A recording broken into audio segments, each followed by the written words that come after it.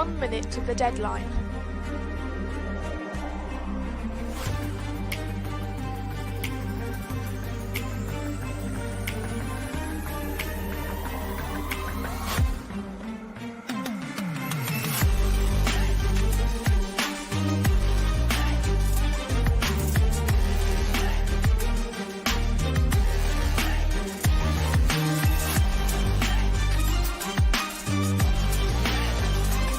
Seconds.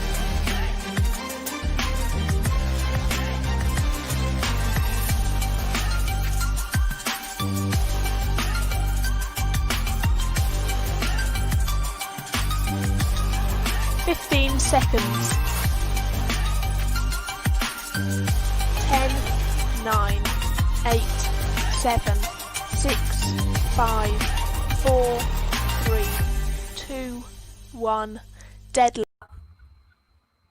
Welcome to round 2 of Tempest in a Teapot, coming to you live from, well, really all across the world, but in theory from Washington, D.C., appropriate time, nation's capital, it's election season.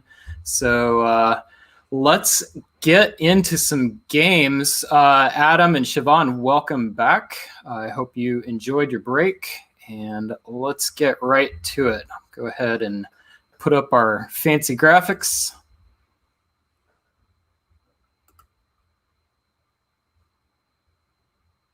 All right, and we currently have some players.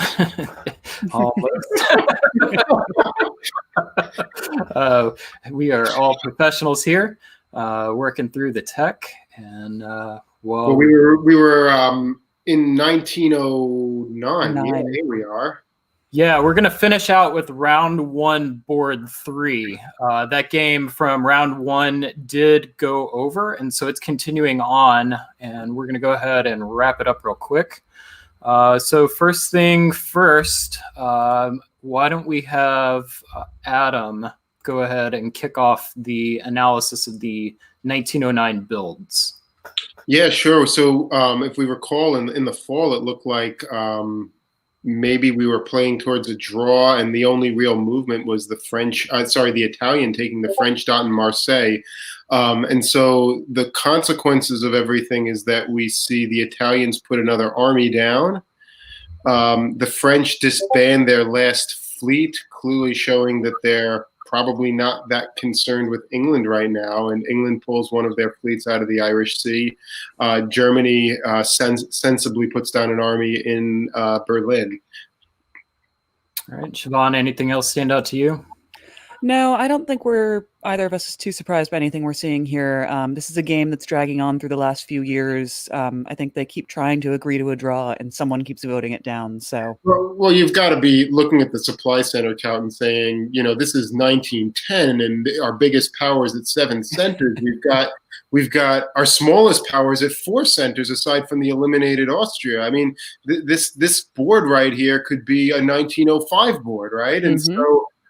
It's been slow to develop, and it's one of those games that could go on a long while. Yeah, so I don't want to spend a ton of time, but just kind of as a reset, Siobhan, if you were to pick anyone here, who do you feel like does anyone have an edge for topping this board? I mean, the fleets are in the wrong place, but I don't hate Hunter's position. The German isn't bad either. I don't like any of them, really. I would like the English more if they had at least one army. Yeah. Adam?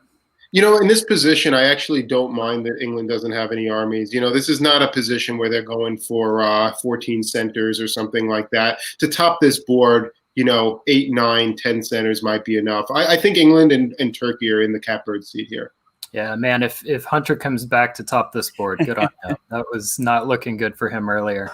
All right, Siobhan, why don't you lead us off with the 1910 analysis?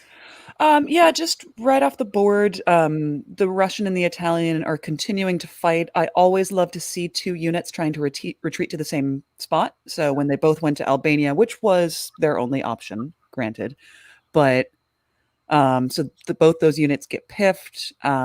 the English player has decided not to take anything more off France and is just pivoting everything down through the Mediterranean. We'll pick up Tunis easy. And Turkey walks into Moscow. All right. Adam, anything to add?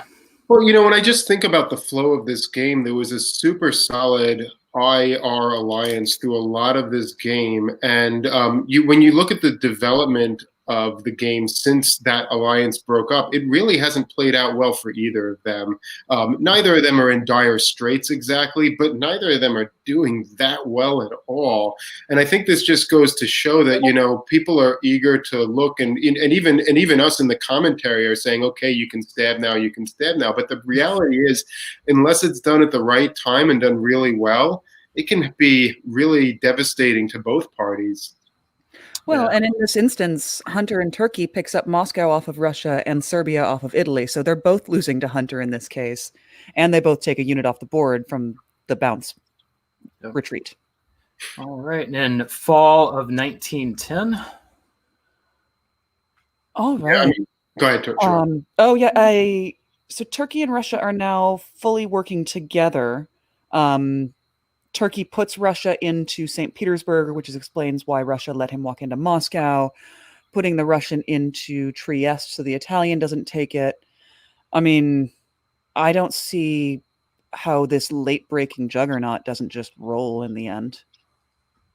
Well, I think the other thing that's interesting is that the Germans seem to be supporting the RT, right? You see that they get a cut on Norway. You get that advancement of units towards Skagerrak, setting up against England. So, England continues to work against France, which you got to have a friend, I guess, which is why England's sticking with France and probably sees France as their best ally. Unfortunately, France might also be their best source of dots, but right now those dots may be better being French, for England, for what England needs to accomplish in this game. So I can't knock that.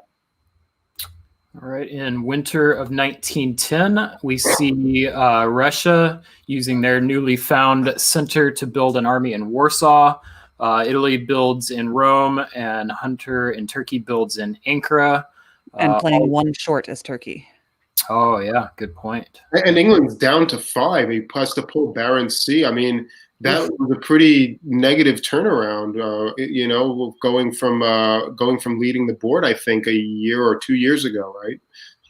Yeah, and if Russia and Germany continue working together, they stand to lose even more too. So, All right, Adam, why didn't you lead us off in 1911? Yeah, and that's exactly what's happening here, right? Russia seems not to care very much about the fact that Turkey is just sort of following in behind her, and maybe there's an agreement, and it's like Turkey says I'll top and you come in second, and just work with me and we'll make it happen, and that wouldn't be a terrible play for Russia to be making at this stage of the game, considering the position she's in. Conversely, she really does pull back into Austria, which doesn't necessarily suggest that's what's on her mind. Elsewhere, France is continuing to attack Italy. England is finally pulling that fleet from the mid-Atlantic down into the Western Med.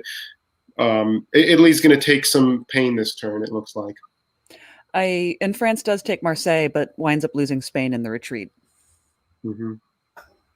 Yeah, not a great turn for Italy.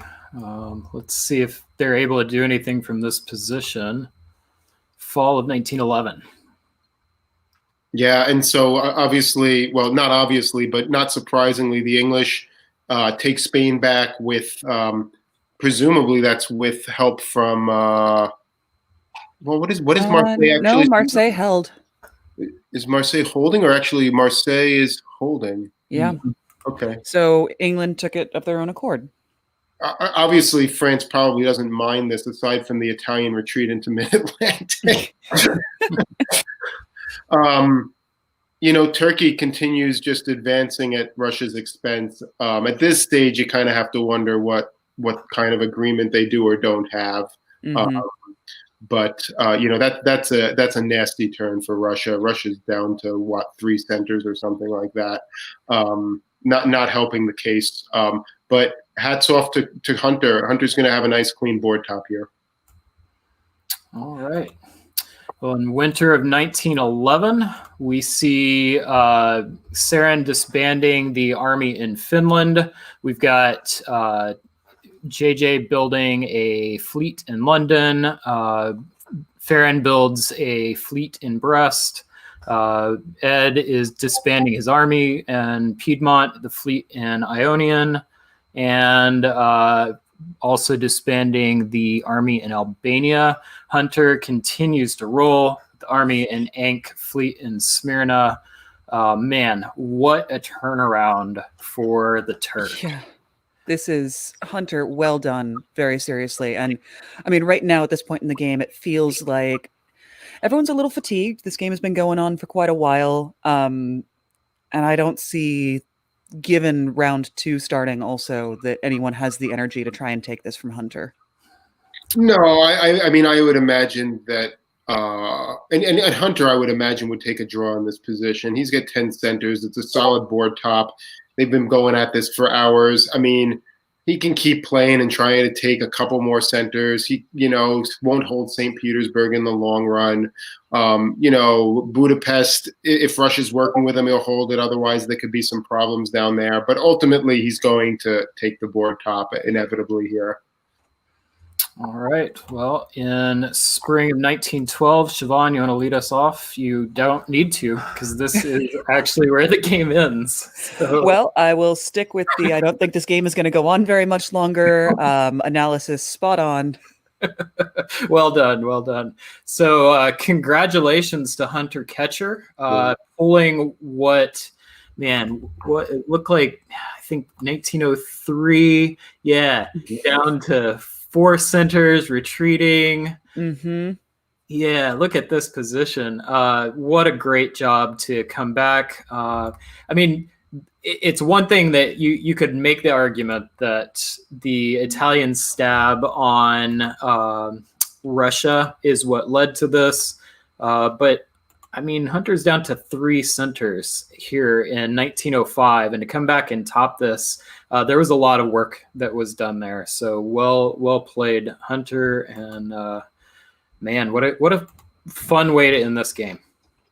Well, I would definitely argue that the Italian stab on Russia is what led to this. I mean, obviously Hunter played a fantastic game. I mean, and he took advantage of every opportunity. He played great tactically when he was under fire.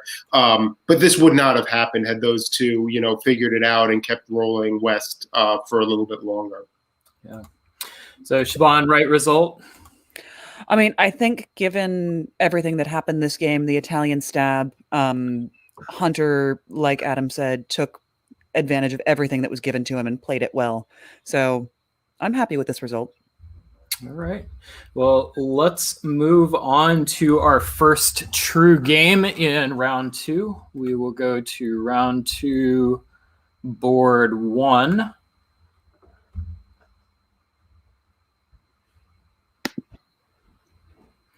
And in round 2, board 1, we have Austria being played by Kartik.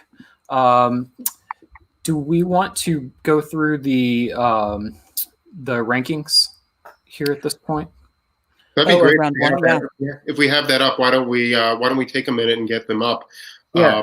It'll be interesting to see. I think these were all solo board tops, right? I don't think we had any tied board tops. So there should be a very distinctive top 7 there. And I think we had probably Morgante. I'm not sure if I'm saying his name correctly, but he should be the tournament leader because I think the 14 center board top was the best result of the day. I think there was an 11 center Austria by Kartik. Is that right? That was Kartik, yeah. Yeah, and then there were a couple of 10 center results. So I think, it's going to be really tight. Okay, here we are. Yeah, there were 3 10 center results. 10, yeah. So pretty tight up there. So I think what's important to remark here is I think a lot of times people get caught up in Carnage scoring with how large the points are for place. But in every single tournament I've ever played with Carnage scoring, the tiebreaker has ended up being a really, really significant part of the scoring. So the 14 center versus 11 center, Doesn't feel like a lot when you're in round one, but Yeah. towards the end of the tournament, that could be the difference for who wins this thing. Mm-hmm. Yeah, I think you're right. And I think, somebody like Bill, if he can come out and top the board in round two, actually might have a shot at breaking into, the top one or two places. With only 5 boards being played, it's really hard to top 2 out of 2 boards. I mean, it certainly could happen, but, there's definitely a shot for some of those people who are in second place on their first board to top their boards in round two with a big result and take over and maybe even win the tournament. Yeah, and Bill's a veteran player. We gave him a little bit of grief for the amount of time he was going and the risking that solo, but that 13 points could come back to help in this round if he has a good score here. So, all right, let's get into round one or round two, board one. So with round two, board one, we have Kartik Konath from California in Austria. England is Evan Swihart. Was Kartik Austria in round one? I believe so, yes. Yeah. So I believe that David Miller is doing all of the board assignments by hand. So I don't know if that's part of it or it just worked out with this player set that somebody played the same power twice. Yes, Kartik, I believe, was Austria. England's Evan Swihart from Cincinnati, Ohio. France, we have Jason Massbaum from Los Angeles. Germany, we have Christian Brown from Peoria, Illinois. Italy, we have Tim Richardson from the DC area. Russia, we have John Anderson from Utah. And Turkey, we have Nicolas Sahugay from Montreal. So this will be a fun board. Anything about these players that you want to comment on, Adam or Siobhan? I would just say, yikes! I mean, this is a tough board. Yeah, I think we're having some technical difficulties, but I mean, I think it's a really rough draw for Karthik if he drew Austria again after topping the board in the first round and being one of the tournament leaders, especially to other people in contention like Nikola in Turkey. I think he may have a very tough time going at this because just the tournament players may be very eager to jump in that direction. So I think that's really tough and probably unfortunate that he got the same power twice and that it's Austria here. Yeah, well, especially with Nicolas Sahugay in Turkey, with John Anderson in Russia. I mean, Nicola has a fantastic chance to say, hey, John, we're both very strong players. Let's just RT and roll. And if they do it right, Nicola could get a good board top and win this tournament if he wants it. Yeah, that's always the interesting question. When you've got two veteran players right next to each other, do we ally and race each other for the top, or do we try and go at each other? And sometimes just going at each other, those top players cancel each other out instead of having a big result. So it'll be interesting to see. Adam, why don't you go ahead and take the lead here in spring of 01? So we don't see Galicia left alone as we had seen so many times in round one. Well, Austria didn't move there, I guess, is saying something, but in fact, Russia does, which is, Austria opts to cover Trieste while Italy actually moves to Piedmont. This looks like everybody agreed to go attack France type of thing. We see English Channel, Burgundy, Piedmont, which English Channel was sniffed out, but not the others. So a rough start for France, but actually not unrecoverable. So we'll see. Bounce in the Black Sea. Everything else looks okay. We have yet another game where Austria does not move to Galicia. I think this is definitely a trend.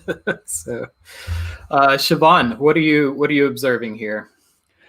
I think that it's a little early to sniff out overall trends, but I mean, Russia's gonna get Sweden. They're in Galicia. That's a great place to be in spring of 01 as Russia immediately off the bat. And so are we going to see that RT? And if so, how is it going to develop? Or is Russia going to find a friend elsewhere? That's my big question. All right. Well, in fall of 01, what do you see, Adam? A really strange decision by Jason Mastbaum in France to move Picardy to Burgundy. rather than, I guess the idea was thinking that the German might support Italy into Marseille, I guess, but that didn't work out for him. But I guess that was the rationale. He must have sniffed something and just guessed wrong. But as a result, Germany is going to build 3, which is quite fascinating that Germany decided to move in this way and do this Holland to Belgium, Kiel to Holland, while not moving to Denmark. That's really quite unusual. I might have expected Holland to Belgium and Kiel to Denmark to ensure that you're at least getting 2. So it sort of suggests to me that maybe somebody knew something was going on, or it was just a lucky guess on Germany's part. Otherwise, England goes north. So at least that's one thing France doesn't have to worry about. Italy convoys to Tunis. Austria does its normal thing. And actually, I think also meaningful is the fact that Russia opts to take Romania from Galicia with support and bounce the Black Sea rather than taking it from Ukraine. So that's quite interesting. Suggests that maybe we're not going to see an immediate RT, at least. That maybe they'll figure it out, but there's still some distrust there. And Siobhan, anything to add to that? What immediately jumps out to me on this board is the English and the French players saying, whoops, okay, we bounced in the channel. Neither one of us managed to get the jump on the other. Let's just go somewhere else entirely. Which I think is very smart, because you can spend seasons wasting your time there. Other than that, I think Adam covered it well. Yeah, well, especially if England had any kind of knowledge that Burgundy was going to be taken. That's a great choice by the English player. So, all right, in the winter adjustments, we see England building a fleet in London and Germany building fleet Kiel and 2 armies. Italy's building a fleet Naples. Nicola's building a fleet in Smyrna in Turkey. Austria's building 2 armies, Trieste and Vienna, and we've got Russia building 2 armies, Warsaw and Moscow. Anything stand out to either of you with these builds? I would say the fact that Russia did not build in St. Pete is quite interesting, right? And it suggests that he wants to have some flexibility, which means that John and Nicola probably have not been communicating as well as one might have expected, or as they might have helped. They may have some different visions here in terms of what they want to do. All right. Well, Siobhan, why don't you lead us off in spring of 1902? Okay, let's take a look. There's a lot of movement here. Let's start in the West. The Germans shuffle some things around to kick France out of Burgundy.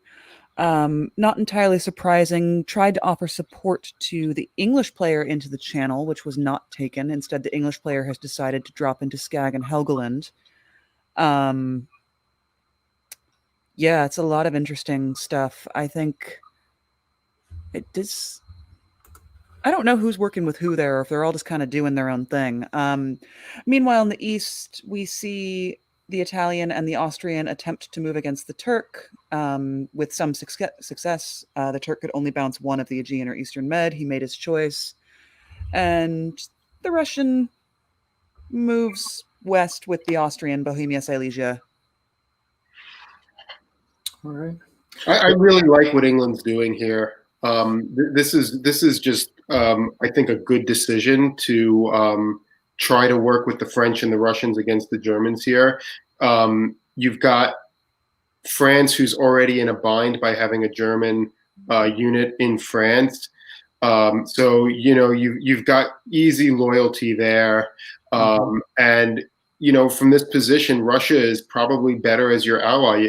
You can drop to Skag and do these kinds of fun things that you can't do otherwise. Now, I'm certainly not happy about seeing Moscow to St. Petersburg with all of this being said, and I'm going to have to work some magic to make sure that that's not doing something I don't want it to do. But you also have Warsaw to Silesia. I mean, you've got Vienna to Bohemia, which is sort of perplexing as well, but it seems a little early for that. But I guess why not? Maybe. So I like that. And the other thing I guess I would say is that Nicola is going to have to figure out how to work with Russia here, or he's going to be in a world of hurt. Yeah. All right, and we did just get some news. It looks like for the second round of this tournament, the players drafted their powers in reverse seed order. So Wow. the people with the lowest seed got to pick their powers first. So Kartik had a board top early on, so he had a good score, and that's why Austria was open to him at the end of it. So. Got it. All right, so fall of 1902. Siobhan, I think this was you. Alrighty. A lot of red arrows around Germany. Excellent defense around Munich and Berlin. England attempts a convoy. Again, Germany manages to defend against that, but loses Paris. And I suppose he couldn't defend everything, which makes sense. Meanwhile, in the east, the Austrian continues his attack against the Turk, getting a little help from the Russian. And it looks like the English player did manage to convince John Anderson in Russia to take that army away, and they're friends. Yeah, it's amazing with all of the guesses that England, Russia, and Austria managed to not take anything. But it's kind of beautiful, yeah. But that's okay. I mean, they took Denmark, which is technically should have been German at this point, I guess. So I guess it's progress in some regard. This is going to be looking like a tough game for Nicola. He's facing the AIR, and that's going to be tough if he can't break them apart. Yeah, but maybe good news for Kartik. Mm-hmm. All right. Well, in winter of 1902, John builds the fleet instead of, so more bad news for Nicola. We've got an army in Trieste for Kartik in Austria. Jason builds an army in Marseille. Perhaps he will take Portugal this time. And I think that's it. Anything stand out to anyone? I'm not a big fan of the fleet Sev personally, unless some very special situations. I don't think you need it here.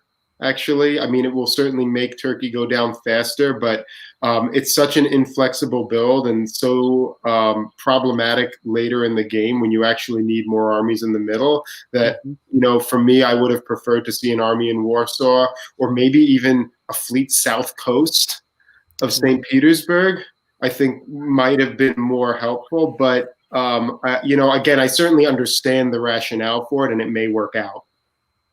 Well, if he could talk his way into perhaps picking up Khan or something like that, making sure that he gets more of the Turkish centers than Austria. Maybe it'll pay off. That could be nice in the long run. I would not like it if I were Austria, though. So. All right, spring of 1903. Adam, why don't you lead us here? Sure. France once again is showing us why it is such a hard country to crack and why sometimes these early attacks just do not pan out. And we can see that here, and it's greatly to the expense of Germany, right? Getting pushed out of Burgundy, gets to go to Picardy, but France has a pretty easy time covering everything he needs to cover. England does make it into Belgium this time around. And again, I'm seeing why, I might have liked to see something either further north for a build in the north for the Russian, because now they're kicked out of Denmark and potentially going to be pulling something. Siobhan?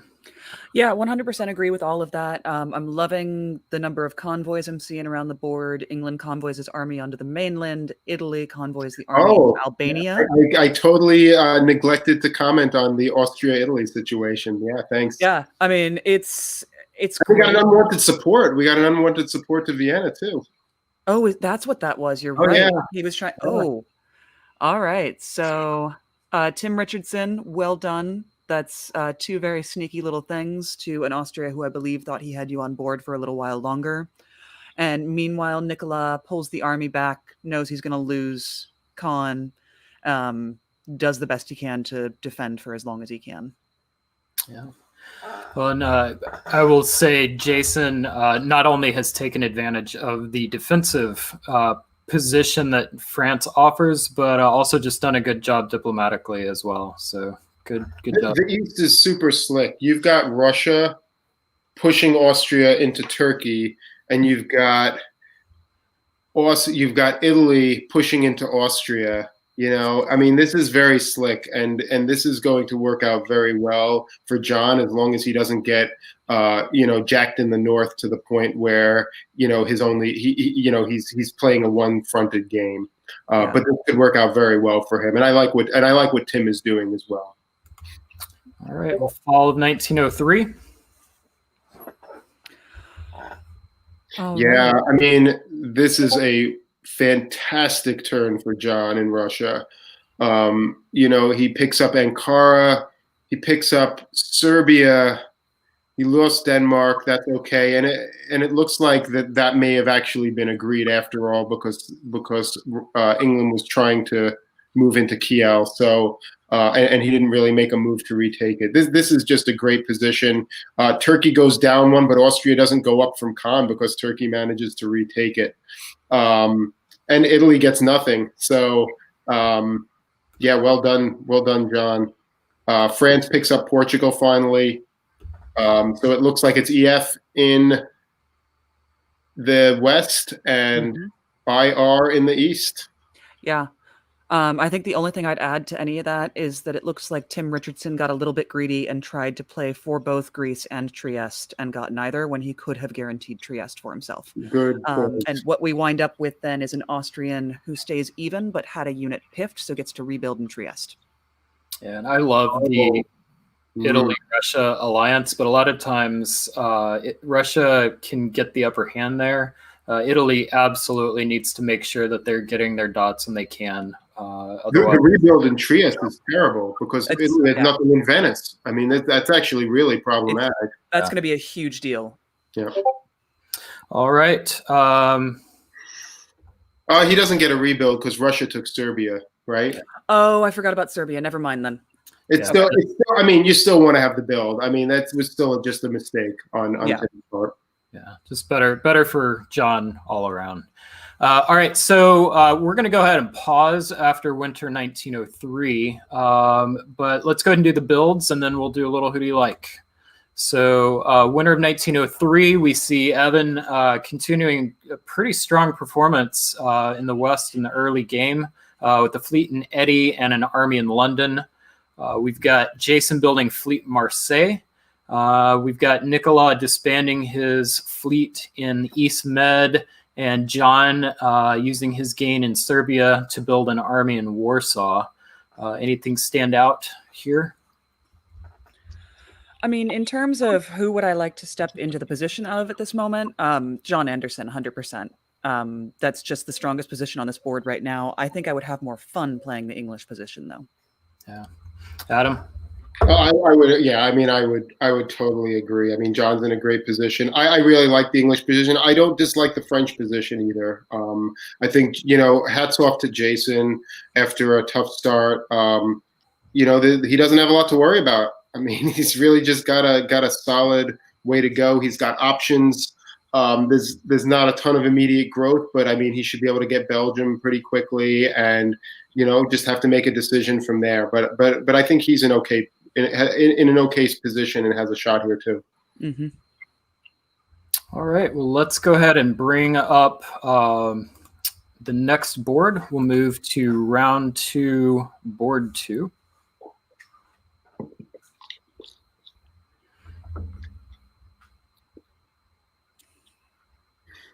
And while that's coming up, here we go.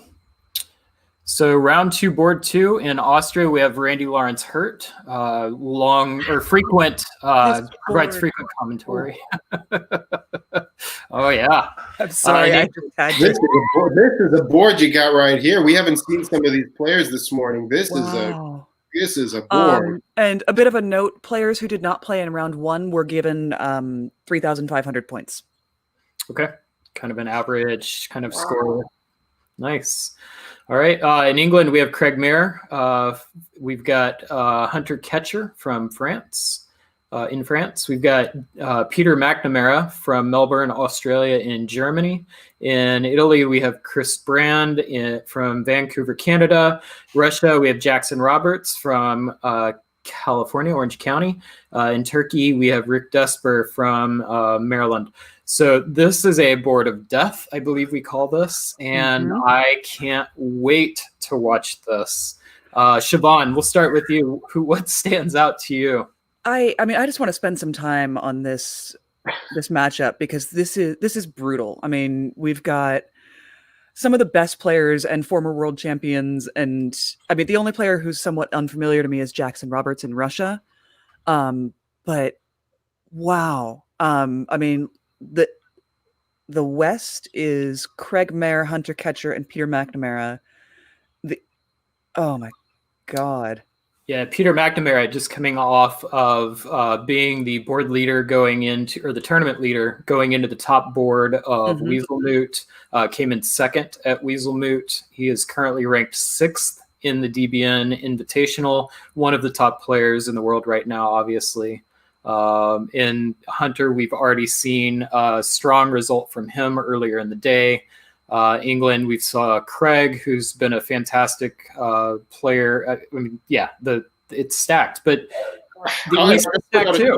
I'll put out a shout for Rick Desper also, who we haven't seen in too many of these events. And, you know, I don't know how much he's been playing lately, but Rick is a longtime pick kisser and a brilliant, brilliant person, and a, you know, hugely analytical, an analytical approach to the board, good negotiator, excellent tactician. I mean, this is about as good as it gets. Jackson, I haven't met you, and I wish you luck. Yeah, no, Rick Desper is one of the best tacticians I have ever played against in this game. Just the way his mind works. I mean, and then Chris Brand is in Italy because of course he is on a board like this. And like, here's this little cake that looks really delicious and this little cherry on top. And for those who don't know, Chris Brand, world champion, one of the best Italian players, won his world championship as Italy. And in 2016 at Weaselmoot, in fact, he soloed as Italy as well as winning the championship that tournament. So are we going to see the most boring opening in the history of the tournament? It's going to be so dull when we set this up. Everybody's going to be so cagey and so, you know. Let's get to it. I mean, I got to see what happens here. Yeah, let's make the commenters talk for 5 minutes about how interesting this board is going to be, and then just give you the most vanilla openings ever. That's what happens in a lot of games like these, right? Because nobody wants to make a mistake early in the game and set somebody off. So, you know, often the first person to make an aggressive move is the one that gets jacked. So, I'm just going to say, how happy was Randy Lawrence Hurt in Austria when Chris Brand sat down as Italy right next to him? I have heard Chris say that Italy wins by taking Balkan dots. So we'll see. That is exactly his. So, oh my goodness. All right. Well, let's get right to it. We do not have a top board at this tournament, but this will have a top board feel. Siobhan, why don't you lead us off in spring of 1901? Okay. So far, fairly vanilla around the board. We finally have a bounce in Galicia. We've got a bounce in the Black Sea. Germany does what's pretty much expected. France goes to the Channel, which is the most interesting thing I've seen so far. England is very meh, and no surprises from Chris in Italy, honestly, going to Tyrolia. Yeah, let's see the fall. I mean, the only thing that is sort of provocative here is Brest to English Channel. So we'll have to see what Hunter does with this, and if he's doing this because he feels like he has Peter on his side, or if he's doing this because he wants to just make something happen and hopes that by doing something unusual he can make something happen. I've seen a trend of more action between France and England moving towards the Channel. But it was kind of trending that way before this tournament, and we've noticed it quite a bit at this tournament. I think that's good. I think that's healthy for the meta. It helps keep it interesting, and it's going to be interesting to see if that trend continues. I'm not sure, and I would love to see a retrospective analysis of this, but my gut feeling, at least, from what I've seen today and what I recall seeing in previous occurrences, is often the one who opens to the channel is not the one who benefits in the long run. And I'd be interested in seeing like a retrospective meta-analysis on some games and seeing what that looks like. All right. Well, in 1901, Siobhan, what happens? Okay, the move to the English Channel was just to try to have play on Belgium. I don't know if Germany told anyone he was going to support them there, but has correctly decided to cover Munich instead.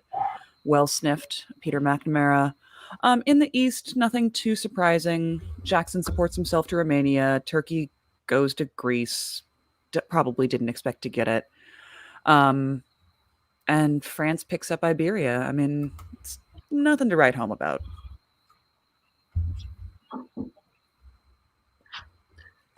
Yeah, I don't think there's much more. I don't think there's much more to say here, right? I mean, without knowing the diplomatic situation, which I'm sure there's a lot going on, but I would imagine a lot of people are being very cagey on this board right now. I think the most meaningful thing is that Russia put their fleet into Romania and that Turkey did not go to the Black Sea. That to me is quite interesting because those two things are a little bit at odds with one another, right? With what you would expect on an RT agreement. So I think we'll have to see how that plays out. But otherwise, there's not a lot to be learned from these moves, actually. Yeah, maybe they're trying to pop the fleet or something clever like that. So, all right. So in winter of 1901, England, Craig builds Fleet Liverpool, fully committing to a anti-French strategy, one would assume. Hunter's responding by building Fleet in Brest and Army Paris. Chris is building the only sensible 1901 build for Italy with Fleet Naples. Rick builds Army Smyrna. Jackson builds Fleet Sev, which is very and telling. Army St. Pete. And Army St. Pete, yes. And Peter builds Fleet Kiel and Army Munich. So, Siobhan, what stands out to you? My eyes went to that Russian build. To both build Fleet Sev and Army St. Pete is that takes some guts. Not as much as if he had built Fleet North Coast. Oh, you know what? Okay, we could take it half a step further. You might as well, kick it up a notch and build double fleets, right? If you're going to build north and south right now, the army is correct up north. I guess we're taking out Rick Desper. Okay. I commented in one of the previous games in the early feed that I'm not a huge fan of or maybe it was actually just the previous board, that I'm not a huge fan of the Fleet Sev. But I will say that in the previous game, that was around 03 or 04, where at least you have a sense of the board dynamic and probably have a sense of what you can get away with it. And a board like this to build Fleet 702 is very, very dangerous because you really need to have a lot of confidence that Austria's on your side and probably Italy's on your side early on. And maybe Russia has that sense and really feels that he can get away with this, but this can be really, really dangerous. We will see. I think Craig's commitment here is also super interesting, that he went for Fleet Liverpool and just said, you know what, I'm throwing caution to the wind and we'll see what Peter decides. Because really Peter McNamara is now in the driver's seat for the West, and that's just where Peter wants to be. And he finds himself in that position a lot, and he knows what to do with it. Well, Adam, why don't you walk us through how is Peter taking advantage of his position in the driver's seat? I love what he does here. He decides, I'm not going to split forces and do that thing where I take Sweden and tick off Russia right here. I'm going to just play it cautiously with my fleets, and I'm going to go take on France. Okay. I mean, he could have just as easily gone to Helgoland and went after England, but for whatever reason, this is the way to go. I feel that England made the commitment, so I know England's going that way, so I'm going to go that way too. And I think it's going to pay off for him here. Siobhan? And meanwhile in the east we see the failed attempt to take the Black Sea. tried the riskier option, which at this point I wouldn't have done. You could have covered Romania from Ukraine, take the guaranteed option if you want the Black Sea, and then shift things around. But I see why he wanted it. It just, why would the Turk not go to Bulgaria? Maybe Randy promised him that he would attack Bulgaria and it would be a moot point. I don't know.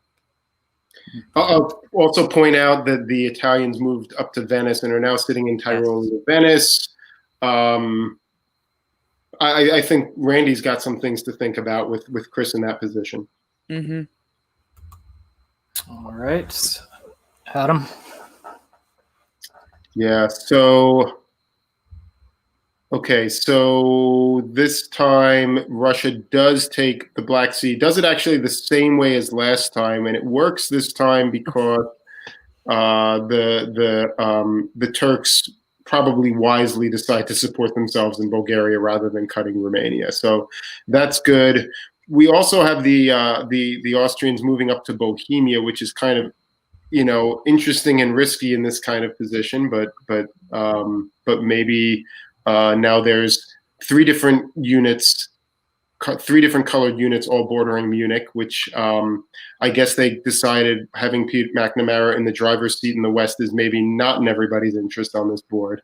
So that's kind of cool. Otherwise, yeah, not a lot happening. A lot of red arrows in the West. Siobhan? Yeah, no, absolutely. It's, you know, Chris Brand, as is so often his style, does nothing with most of his units, and it will probably wind up in his favor because it always does. And Peter McNamara, yeah, just continues the driver's seat. I'm loving the flow of this game. I think Jackson is playing okay, but I think that someone has charmed him, and it's not going to work out long term for him. Yeah, I think the only thing I'd point out is I wonder if Randy was just trying to clear Vienna for a build. Bohemia, if he thought he was going to pick up Serbia, might help him push Tyrolia or something like that. But yes, I agree that was a little play. That makes sense. I hadn't seen that yet. So, all right, winter 1902. It looks like the only build was by Peter with the army in Berlin. So looking to protect his border from either Russia and or Austria. And that looks like that's it. So we'll keep pressing on. Siobhan, why don't you take the lead here in 1903?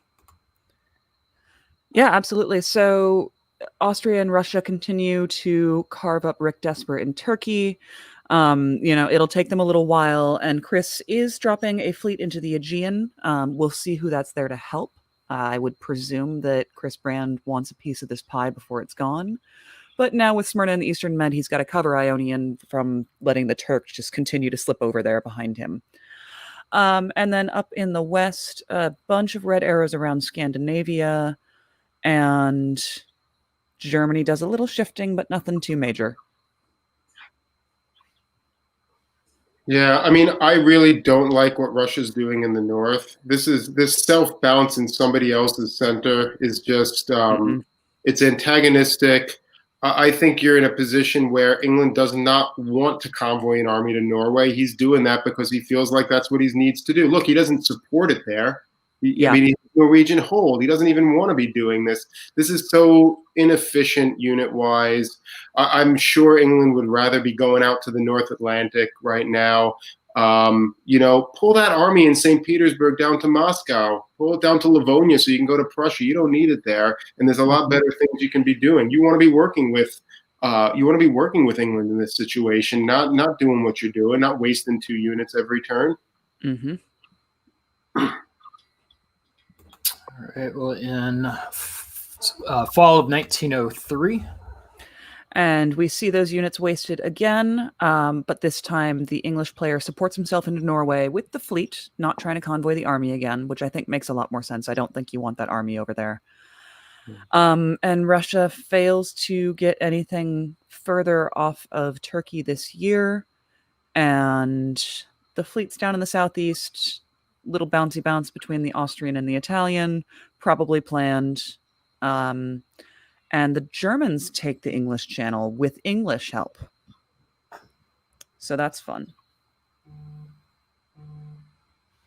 Adam, what do you say? I mean, there's a lot of like weird stuff going on here, right? Like the Ionian, like Austria and Italy bouncing in the Ionian Sea is a little strange right there. Why? What? Got to ask ourselves, why is that happening? Um, and again, this kind of goes to this issue with having those two fleets in the south. I mean, Russia really has very limited options in terms of what they can accomplish with those two units right now, and without some more help, it's going to be very challenging for them to make progress. I guess the one other thing I'd point out, just a very small point, but I think a minor error on the part of England, that army in London probably should have gone to Yorkshire so that they could cover Liverpool with the army and not have to use their fleet in Wales. Actually, very good point. There was no... the French weren't going to try and walk into London right here. There was no need to hold. Actually, I take that back. They dislodged the fleet, so he needed to stay in London, so he couldn't retreat there. Yes, it would have made it open for a retreat. I'm sorry. That was my mistake. He did the correct thing there. Hey, I thought the North Sea bordered Picardy earlier, so. All right. So for adjustments, Rick is disbanding the fleet in Ankara. Randy takes advantage of the build from Bulgaria by building the army in Budapest. Continue on here. Adam, why don't you take the lead? What do you see?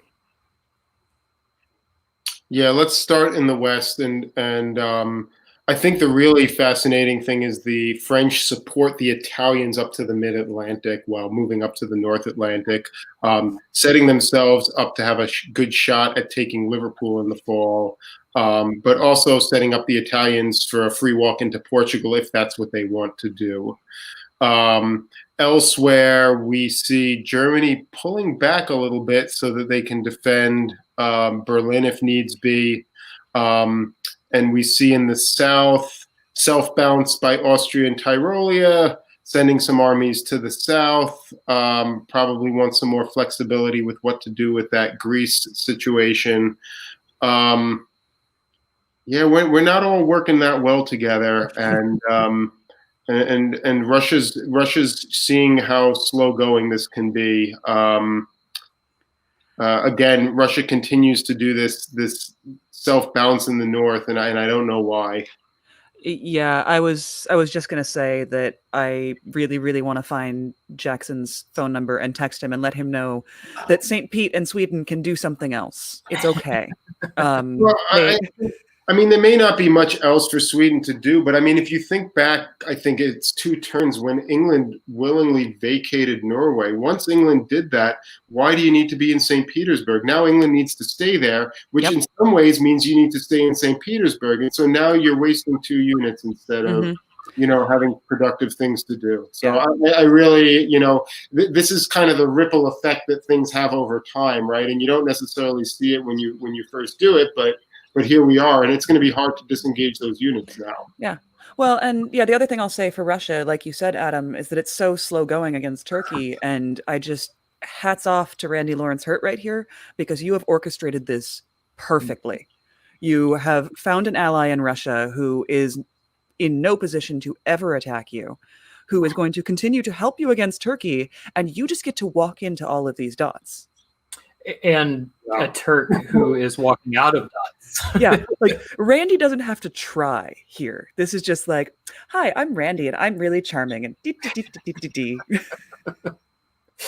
Yeah, I want to see that impression of Randy again. We'll call that back up later. So we also see the bounce in Ionian again. Do we feel like this is arranged, or they just can't do anything else? It could be arranged, right? Because they're trying to keep the Turkish fleet from the Eastern Med from going there. So it is possible that it's arranged, and that ultimately the goal is to put Italy into Smyrna, and they're just sort of doing that for the time being. So that's kind of my guess right now. No, it makes sense to me, that self-bounce, because it means that it protects both Ionian and Aegean from the Turk. So this is where I get Rick Desper's phone number, and I text him and tell him to support Greece to the Ionian. Totally, 100%. Because how beautiful would that be? Let's see if he's been reading texts. Nope. Well, Did he catch up?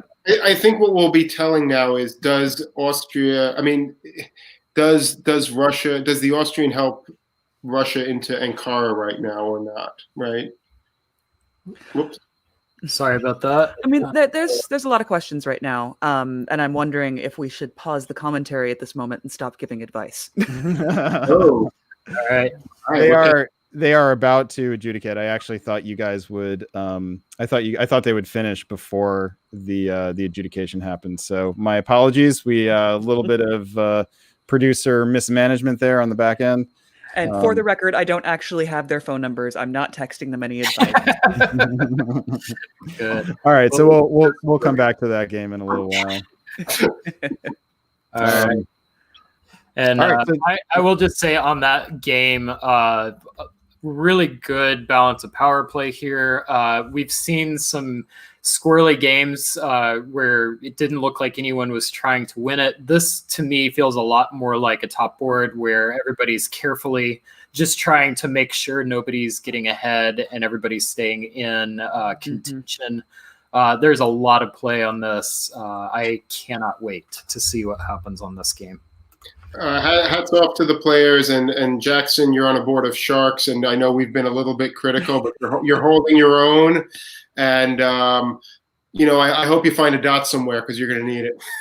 I mean, there is a history of us being quite critical of players and then them coming back to do quite well on the board just to make us eat our own words. So, Jackson, I hope that trend continues for you. All right. Well, should we bring up the next game? Let's go ahead. Yeah, and we're gonna give Adam a break here for a game, and then we'll see him back for the fourth board. All right. Sounds good. All right, Adam. Cool. And all right, so this is going to be, I think, a new one for me. I'm going to be a passenger on the car while actually still in the car. So.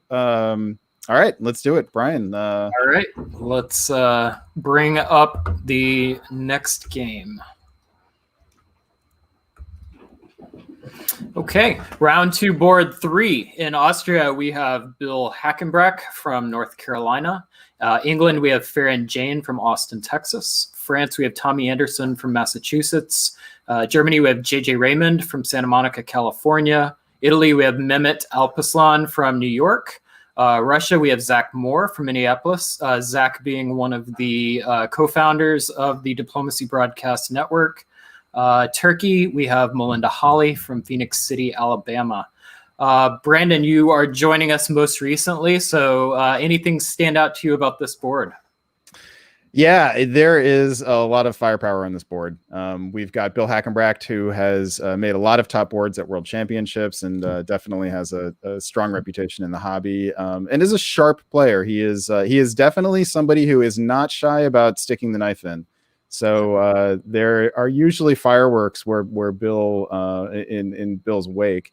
You've got Tommy Anderson, who's quickly developed a reputation as being a charmer, but somebody who's able to use that charm to direct things the way that he wants. And then Zach Moore is a strong one. So he's a little hit or miss. It's a little bit of sink or swim with him. But when he swims, he really he outpaces people. So this is a fun board. And Melinda is capable of doing a lot of damage. Mehmet, we saw in the earlier games that we called, is an alliance player and an unapologetic one. But that can really work well in this, especially in Carnage. So I'm excited to see this one. And I don't, I've picked Zach when we've had to choose. I think at the top board at Weaselmoot, Zach was my pick to go along. I think he was playing Turkey in that one. And I don't know, man. It's hard to pick against Zach for me, but Bill and Tommy are strong, and there's some other possibilities. Siobhan, what do you think? I mean, I think if I had to pick someone just based on this lineup of the players I know fairly well, I'd actually pick Tommy at this point. The East is stacked. Russia, Turkey, and Austria are all very strong players that I know quite well. And I think that's going to result in some chaos. And I think that from what I know of Tommy and the charming that you just mentioned, Brandon, that if he can just manage to charm his way through the West, that he'll probably have a chaos in the East to eat up by the time he gets there. Yeah, I think the big one to watch is going to be Austria. Bill is currently in the top 10. He had the strongest of our second place finishes. So he will need a board top and probably a strong board top to compete for the tournament championship. So he, depending on how hungry he is, and Bill's very frequently hungry, that'll one to keep an eye on. Also, I should mention Bill's joined us as a commentator on DBN several times. Always fun to comment.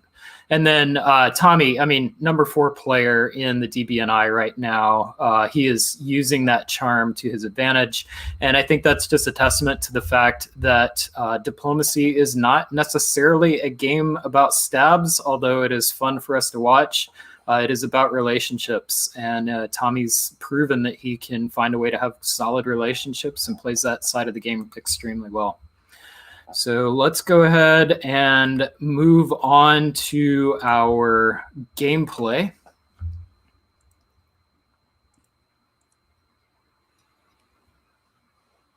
All right, and starting out round 2, board 3. Here Which, we go. just quick note, since I did see it commented on in the comment section, this was also known as board 6 briefly because the board 3 from round 1 had rolled over, so they had to rename it for a while. So board 3, board 6, pick your favorite.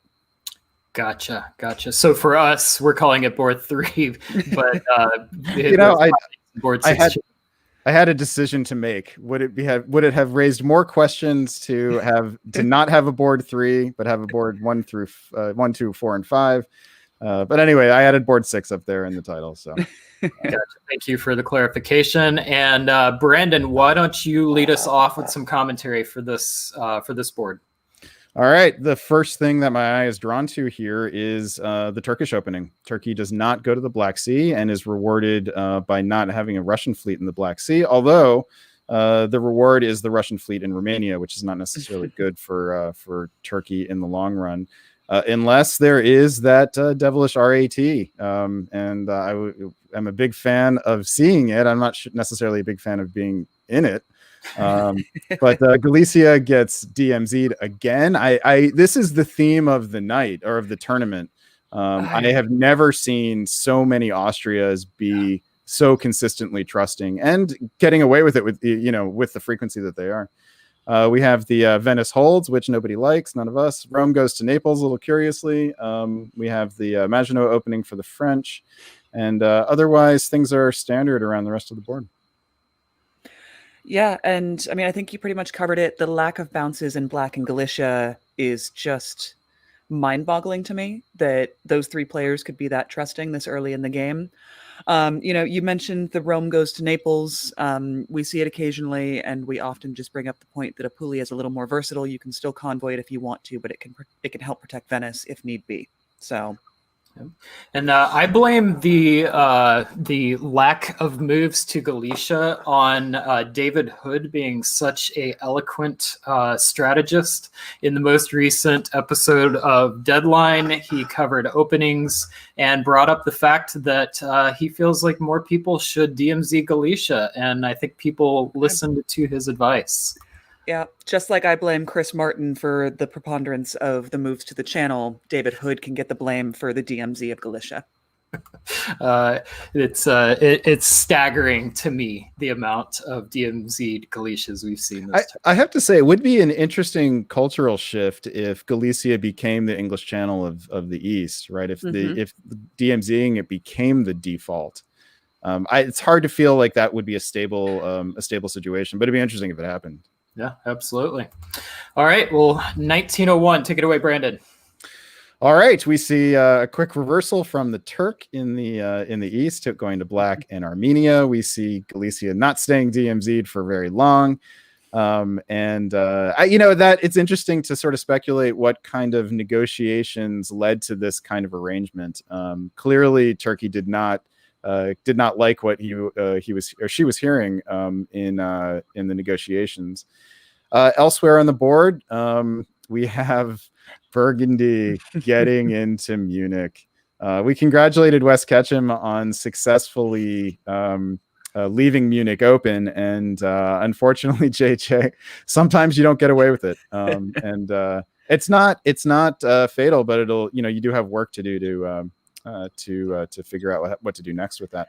Elsewhere, Zach gets into Sweden as Russia, and the Belgian army, or the English army, goes to Belgium, presumably for a future funeral procession.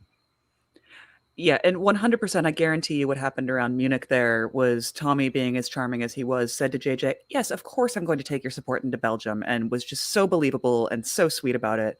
And then, as we see, the German made the support order, and Tommy just, kind of like Randy, just, I'm so charming. What do you, I mean, is this good for Tommy, though? Getting 3 builds as France can be dangerous in 01. Early leader syndrome, we always worry about it, especially with England getting 2. Does England say, ooh, that's threatening to me, and move to position against France? I don't know Farron as a player very well, so I have no idea what they'll do. It's interesting that we were just talking about how Tommy wasn't really an aggressive player, but he's responding by changing his play. That's a sign of a good player, somebody who can have some versatility in their play. I personally, if I thought I was going to move into Munich, I might have considered moving Marseille to Burgundy. But at the same time, if that's a high risk play, so probably worth covering Spain just to make sure you got something. Siobhan, I'm curious, if you are JJ here, how do you respond to Tommy being in Munich? I think that I am hurt by this, because I 100% believe that Tommy lied to him and said he would take the support into Belgium, and then just did this. It feels too early for such a small little stab. And if I'm JJ, I'm working on Farron, and I'm saying, Tommy just got 3. This is a big deal. And in all honesty, I believe if Tommy's smart in this moment, he waves one of his builds. I have to say that little red support order just hanging there just feels sad. It just feels sad. Like you're like, I was going to give this to you. We were going to be friends. It was a sign of goodwill. And it's like you've held your hand out to somebody as an offer to join you on the dance floor, and they just walked by it. They just got up and walked right by you. Not even eye contact. Great middle school that I ever went to. So. All right, so he does not wave. We see Fleet Brest, Army Paris, Army Marseille. If I were Farron, I would be feeling a little threatened. And Farron's builds Fleet Eddy and Army London, which I would read as pretty pro-France. So really curious to see how that plays out. Mm-hmm. JJ builds Army Kiel. Absolutely, you have to. Zach builds Fleet St. Pete North Coast, which is a very strong build in 1901. Mm-hmm. Army Moscow. We've got double army build from Austria, and Melinda builds Fleet Con. Siobhan, what stands out to you here? What stands out to me here is this is just proof that the EF was always a thing. And that Tommy went to Farron and said, hey, I'm getting offered support into Belgium. I'm not going to take it. You convoy your way over. You get your 2. I'll get my 3 by walking into Munich. And then we can just roll. Convince me otherwise. Brandon, do you agree with that? Oh yeah, 100%. I think this is a really skillful diplomatic display by both Tommy and Farron, and I think it could benefit them both. I think you can sell that Fleet Brest pretty easily, actually, especially given that you've got 2 army builds elsewhere. It's much better. As France, you need another fleet. Building it in Marseille slows the EF down considerably, because now Marseille can go to Piedmont or support itself, or support Paris to Burgundy, something like that. Do something more useful, and the fleets can be repurposed for the south. Yeah. The build that stands out to me here is Zach Moore's Northern Fleet build. This is a real high risk play here, especially given Turkey's moves in the fall. You've got Turkey and Armenia in black, and then having violated the DMZ in Galicia, Russia presumably has to worry about Austria as well. An army in Marseille and Warsaw rather would be pretty nice to have right now. Mm-hmm.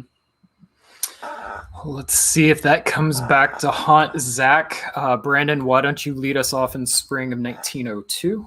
I think Siobhan's turn, yeah? Oh, I'm sorry, Siobhan. Yes, you're right. Yeah, sure. It does not currently come back to haunt Zach because he does get Norway for this effort, which is a little surprising to me, but JJ pulls his fleet north, tries to reposition. The E side of the EF will be a little slower. Brest, as expected, just pulls to MAO. Like you said, Brandon, I think that's easily sellable in an EF. You build the fleet in Bray, you put the army in Marseille 100% of the time. Brest is just as far from Western Med as Marseille is. So, meanwhile, in the east, Russia continues to have problems in the south, loses Romania, loses Galicia. And Zach, I think that you tried to go too many directions at once. Yeah, it picks up Norway, but the question will be, will he be able to hold it? Brandon. Boy, it's a confusing situation in the north. I think the thing that really stands out to me here is that England is not really getting that this EF appears to be heavily stacked in the favor of France. And you have to wonder how long Farron can tolerate that. And so I think the task for Germany and Russia here, for JJ and Zach, is to try to create the conditions under which England will feel comfortable switching directions. You cannot try to eliminate England. That will only keep them on France's side. Yeah, I did just notice that England lost Belgium as well. Yeah. So, I think so. Munich could have tapped Ruhr here. I think that would have been a natural thing to ask for or to offer. But I actually don't think Zach is in terrible shape here. He should be able to hold on to Sevastopol thanks to that Italian fleet threatening Smyrna. And if he can hold on to, he's not going to hold on to Norway. So, but he may be able to survive and rebound. It'll be interesting to see how Melinda and Bill's relationship ends up working, with Austria being in Galicia and Melinda having armies in position to move north. That's going to be extremely tempting for them to just continue pushing. But Zach's a very charming person also. Could definitely make some action happen there. And my money would be to press on Bill more so than Melinda. So curious to see how that plays out. Yeah, I have to say one thing that I think that all of us kind of overlooked here is Bill's move into Tyrolia and Trieste. I just spotted that. Venice is now guaranteed, and the Grace to Ionian here suggests that this is not this is not a friendly move of armies towards Italy. All right, Siobhan, take us through fall of 1902. Yeah, I mean, unsurprisingly, Venice falls. There was no way around that unless there was a misorder. Around the Black Sea, Turkey manages to hold on to Romania. Russia loses Ukraine. Turkey protects the homeland. Russia keeps Norway but loses Sweden, which is an interesting choice. And England takes Belgium back, so winds up even for all the trouble. The West is a bit of chaos, and the three of them need to sort this out. Are they fighting Germany? Are they not? Let's stop trading these units around. I actually think the West is. I actually think England and France are fine now. England will get Norway this year. Should be able to pick up Holland. So one of those, if not both of them, should fall here. The question actually becomes, can France make inroads in order to getting the army from Picardy back into Belgium and out of Brest, and not having and getting away with leaving Brest open here. This was all really big for Tommy here. But Bill is kind of the big story for me actually at this moment. Bill's in a great position. And I think the other thing will be, how does Mehmet respond? Because like France could have a tough time if Bill and Mehmet decide to work together to slow France from advancing. But if Italy's feeling bitter and maybe wants to help the Italian advance or the French advance, that could be problematic for Austria. So. Bill's build here is really interesting. You make a strong argument for Fleet Trieste here. Trieste. Yeah, you could. Let's do it. Darn it. Army tree. Actually, I actually think if you're building army, you probably put it in Vienna or Budapest here. Army Trieste is surprising. What do you guys think? I think if you're building Trieste, you build a fleet here, yeah? Especially, I mean, unless you have a sense that you can keep Italy on side. But even then, you might need more fleets. Yeah, I would prefer Vienna. Push up toward the center of the board. I don't think you need it in Trieste. I mean, what, you can push one of them through to Piedmont and backfill? I don't know, unless you're worried about maybe Turkey doing some funny business and you're just trying to make sure if somebody dots, they don't dot too hard. I don't know. But Budapest, you put it in Budapest. Yeah, I think okay, so the argument against Fleet Trieste is that your deal with Turkey probably means that Turkey builds fleets, you build armies. But all right. I love how slowly and quietly Melinda is growing here. We haven't really given her a lot of attention, but it's kind of amazing. Yeah, I mean, that's really solid for her. I think that they've got, I mean, Austria being in Ukraine, they are going to be able to, if they stick together, break open this position. So 100%. Yeah, spring of 1903. I think it's Brandon's turn this time. All right, we got a lot of black, quite a lot of black. This I immediately am drawn to the center of the board where Austria and Germany have teamed up to pop the French army in Munich. So, so Tommy. Yeah, that does get into Munich. I couldn't decide which way that arrow was pointing.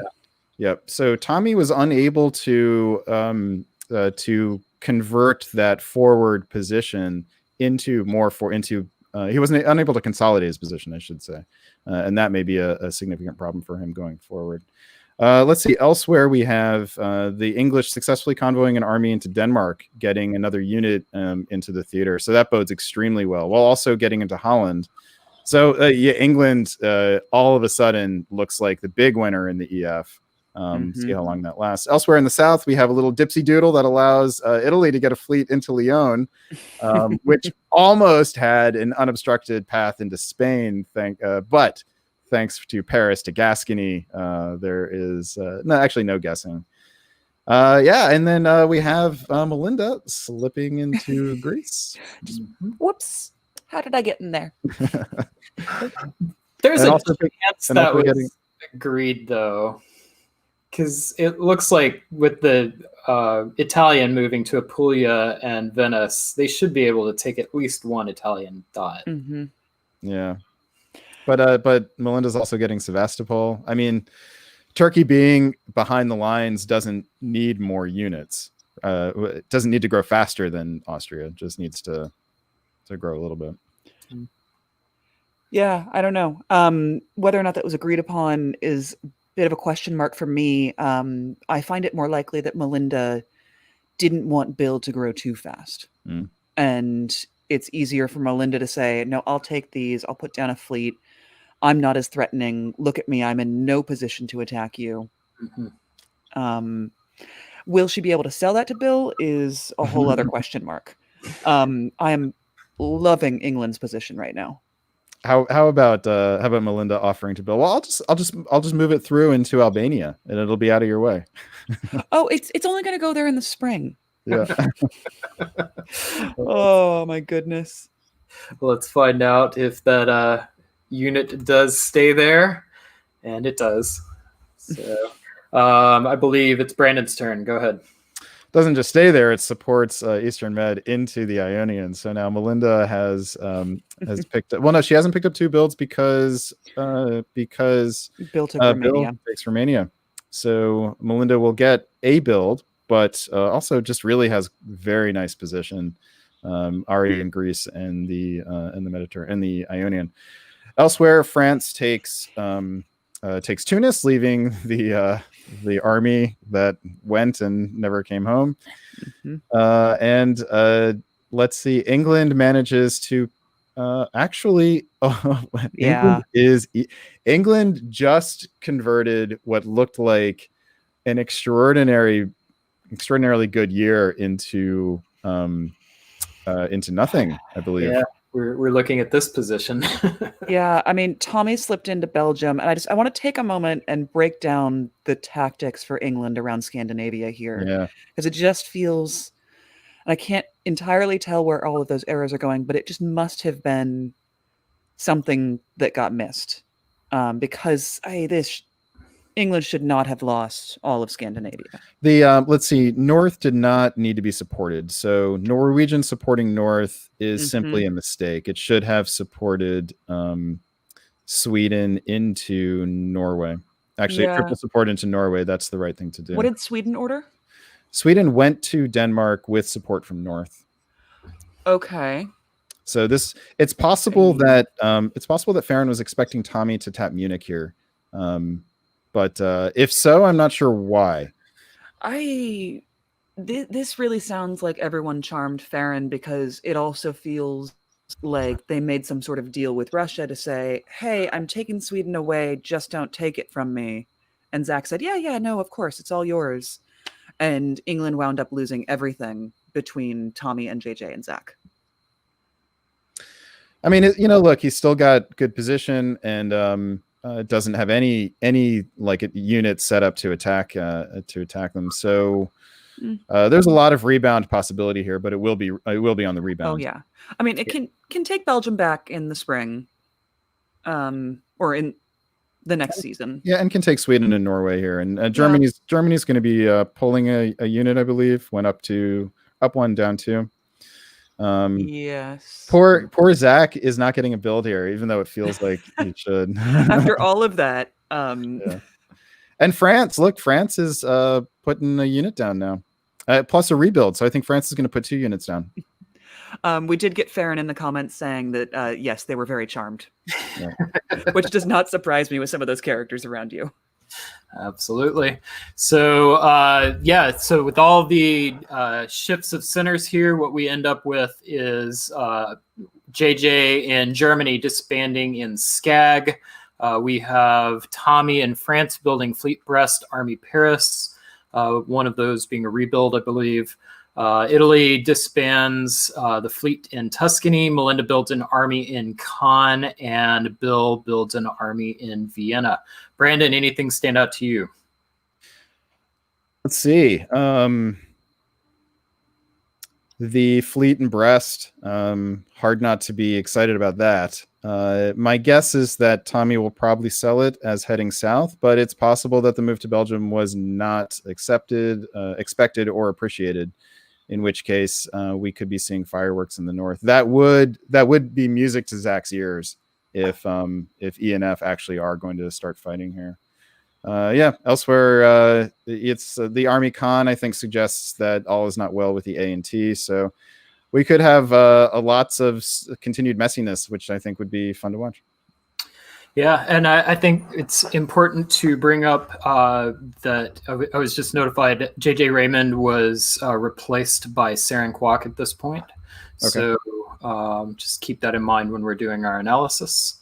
And we will continue on to spring of 04. I believe it's your turn. Oh. Yeah, hold on a second. Let me change that real quick. I think I can adjust that. Let's see. But yeah, no, we can fill some time. I mean, I'm loving this game right now. I'm putting Melinda Holly in for like just sleeper growth as time goes on. Yeah. Like I haven't played with her in years, but it's fantastic. All the play in the West is really, really interesting. I don't know what season Saren swapped in at, which would be interesting to find out. Mm-hmm. Farron was, you were surrounded by some really charming people who get me every time, even though I know it's coming. I'm loving the play anyway, and I'm really excited to see what's coming in the next couple of years.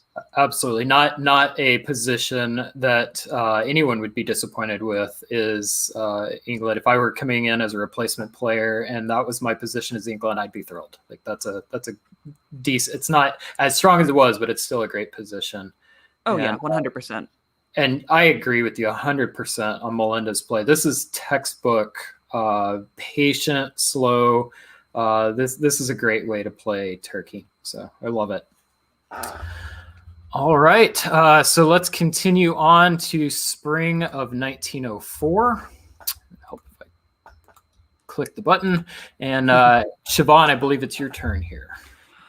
Okay, as expected, Farron is taking Norway back. I think that was only a matter of time. Did Moscow support Sweden? That's what Wait, what happened with those Russian moves? Sweden supported Moscow. Okay. Zach, I just want an explanation for some of that later. Yeah, and meanwhile, Tommy Anderson in France just continues barreling as fast as he possibly can. And Melinda attempts to make some more movements, does get into the Tyrrhenian Sea. Love it. While Bill finishes up the Italian boot. Thank you so much, Mehmet. Unless Bill walks out of Rome, I think it is all over. And I'm missing something here, Brandon. Tell me what it is. I think it's that. I think it's Melinda's play. I think it's unclear what Melinda has in mind. She gets into Tyrrhenian Sea here, which suggests that she is interested in continuing the AT. Isn't able to advance the armies, but also doesn't really put them in position to stab particularly well. She can still do it. Constantinople can go to cover Bulgaria here, and she can still take Romania. But moving that army from Khan to Bol, that might have signaled it too much. So it's E and F sticking together here. For me, E and F sticking together, A and T sticking together, even though both looked potentially shaky ground coming into this year.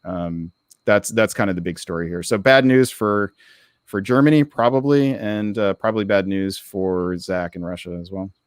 Yeah, and it's just going to be a matter of who gets to the middle of the board first. Or who stabs their ally first, to be honest. The E and F and AT, if this game ends EF AT with then the question will be who ends up on top, right? Yeah. And because in Carnage you need to, the topping the board is not that valuable, but it's the only way to score the most points. Yeah.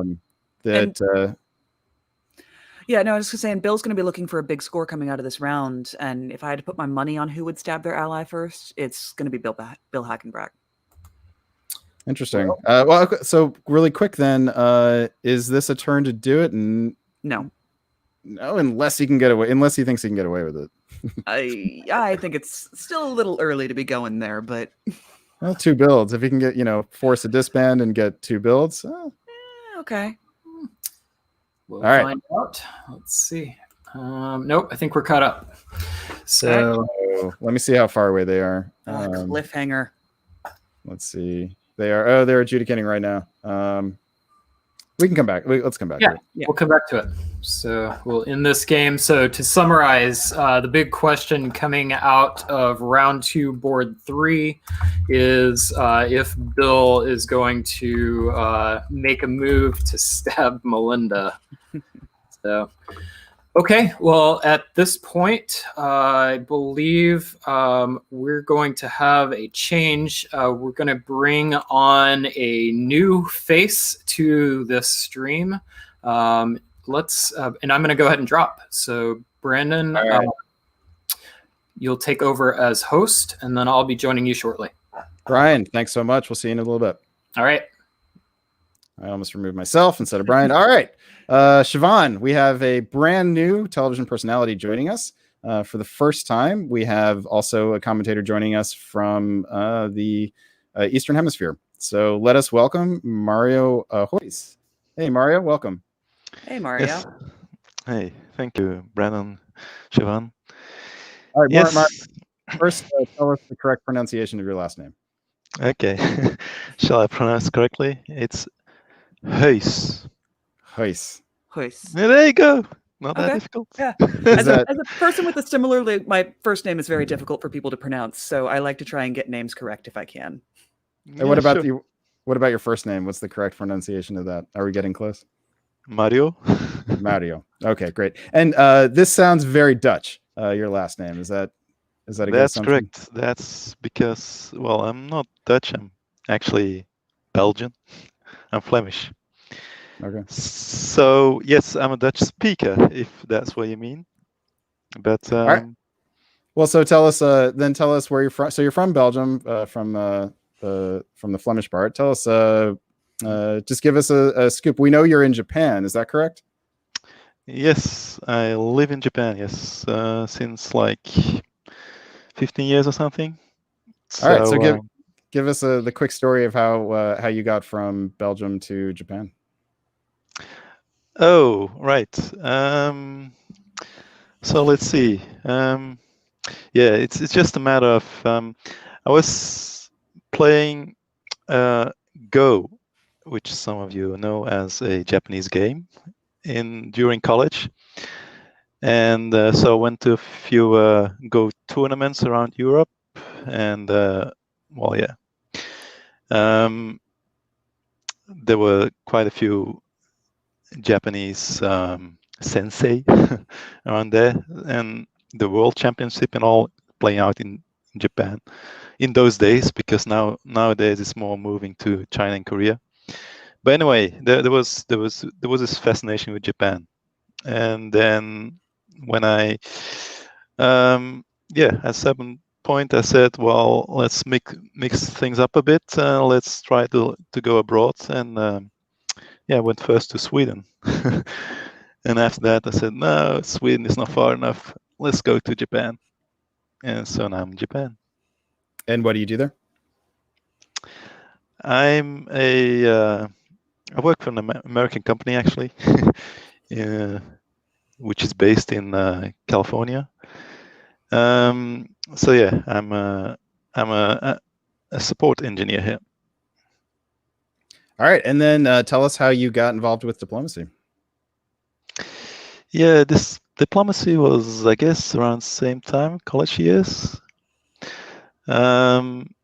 Just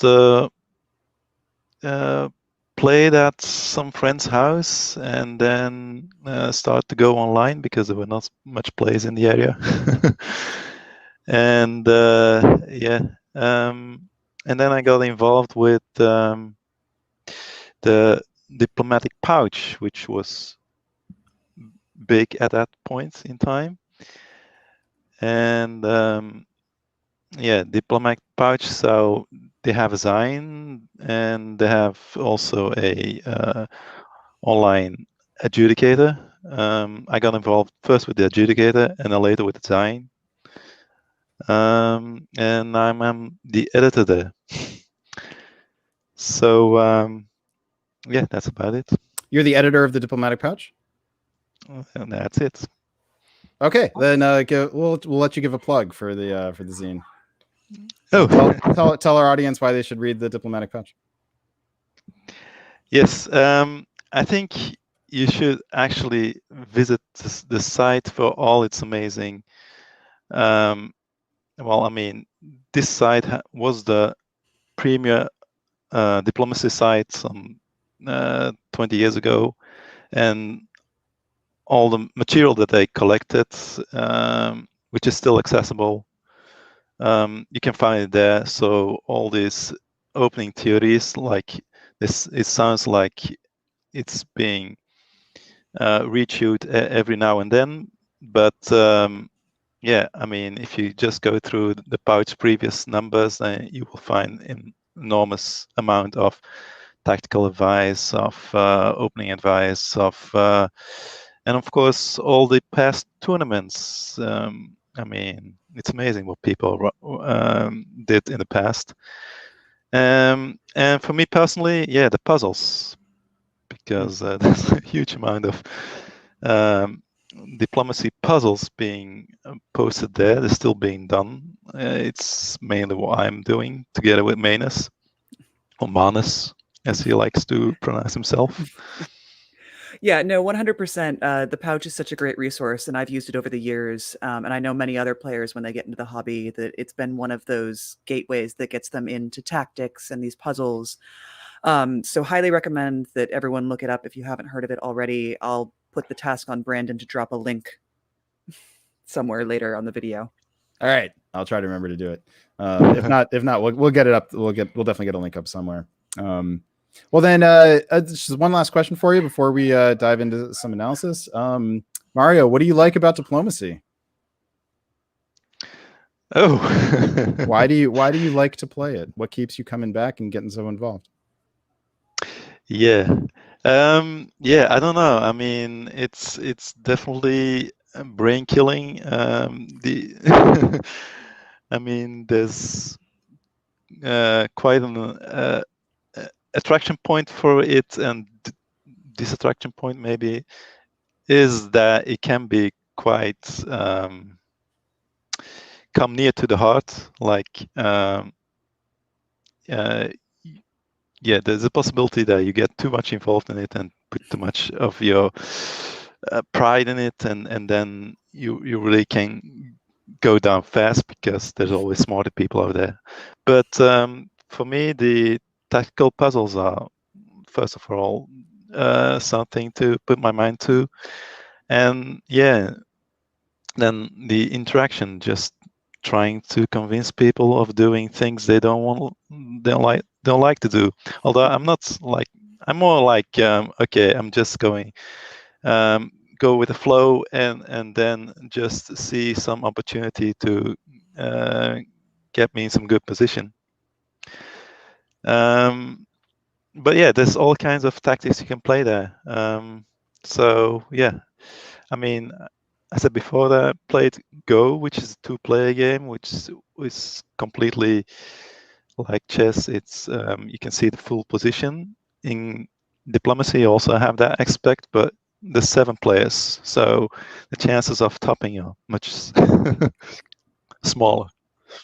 All right, but anyway. and then last but not, and we'll get to hear more about your thoughts on diplomacy as we go through the game. But last but not least, I understand that there is a league in the Asia Pacific time zone that Yes. you're involved with. Can you tell us a bit about that? Yes, I mean, I think this is Lei Saarlainen, and I'm probably mispronouncing this. Brainchild, and also Andrew Goff is heavily involved in there. So they have this idea of having this the next, or it should be now 2 years from now, I guess. The World Championship should play out in Bangkok, and Lei's building out communities all over Asia to get actually some local people join that event to make it worthwhile.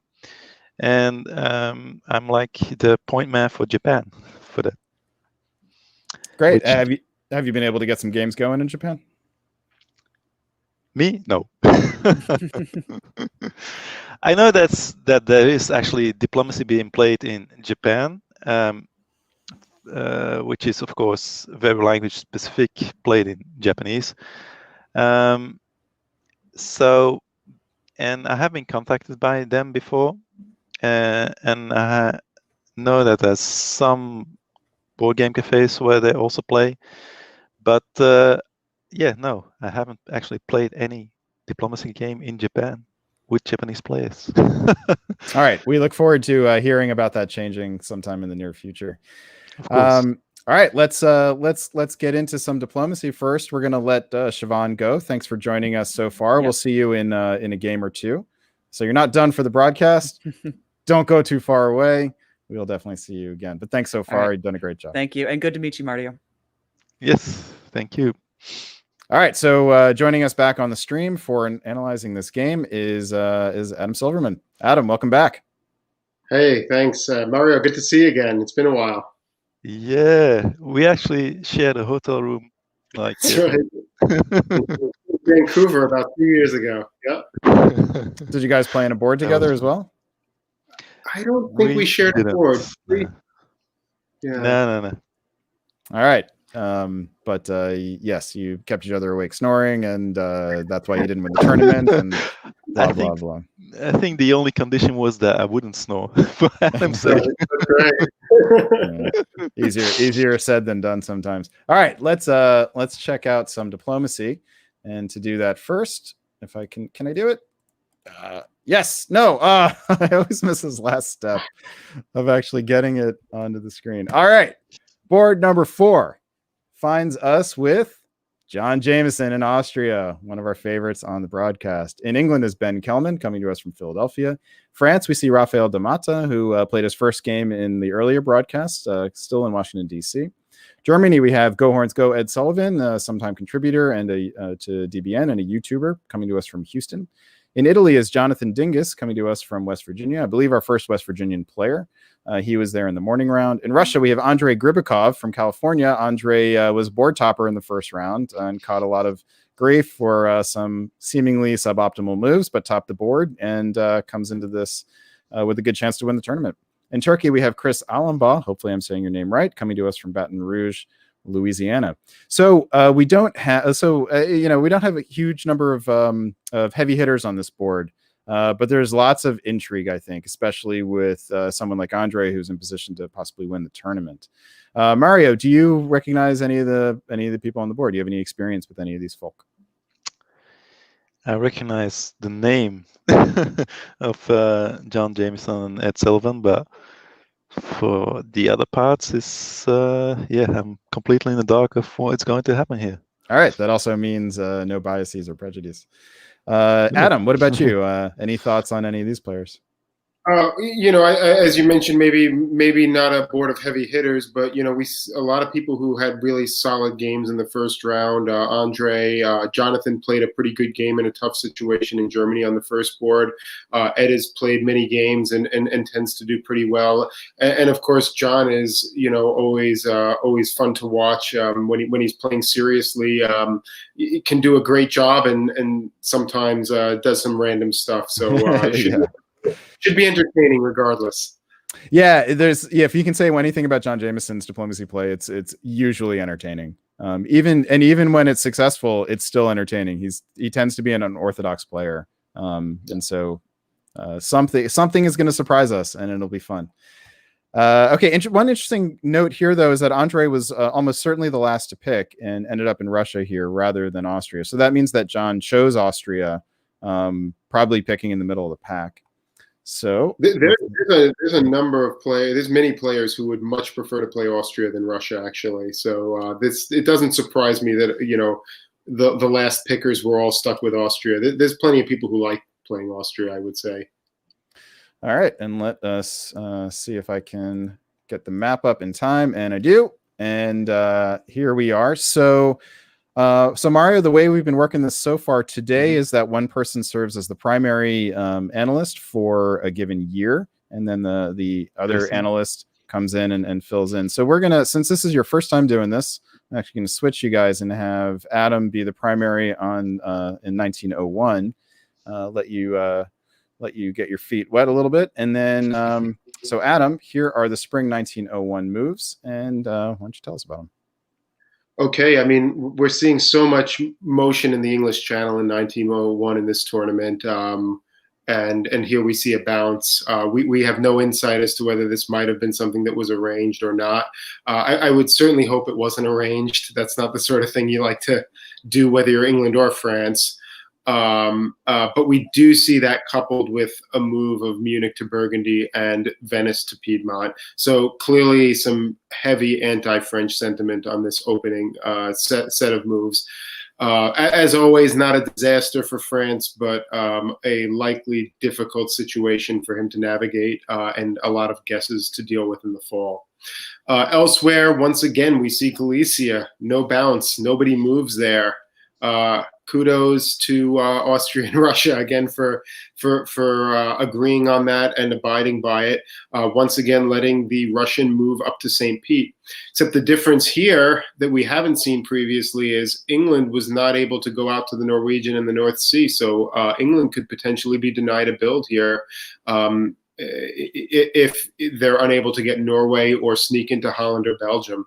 Elsewhere, Turkey opens very anti-Russian with the Armenia and Black Sea moves, and Italy makes a pretty standard opening aside from the Piedmont, setting up to potentially convoy to Tunis. So quite a bit of action, quite a bit of things that we don't see all the time here, and definitely a lot of people doing some provocative things in 1901. All right, Mario, what else sticks out to you? Well, the way I see it is like, since this looks like EF standoff and Russia moving north, this is like Russia is going to say, okay, I'm just moving to Norway, and you take Belgium, because who else is going to compete for Belgium? I don't think Munich will, I guess. So, and that would puts Germany in an interesting situation, because actually, well, Russia's first of all, if he's guaranteed Norway, he may just as well move into Baltic Sea, and that puts him in a pretty good spot there. So, what is Germany going to do against that? I would say that would be my primary focus. So elsewhere, yeah, I mean, there's a guess, I guess, for Burgundy to do something odd and tricky. But yeah, Austria should be in Romania. No, maybe not. Maybe not. Okay, I'm going too far. Okay, we've seen let's go on the west. Yeah, that would certainly be a surprise to see Budapest be supported into Romania from Serbia. But look, John Jameson, right? It is possible. I think he's, there are players who like to do interesting and different things merely for the sake of doing them. Usually players who have played for a long time and have seen a lot of the same stuff over and over again, and just like to try cool stuff if it's different. And I think taking Romania here, and getting trying to get 3 builds as Austria is something that I think John would probably enjoy doing. All right, let's move on to fall 1901 here, and we'll stick with Adam calling out the main set of moves. What do you say? So France partially guesses correctly. They correctly cover Paris, but unfortunately, the army in Spain ends up in Marseille, so they will not be building. I'm very surprised, actually, to see the Russian army in St. Petersburg hold. That's a really strange decision on the part of the Russians. You would at least expect it to move to Finland if they didn't want to bounce Norway, so as to leave St. Petersburg open for a build, or perhaps even convoy the army to Sweden, which is something you see once in a while. Just a hold is very, very passive, and not always what you want to do if you're trying to get some momentum in the game. The Turkish orders are kind of interesting also. Ankara to Black Sea is perfectly reasonable. Strange to see Armenia move back to Ankara, but if that was negotiated with Russia, good job by Russia to arrange that.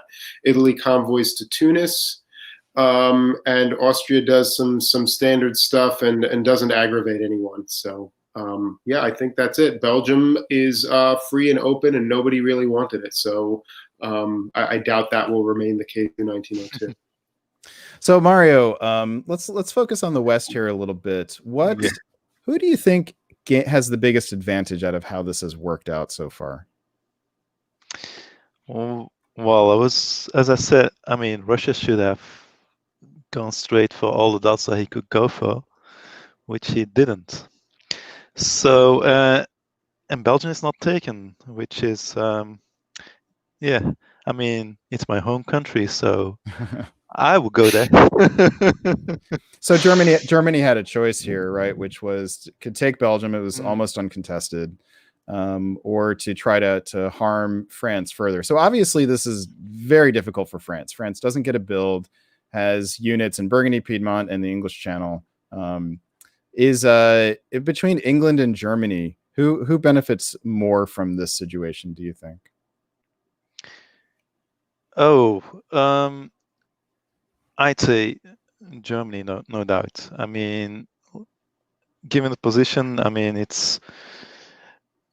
Belgium is now basically theirs, right? And then England has to go for Mid-Atlantic or Brest, so he has to get German help there. And Russia is not in Norway yet, so they're not going to drop into Baltic Sea, I guess, because you don't, you never know with this. But yeah, I mean, this looks very good for Germany at this point. There's also nothing in the whole corridor there from Tyrolia to Prussia, so yeah. Germany. All right, let's check out some builds here. See how it goes. We've got England. A little bit of a surprise here, putting the fleet down in London rather than Liverpool to commit further against the French.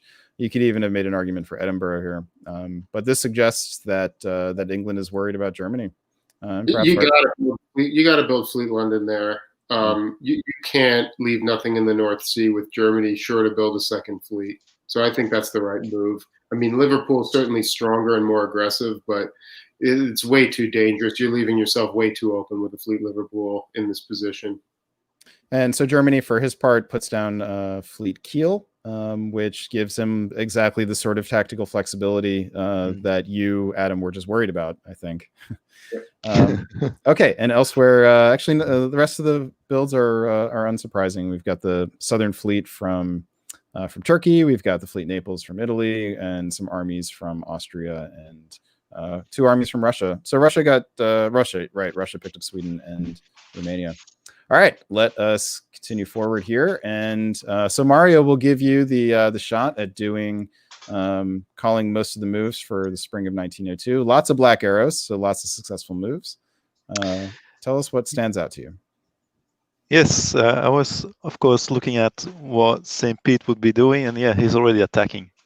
He's attacking, but he's not following up with Moscow to St. Petersburg. So he's attacking in both directions, which is interesting because now he also has to worry about how he's going to cover St. Petersburg.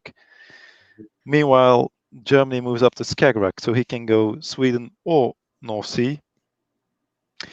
So in a EG, this is going to be Sweden, I guess. So Russia is not going to gain much. Well, he's going to lose there in the north. What do we see down south? Yeah, again, Turkey getting boxed in, which was, I guess, foreseeable since Austria was playing pretty standard up to this point. And yeah, Italy going the eastern route. That's also pretty standard. And then, yeah, I mean, I'm just going around the board, right? Because you guys have the west-east split. I'm just going around the board. I see France. I mean, he didn't get built, so he has to do something. So we see Piedmont holding while Marseille is moving to Spain. So from that point, it would appear like France has another shot at gaining a build somewhere. Is it going to be enough when he doesn't have a place to build? That's another point of contention. But there's so many units on Marseille, there's probably going to lose that. And he doesn't have anything to take both Iberian centers. So France is still not going to grow. Yeah, I think France might have preferred a bounce and Brest there. Yes, it would. Or even a self bounce. Adam, anything else stand out to you here?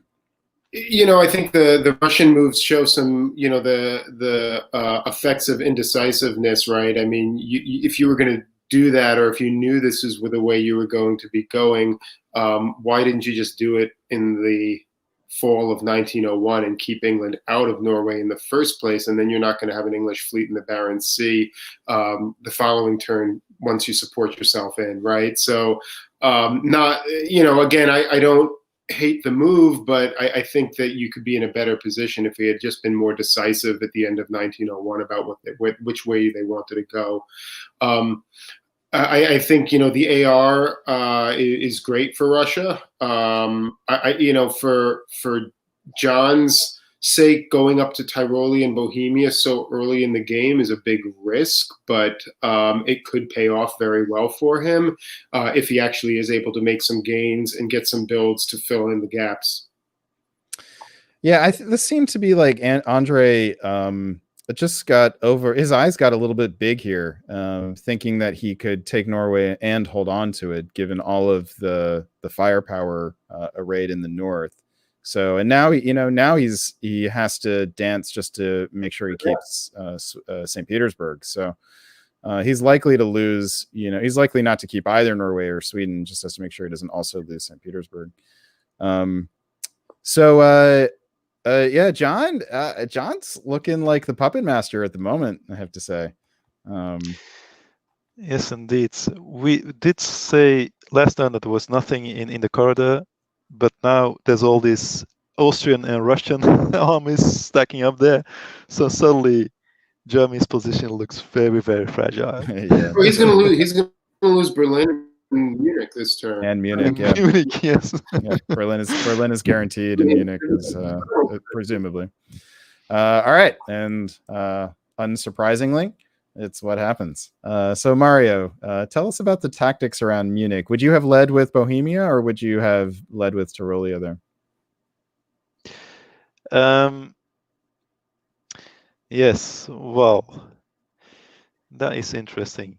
I would have done Tyrolia because I don't want to aggravate Italy, and Italy was already holding, so there's always this chance that he's going to try and cut Tyrolia. But yeah, as you can see, even that wouldn't have been cause. Well, it would still have succeeded, Bohemia to Munich, because Germany is just pulling back into Ruhr and Burgundy. So Tyrol is definitely a stronger tactical position, but for the sake of the alliance, maybe move Tyrol instead of Bohemia. So how about the rest of the tactics? Looks like a bunch of stuff happened in Scandinavia. Are you able to parse through that? Well, as I'm guessing, yeah, I mean, Russia is losing everything except St. Petersburg. But they retreated into Baltic. So, and given, I mean, for Russia, this is still great position, right? I mean, you don't need Scandinavia just yet. If you can score into Germany, and I mean, yeah, this is still great. So I didn't expect, right? Maybe I would have already moved up Barents to Norwegian with all that's happening there. But otherwise, yeah, great for Russia. So, Adam, go ahead. I would actually dispute that. I would argue that this is a terrible position for Russia. Russia is sitting with these units in the south, like Armenia, helping other people take Turkish dots, while they're going to basically be in a position to lose St. Petersburg to an English army next year, and they have no way of stopping that. I mean, I think this is actually really hideous, and their units are so out of position that they're going to be in a world of pain. I mean, the fact that they took Berlin and aren't going to disband is okay, but if you want your dots to be, in Berlin and Kiel rather than St. Petersburg and Moscow and such things, I think this is great for England. I mean, I think England is just in the seat here. They've got a weak Germany. They've got a weak France. They're enemies with neither of them. Right? We have to take a minute to talk about what's happened with France here. I mean, they've got a free pass into St. Petersburg. Good job, England. I mean, this is just great. But we have to take a moment just to discuss France here, because France managed to somehow not lose a home center again for the second year, despite having multiple units against both of them. But yet again, guesses wrong on Marseille and sends the army back to Marseille. So this army has now gone from Marseille to Spain, back to Marseille, back to Spain, and then back to Marseille. So France somehow is actually not collapsing, but also not growing in after 2 years of play. Yep.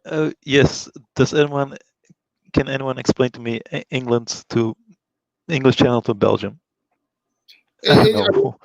It doesn't serve. I had a question about that when I first saw it as well, Mario. But he's got nothing else to do with it. I mean, I guess he's probably better off just supporting the North Sea just in case, because that Belgium's not going to go anywhere. Isn't going to move. So it's sort of pointless. It's sort of a pointless move. So I don't terribly like it. But on the other hand, he doesn't really have anything that the English Channel has to do. I would have preferred to support the North Sea as a just-in-case kind of thing, and probably less aggravating to the German. But or take a swing at Brest for no reason, right? Which actually, you could take it. I would probably rather just stay there for the moment. I mean, France isn't doing anything against you, so. No, I would send it to Mid-Atlantic, because you want to keep France out of Mid-Atlantic. I'm guessing, as long as that fleet is in Brest, it's not going to go to Portugal. So if you build a fleet Liverpool next, then you just draw it down to Mid-Atlantic while the fleet is still in Brest. That's much better position. I'm not convinced as England that you really want to fight France right now. Actually, I think you want to take advantage of the northern situation and shore that up first. So. I think as long as France is, sitting at 3, and then they've got to take their Iberian centers, and you can orient them somewhere else, I'm not too concerned. All right. Well, why don't we find out what England is thinking with their builds? And the answer is England didn't get a build. England doesn't build, right? Oh, because they were just keeping Norway. Oh, right, yes. They already had it. Got it. Okay. Well, elsewhere we have Italy dropping a fleet in Rome, which is a strong signal where they want it to go, and Austria builds an army, and that's about it. Yep. We had a disband. Must have been a PIF somewhere else as well. So look, it's hard not to like the Austrian position here. Am I? Anyone want to make an argument for anyone besides Austria being in the pole position here? I still like England, but you've got to like the Austrian position too. Yes, I don't think Italy is bad either, necessarily. I mean, France is very weak, so, and as long as Austria keeps building armies, okay, then the Austrian Italian alliance is strong. But I do need to be careful about England and Russia, because I previously thought for a moment there that the fleet in Barents was Russian, but that was not.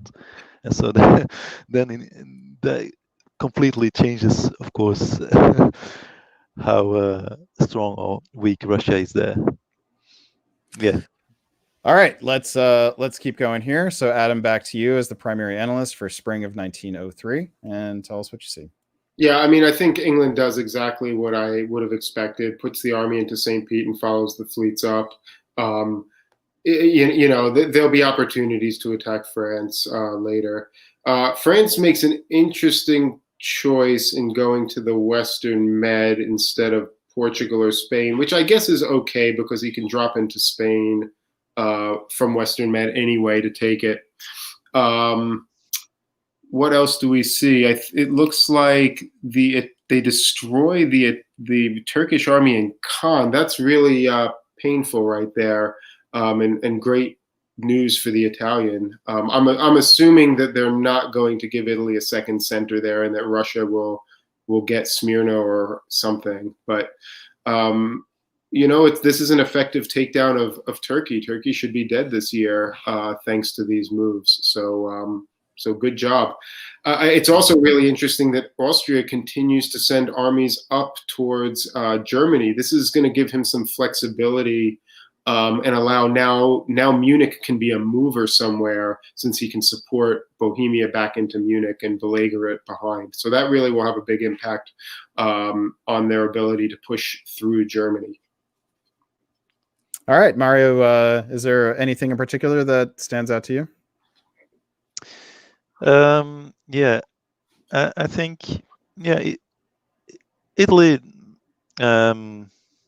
Italy moving into Tunis and Tyrrhenian Sea and Ionian. Yeah, this means that they are guaranteed to move into Western if they want to. But I mean, if France is doing a normal thing and taking Spain with a fleet, then they can even press on harder than that and still take.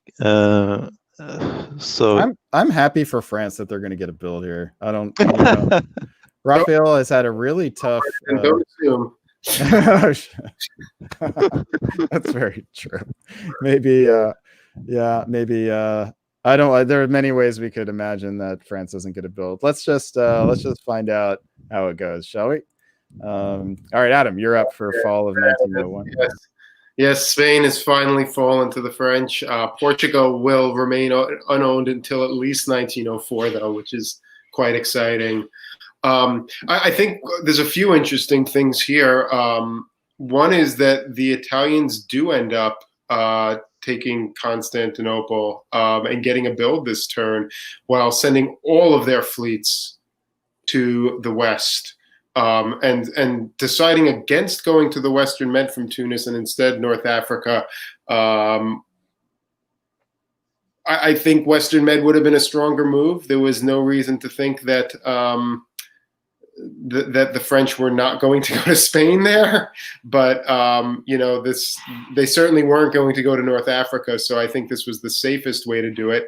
Alternatively, Ionian could have just gone to the Tyrrhenian Sea. This is fine. I mean, this is a very strong position for Italy, having some game against attacking France. France will build a fleet in Brest now, presumably, which will maybe make it a little more challenging. It looks like nothing went anywhere in Germany. Why did Kiel? Oh, I see. Denmark was not cut. Why did Baltic not cut? Baltic supported Munich to Kiel, but was cut from Sweden. Yeah, so Baltic should have cut Denmark, and Berlin supports Munich to Kiel would have been guaranteed. So I don't, this is a tactical error. Yeah, I think Andre is a newer player. Okay, that's okay. I think we should point these things out. I think it's a learning experience for everybody. But when the option is between giving a support that can be cut or cutting a likely support, obviously cutting the likely support is usually the better tactical play, and would have been so here. England makes an interesting choice to not do anything. Which I guess is okay. There was really nothing productive to do. You could have taken a pot shot at Munich or tried to, self-support Sev to Moscow and tell Turkey to try to go to Sev or something like that. But there wasn't much to be done, so that's okay. So Mario, let me ask you about Austria here. Do you like how Austria has played this year? Hasn't advanced, has seen the people, his allies advance. Do you have concerns that Austria has let the early advantage slip away here? No, they're in great wait-and-see position. So the fall is not the season to. It's not the season to lead up any suspicions by moving in any certain direction. So spring 94 is when you decide, do I go on Russia or do I go on Italy? So, and they're all in the middle with all the centers, with all the units. So, no. I mean, they can take Turkey off of Italy if they want and still attack Russia. So, no, they're good. All right. But you think that may be coming? Area where Italy wasn't building here. If Italy was not getting a build right here, Austria would have an opportunity to essentially take out all of Italy in one turn. Yeah. But unfortunately, that build will prevent that from being. I mean, look, there was an offer from Turkey to take Constantinople, and you slip into Venice. I mean, it's it's an option. It not strategically, it blows up a lot of things. No, not now. All right, what we have instead is Austria does get a build. Was there one in pocket? Is that why? Must have been. Must have been. We missed that last time. So Austria. Oh, because I think they only had two. They didn't have enough home centers open. So Austria puts down an army. We get France finally with a build. Congratulations. Yes. Congratulations to Raphael. Maybe short-lived, but maybe not. Elsewhere, we get England putting down a fleet in London, which can do lots of different things. And that's it. All right, let's move on to spring of 1904. And Mario, you are the primary on this one. Tell us how the board looks. Okay, so England moved against Germany, which is, given the position, quite unsurprising, but still they get into Helgoland and North Sea, so they're going to take Denmark for sure. So great for them. What else do I see? Oh, Austria already attacked. I would say nobody could have predicted this unless you were watching the game, and then everyone could have predicted this, right? Yes, indeed. The only thing that's a little curious to me is Bulgaria to Greece. So if you're gonna attack Italy here, why go to Greece here? Unless you're thinking about a convoy over to the boot. But Bulgaria to Constantinople seems like it would have been a pretty natural. No, not at all, Brandon. Actually, Bulgaria to Greece is absolutely right, because now you can convoy to Apulia. Russia is going to take Khan, because Russia just moved to the Black Sea, so Russia can support themselves to Constantinople. So this is actually the absolute perfect setup for them. Yeah. All right, let's see how it works out in the fall here. So fall of 1904, and Mario, you are primary here as well. Oh, thanks. Well, surprisingly, England is actually still supporting Germany. And again, I guess because the AR is too strong and he wants to keep everyone up, so he's organizing EFG for the moment. Let's see how long that holds. And we see, Italy has to move back. So France doesn't take Portugal. Oh, they're patient.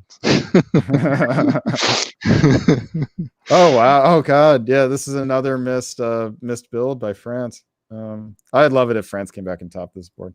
Yes, indeed. Adam, what else would you like? Sorry, go ahead, Mario.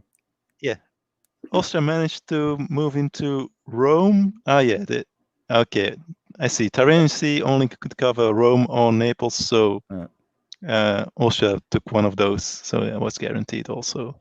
So yeah, great spot. And Russia. So Austria picks up two here, and nice play, John Jameson. I mean, this is good play. He's got himself in a great position. He's going to get two builds. He can put another fleet down. He's got Russia on side, and Russia has a fleet down there, which could potentially be helpful to him. Russia is actually still in somewhat of a weak position in the north, and so not likely to be in a position to stab anytime soon. So, really good setup strategically for Austria right now. What France did here, I think, is a little bit, maybe just a little bit conservative, new player-ish type of thing. Seeing all those Italian units near Spain, not wanting to move it to Portugal, but, the reality being that Italy had to pull back right here. So the risk of going to Portugal was probably not very substantial, as was not the risk of Marseille. So something like Spain to Portugal and Gascony to Spain in case Italy takes a pot shot with one of the fleets or something like that was probably not a huge risk. And it really would have benefited from having another build here. All right, let's find out how many fleets appear in Trieste on this turn. Just one, but the other build was held in pocket. So presumably we're John Jameson's expecting the opportunity to build another fleet next turn. Hmm. Elsewhere, we have a couple Italian fleets coming off the board, which is, it's nice for France, but it'd be nice if they had another unit to fill in behind, because they still have to take Portugal while also trying to get some units into play here.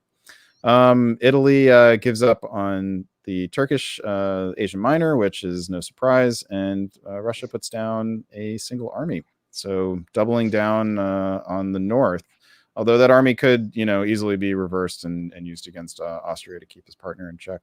So at the end of 1904, we have a little board reset here. We've got John Jameson sitting at 9, almost as good as the as Kartik Konat's 10 after 1904 in Austria in round 1.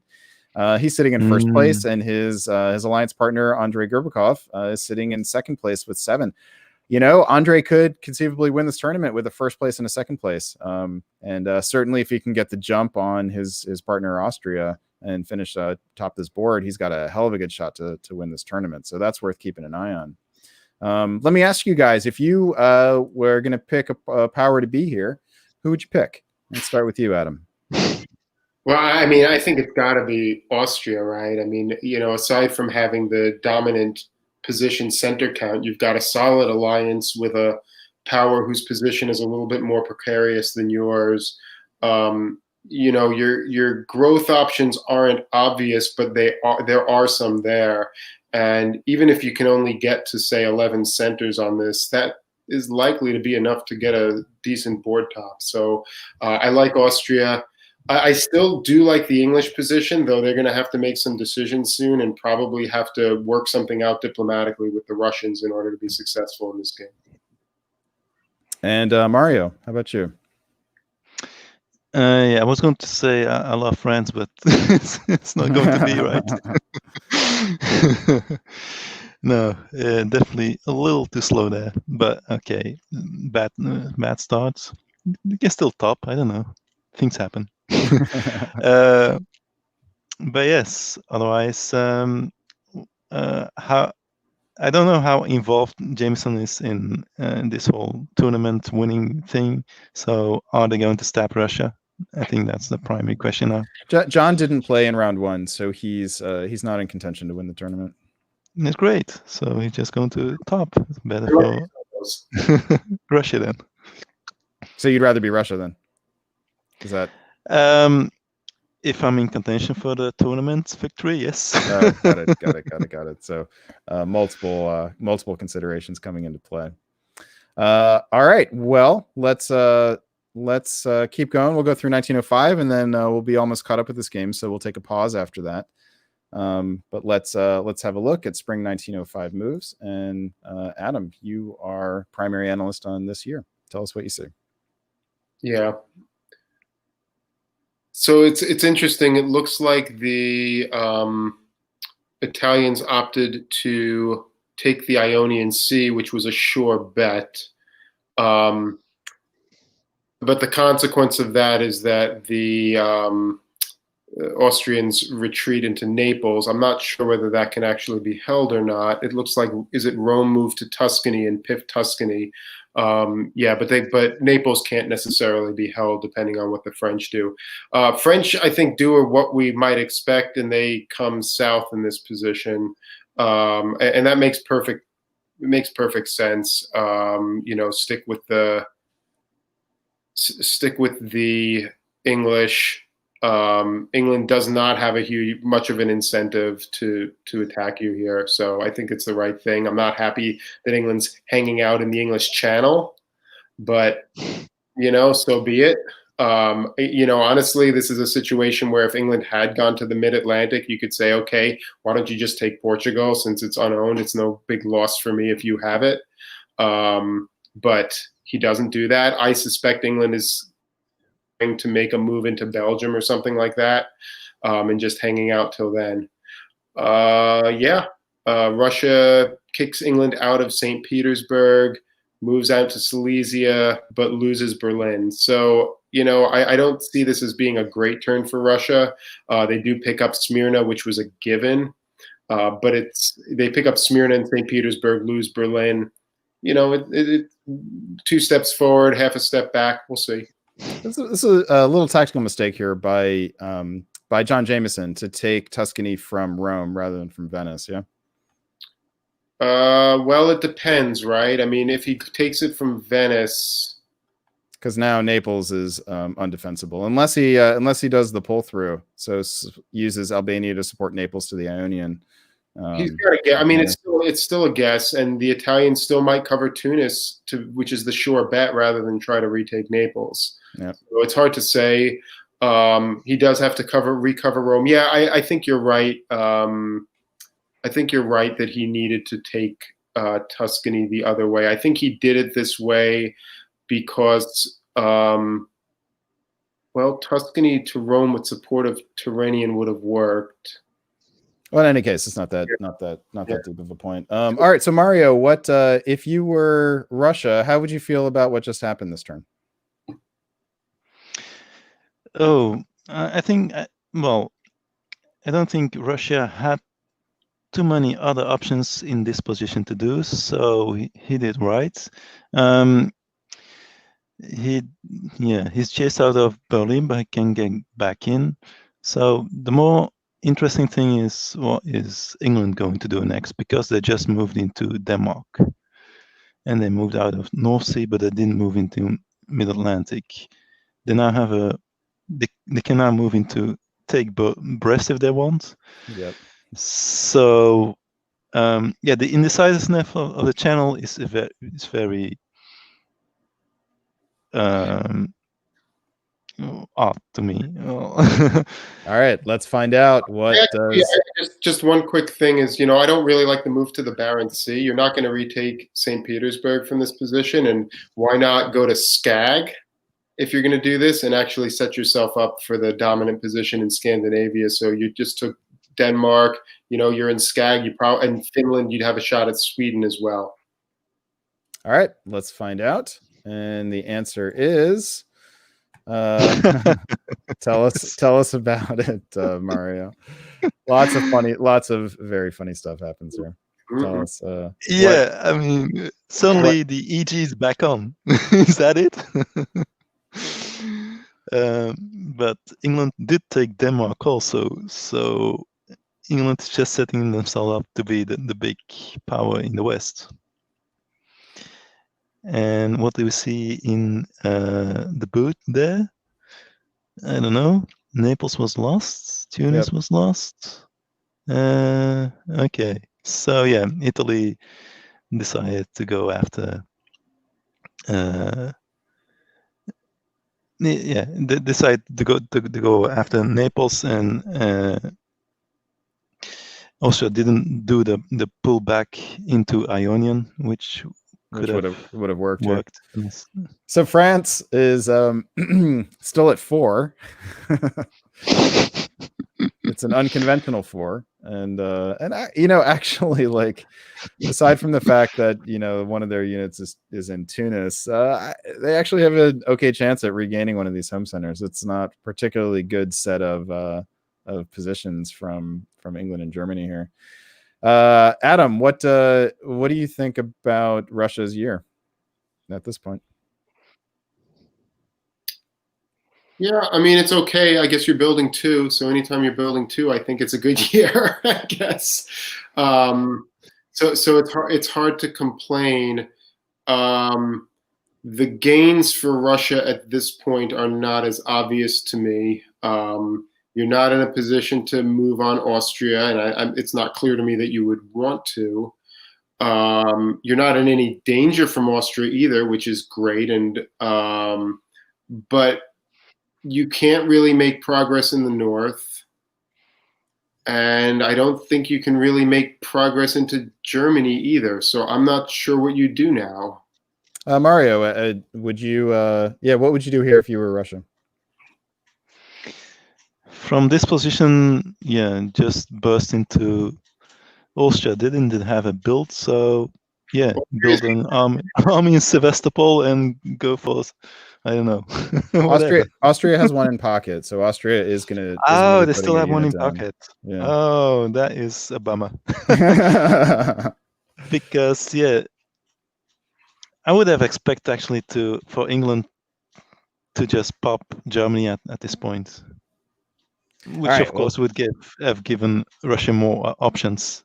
I was also figuring England was going to move against Germany more aggressively rather than France. So it's a surprise to me. It may be the right move for England. I'm not sure, but it was definitely a surprise.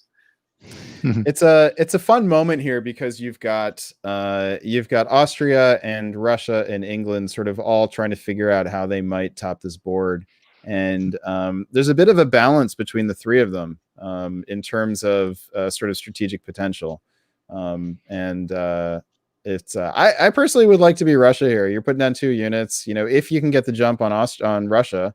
And you've got Aegean in the south, right, with an army in Smyrna. You've got St. Petersburg is indefensible in the long run. But if you can get the jump on Austria, then you've got this board top sewn up. So let's have a look at builds here, and then we're going to take a pause on this game. So Russia only puts down 1 unit. Was that a bypass? No. Yeah, I think it makes sense. I think you're not ready to make a move on Austria. And keeping 1 in pocket may help you do that later on. It's also a good alliance play to not put something in Seb right here. So I like it. I think if you're going to, you probably could have made an argument for a fleet if you really, really wanted to. But if you're not going to attack Austria, you probably just keep the build in pocket. I'm with you on that. Let's see. Elsewhere, we do get another fleet from Austria, and I think your problem if you're Russia is that if you go too long, Austria, it may get a commanding position and be unstabbable. So, this may be the point where you kind of either got to do it or accept that you're not going to do it. In any case, we leave this board. We're going to put this board on ice for a little bit. We leave it with Austria and Russia tied for the board top at 9. 3 centers ahead of the next closest, which is England and Ben Kellerman, and France. I want to give some props to France for sticking around.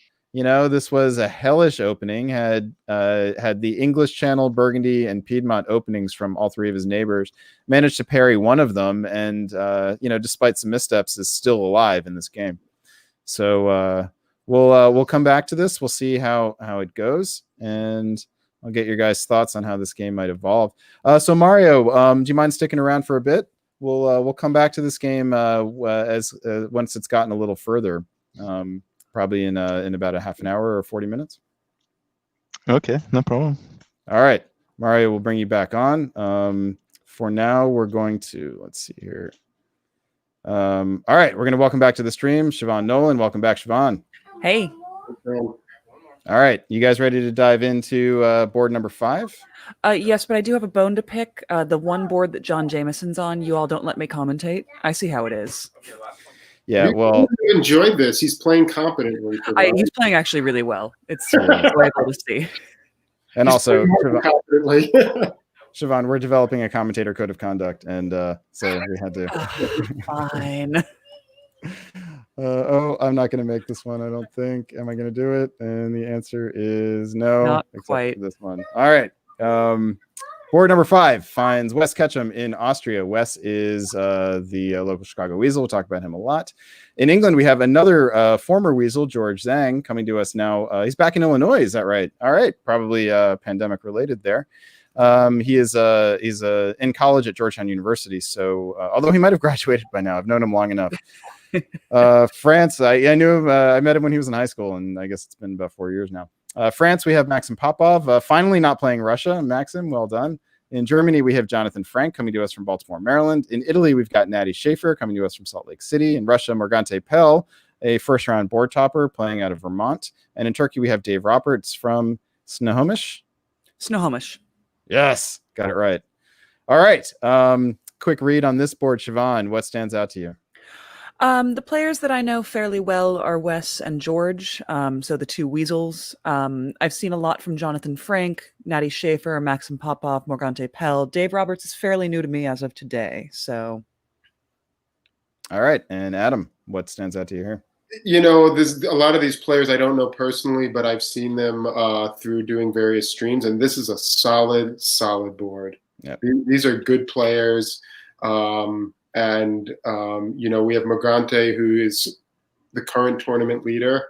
and we have some other folks who are just really nice, solid players. So excited to see how it goes. Yeah, you can see from the rankings here, we've got 3 players in the top 30 from the DBNI rankings, and 2 of the other players are Wes Ketchum, who is leading the Windy City Weasels league currently, and Morgante Pell, which is who is a board topper, and we've seen him do some good things on different broadcasts. So definitely an exciting board here. So let us, without further ado, move to the map. And all right, let's Siobhan, we're gonna dive you right back into the fray. You'll be the primary analyst on 1901, and tell us what you see.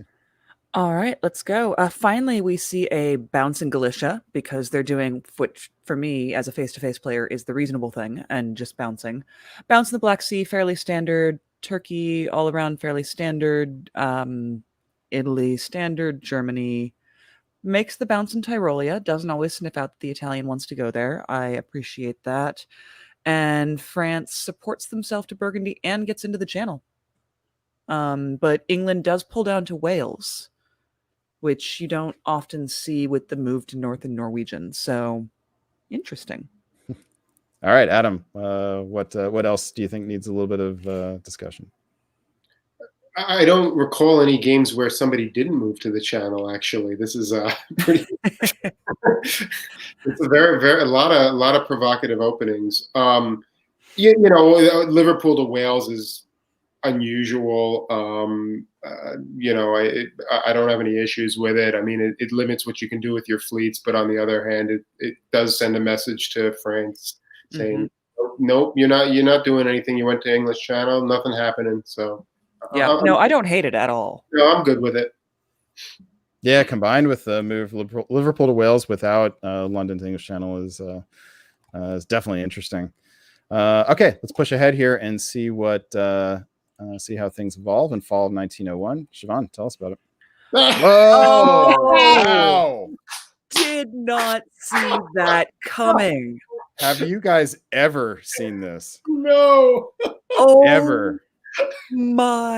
I just want to take a moment to just bathe in France went to the Channel and we get to complain about that. And George is like, yeah, I kind of saw it coming. That's why I went to Wales. And convoy to Belgium.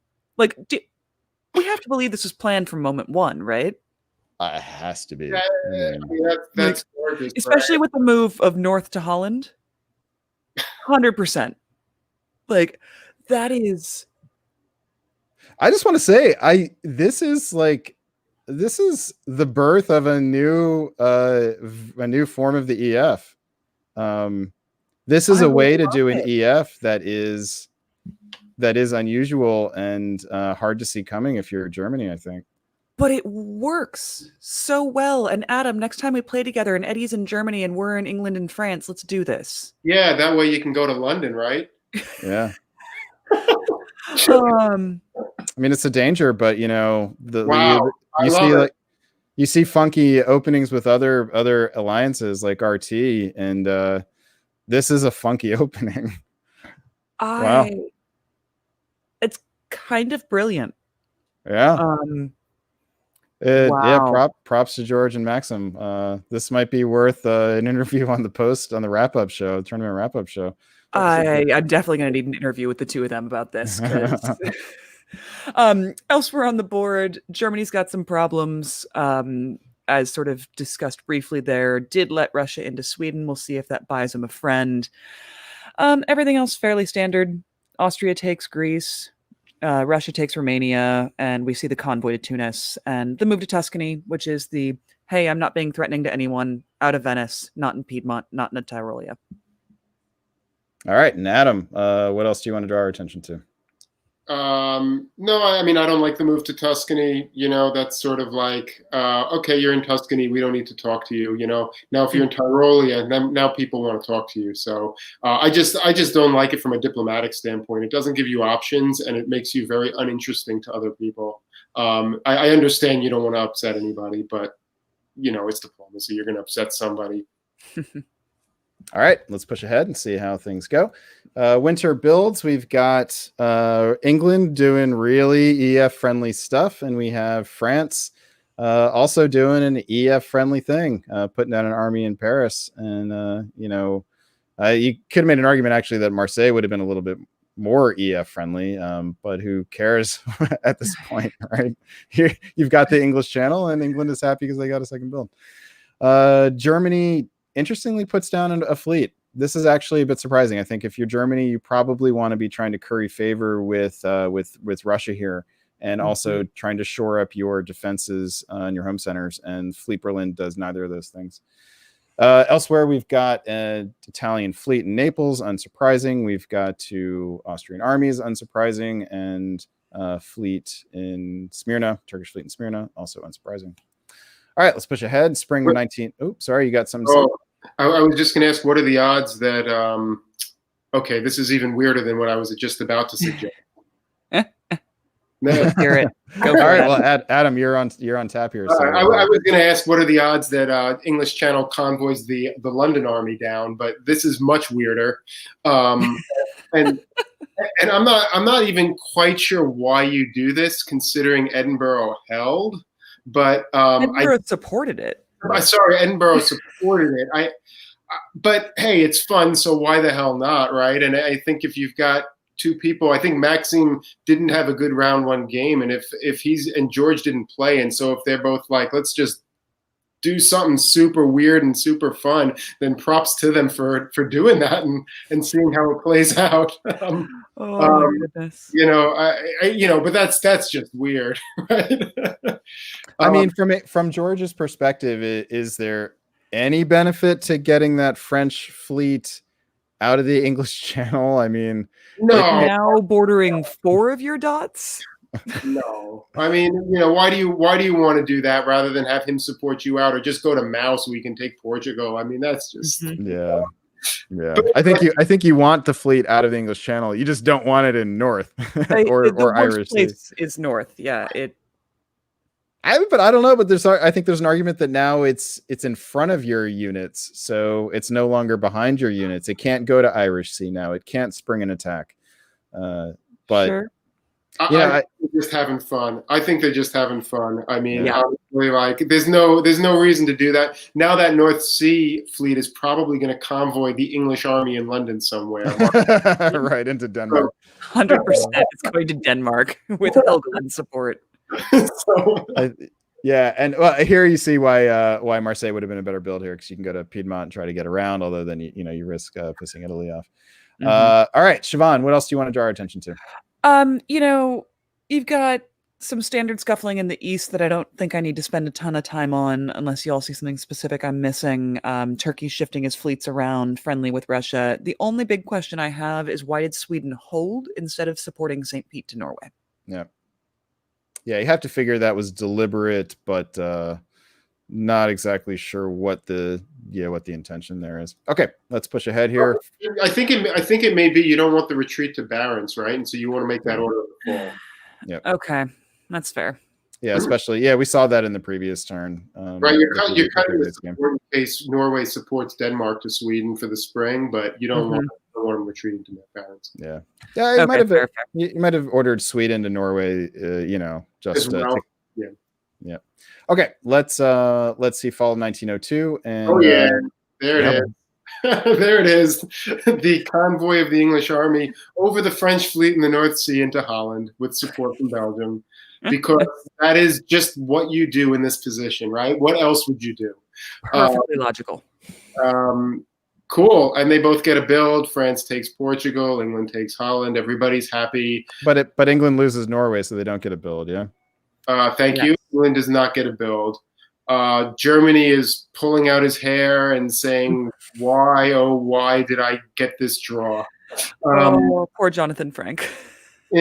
But Germany's not losing a dot here. I mean, this is for all of the fireworks we're seeing from this EF. They actually, haven't taken any of Germany's dots yet, and Germany's actually it's very crackable here now, especially with the fleet in Skagerrak. So that's partly true, Brandon. I mean, I would consider Holland to be a German dot, even though in this case it wasn't taken. So I would say that is progress, that they're in Holland. They got armies in Belgium and Holland. Yeah, and Ruhr is guaranteed here. They'll have that's actually not 100%. They'll have to. Holland would have to be the mover. But anyway, and then what about the East? Siobhan. Oh, go ahead, Siobhan. The East is a whole lot of red arrows, an attempted long convoy by the Italian, and the only person who gains anything out of it is the Austrian when Serbia goes to Bulgaria. All right, and let's push ahead and check out the builds here. We see Morgante putting down the Northern Fleet, always fun to see. We see France putting down a Southern Fleet now, so now telegraphing a possible Southern move, and Austria puts down another army. So quick reset here. Who would you want to be if you had to pick one of these? Adam, start with you. Wow. Yeah. I don't. Oh boy. It's really early to say. I mean, there's a lot of dynamics here. I mean, I think the Austrian position's not bad. The Russian position, has potential, though I'm not really happy about this EF thing going on if I'm Russia. I think St. Pete Fleet was likely the right build there, but I don't know that it's going to go that well in the long run for them. So I'm not so sure. I mean, I think the EF could be okay. I think Austria could be okay. Italy could be okay. I mean, all right, you're not being You're hedging your bets here. it's early. I don't know. Okay, that's a fair answer as well. Siobhan, what about you? If I'm looking to do well on the board, I'd probably want to step in as Austria. I think it's the most stable. But if I'm looking to have fun and don't care much about tournament results, no matter what position I pick up, E or F. It's too fun. Oh, I love this. Yeah, England sitting there with a build, but with nothing else in the home centers and a French fleet in north, and really happy about it. Oh, and so happy about it. All right. I'm sorry, that was after the builds, right? England didn't actually pick one up. That's right.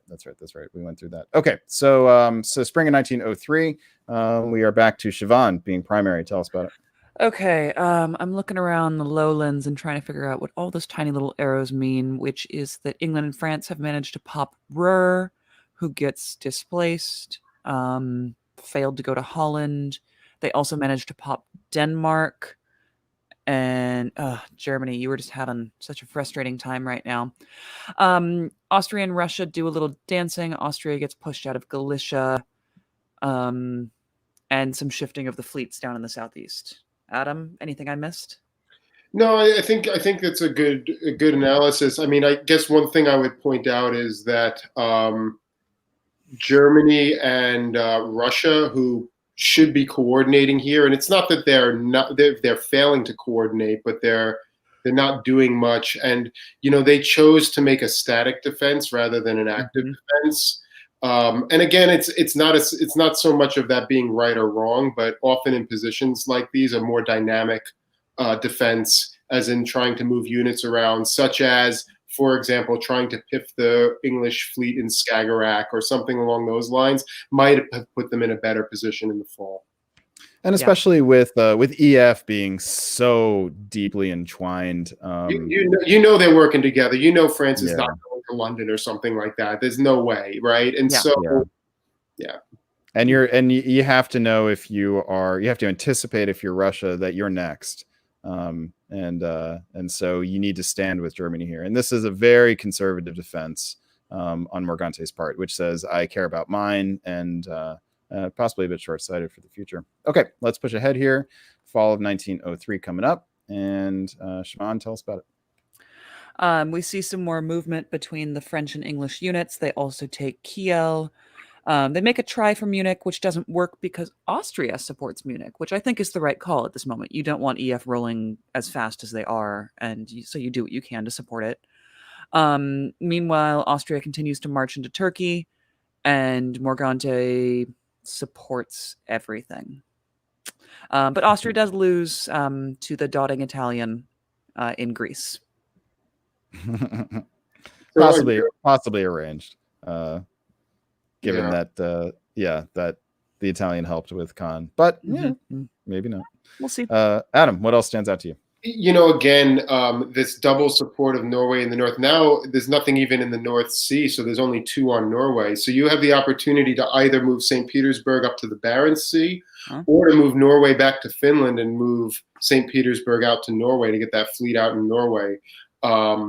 So I think it's disappointing that, again, he chose to go for such a passive defense when really there's an opportunity here to shuffle some units and get them into a better position, a stronger position where it just makes more of a guessing game for England. Right here, there's very little to guess about because that fleet is holed up in St. Petersburg and that army is holed up in Norway. Mm-hmm. I wonder if we're going to end up by the end of this game, if we're going to see that French fleet like South Coast St. Petersburg or something. Just something crazy just to show, that they can do it. And why not? Okay, let's see. Let's keep going here. Then we've got winter builds coming up, and that finds another Southern fleet. So France is really sticking with the EF, and England, for their sake, puts down another Northern fleet, which is actually potentially a longer term issue for the EF. You might have thought that would be an army headed for the Russian centers. Yeah. I'm super disappointed that we didn't see French fleet Brest and English fleet Liverpool, so the French fleet could go north and the English fleet could go south. That would have been amazing. That would have been appropriate for this game. Yeah, I mean, you don't really necessarily need another fleet here. On the other hand, it gives you some flexibility. The reality is you probably don't need to be in Helgoland anymore, so that can go out to the North Sea, and then you can try to do some kind of convoy nonsense. Subsequently, conversely, Denmark, you can try to get Denmark into Baltic, have England follow into Denmark, give France a dot from somewhere else. So, there's reasons to have that extra fleet, I guess. But yeah, I agree with you, Brandon. I think an army is probably more solid here. All right. Elsewhere, we see Turkey making the pulling the final straws out of the mattress, pulling out Syria, and Italy puts on fleet Naples. All right. Spring 1904, we've got Adam leading off. Tell us about it. I'm not sure whether England legitimately thought Germany was going to convoy his fleet to Livonia, though that would have been hysterically funny if he had. That would have been hilarious. They put France into Sweden, which makes sense. That was easy to force, and then everything just kind of chugs along. It looks like he expected that he was going to get to Livonia. I mean, there's no loss by giving it a shot, I guess. What else do we see? Turkey is done. Thank you, Dave Roberts. There was not much you probably could have done in this game. So, what way to fight it out. And now we've got this kind of AIR against EF, and we will see if it locks down. I don't see EF stabbing each other just by the way they're playing. But the Eastern side may be less stable. We'll have to kind of keep an eye on that. Do you guys remember how West did in the first round? I think he ended up with a second place, right? I think he had a solid second place. Yeah, that's right. He stabbed. He was the Germany that went for the stab against England and ended up recovering and finishing a 10-9 second. So with a board top, he's very much in contention for the tournament championship. So he's going to be hungry. Morgante is going to be hungry. Love that they have their backs against each other right now. Yeah. Neither of them can win if the other one tops the board. Exactly. And the only other thing I'd add here is that we're seeing the results of Morgante's static defense earlier, where if he'd been more active previously, he could have kept England guessing, had something in the Barents, had a fleet in Norway, all sorts of options that would have just been more fluid in this moment. And might have been the one thing that could have created some dissension in the EF, right? Is if it just stops working. If they stop making progress, but it does feel like, they're two buds drinking beers and slapping each other on the back. And as long as that's fun, it'll keep going. Yeah.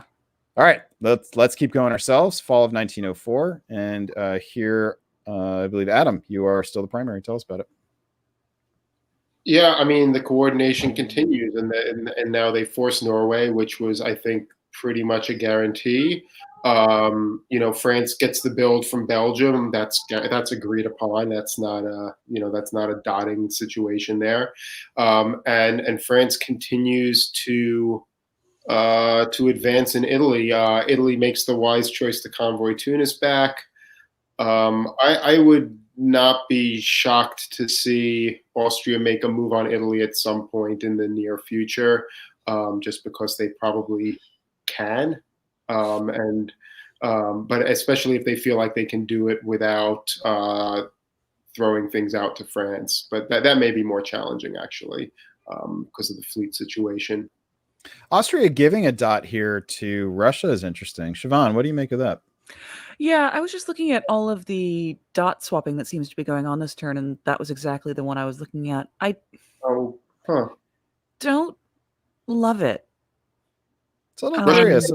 Russia's got to build. Oh no, I see. Russia's got to build.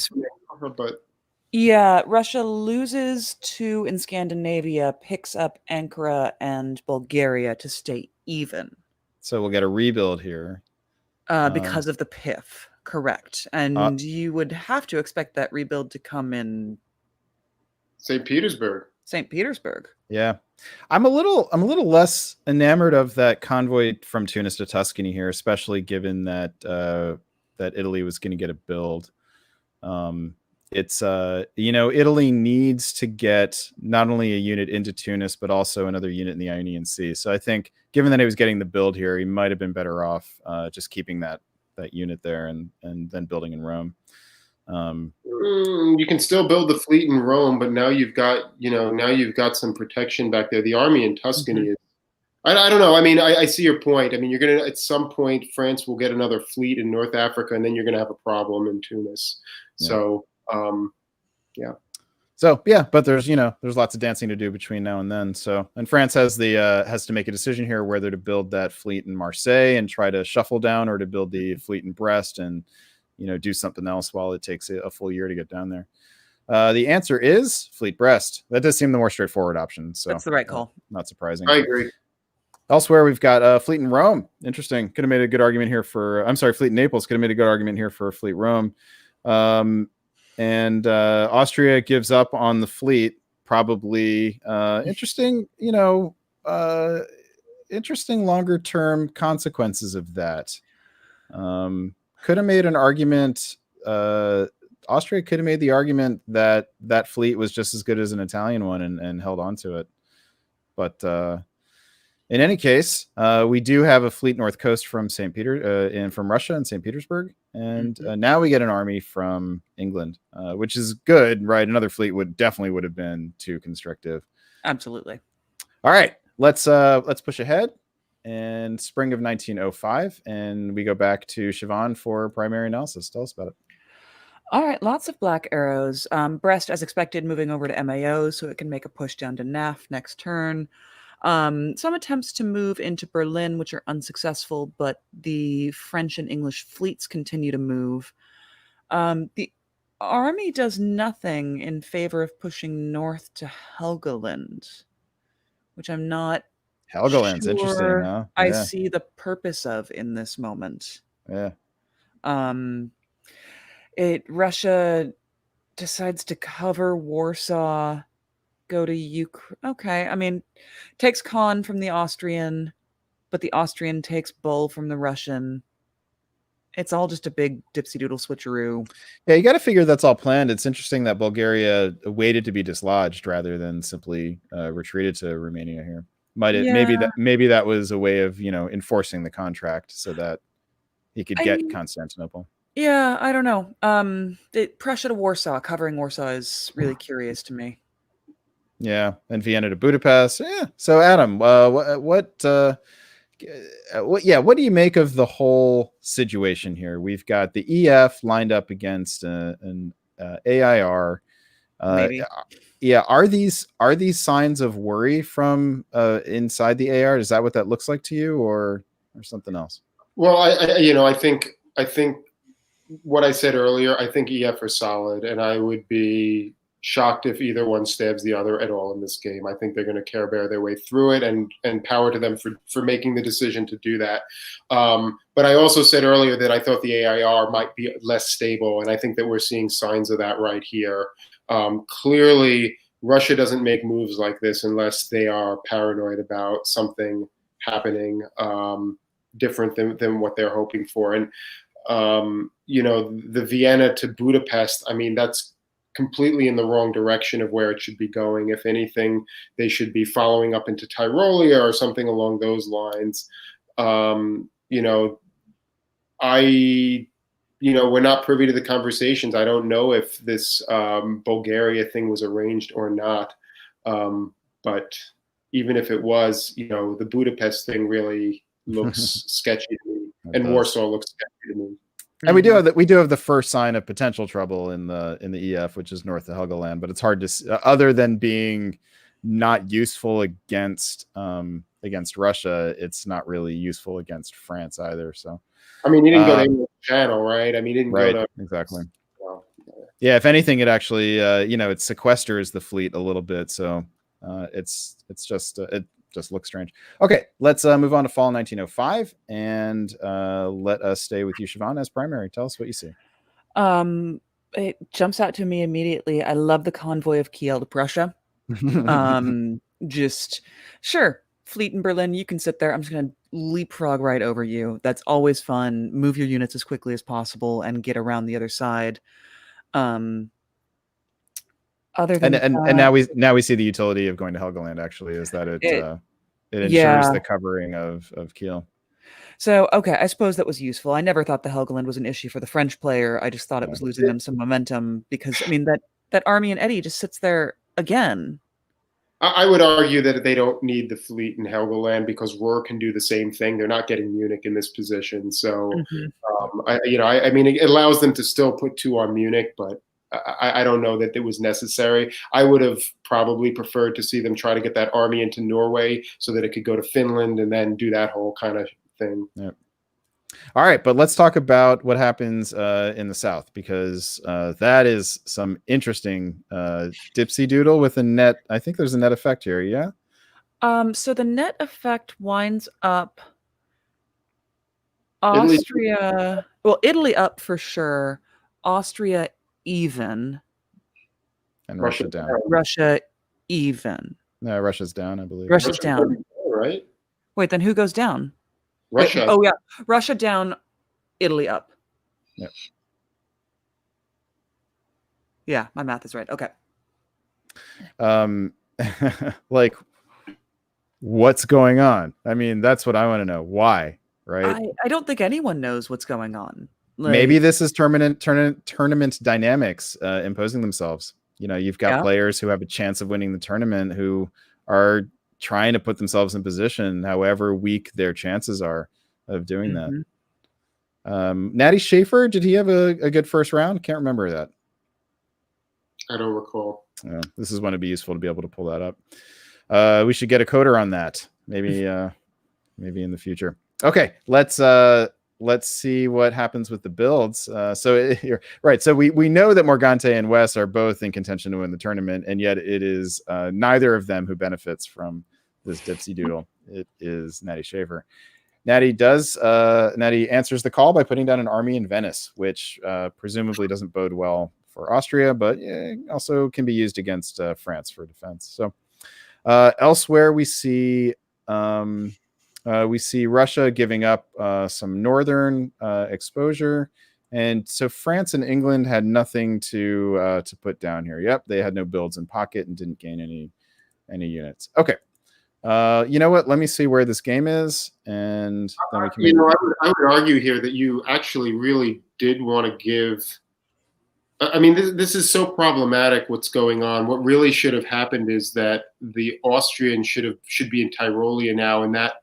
The Italians should have gotten that Tyrolean army down into Venice so that they could have built another fleet. I mean, you do want Italy to get a build here, but I think this is sort of a guessing game, and you needed something in the Ionian to support Tunis with Rome supporting Tyrrhenian Sea, and then you have a line, and then all this kind of dipsy doodle, as you call it, it really just guarantees that at some point France is going to plow through when they guess correctly.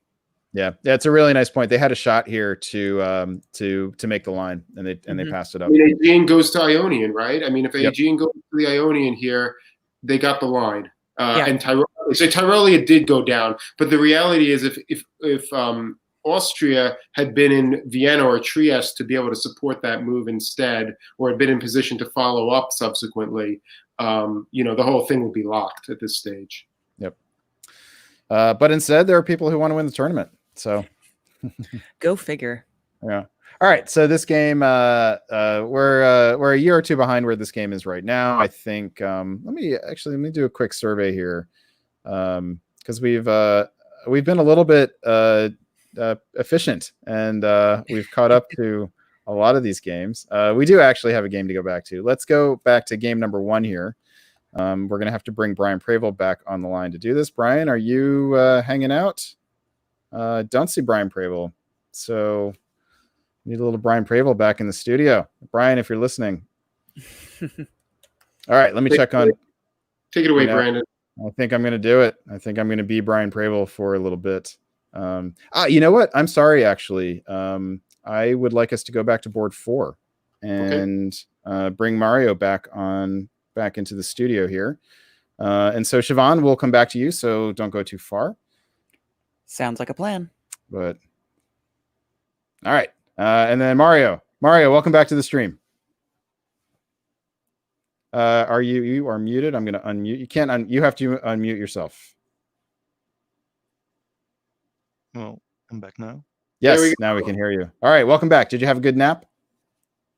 A nap? No, I was watching the stream, so yeah, had a. How did you? All right, so you were watching this game, any quick thoughts on this game then? What who you'd want to be, or what about the EF here? The way that E and F have worked together so solidly in this game. Yeah, I mean it's fantastic. Well, George or Jorge, I don't know how you pronounce. George. He is George actually. Okay, so he chose George. Okay, and Maxim did together. I think. Yeah, George. He's also a blogger, and he's also organizer of a tournament. So I know that he likes to do funny things, and we see that playing out here. So yeah, this is completely George style. It's fun. Is it good diplomacy in your opinion? It's very good aliens play, and I love it that you can. Sometimes Care Bears are interesting to watch, especially in the first stages, not so much in the later stages. Yeah, the question is it real Care Bear play?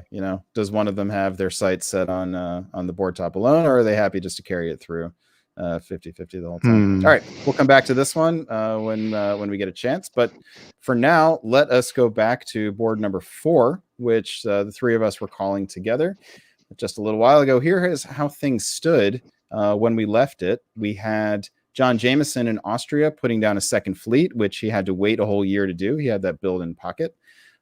We had Andrei Gribikov, who topped his first board, so has a chance to win this tournament if he can top, forming a strong AR with John Jameson, and they both sit atop this board at 9. We had also looked at England and Ben Kelman, who is sitting in third place with 6, three centers behind, as a potential competitor to the AR if the two of them were to fight without either one getting the leg up. And the question, one of the questions we had was, do A and R try to stab each other? And if so, when? I was suggesting that Russia maybe should be doing it now. Andre actually had 2 builds and left one in the pocket rather than put one down in Sev and possibly tip his hand. Okay, let's. So I got you guys' thoughts a little while ago about who you'd want to be. I think both of you rejected the idea that this was a good time for Russia to be stabbing. Am I right about that, or did one of you think that that maybe he should be going for it now? No. I said it was wrong to stab to move into position last turn. I agree that this is a great moment for Russia to try something. Would you have liked to have seen him put the army down in Sev, or would that have made it too obvious and lost the element of surprise? Yeah, I mean, yes, indeed. Surprise always a good factor in here. So he's guaranteed to move into Galicia, and I don't see Austria pulling back too much on Budapest. So he's also guaranteed to gain Bulgaria if he just moves up to Constantinople. Almost. Yeah, he can guarantee it. So unless Austria is really going to pull everything back into against Russia, which would have been more plausible if there was built in Sevastopol, then Russia is good to go for a stab. Consequences: you do that move, you lose Berlin because the Austrians Yes. help the Germans back in. Yes. You may lose St. Petersburg, regardless. So now you're going from a +2 to at best a +1 and maybe a +0. And you stabbed your ally, and you have an English army in St. Petersburg, perhaps. I don't think this is the time to do it. All right, let's find out what Andre thinks about it, and I think the answer is relatively clear. So is I forget who. I think this is Mario's turn to be the primary analyst. So Mario, tell us about the moves that you see this turn. Okay, so we see that Russia didn't go into Galicia. He did move up to Constantinople. So this is going to be standard aliens play from here on. So I think Andre fears too much the EFG, I guess. Is that no? There's no EFG. the North to go for a big Whatever step that here. is, whatever that is there. And yeah, we had an EG going. That's it, right? Because England chose to go to Brest instead of Belgium. And how is that going? Well, yeah, France is again on the. Oh, France has a few bounces that succeed this time. I think France was always looking for bounces. Well, he has one here. So yeah, Adam, tell us about what stands out to you here. I think one thing that's interesting is, Russia does move to Constantinople. I think Russia has a very reasonable argument to say to Austria, hey, you're taking Naples, but I should get the build right now. I need it more than you do. So I'm going to take Bulgaria and, be able to build another army down the middle because I need it. So I think that would be very reasonable. And, I'm not sure what the counter argument for Austria is right now from this position. The counter argument is no, isn't it? that is the counter argument, and then the counter argument is, well, you're right. I mean, there's certainly an argument to be had, but I think it's a discussion that I would be raising if I was in Andre's shoes here.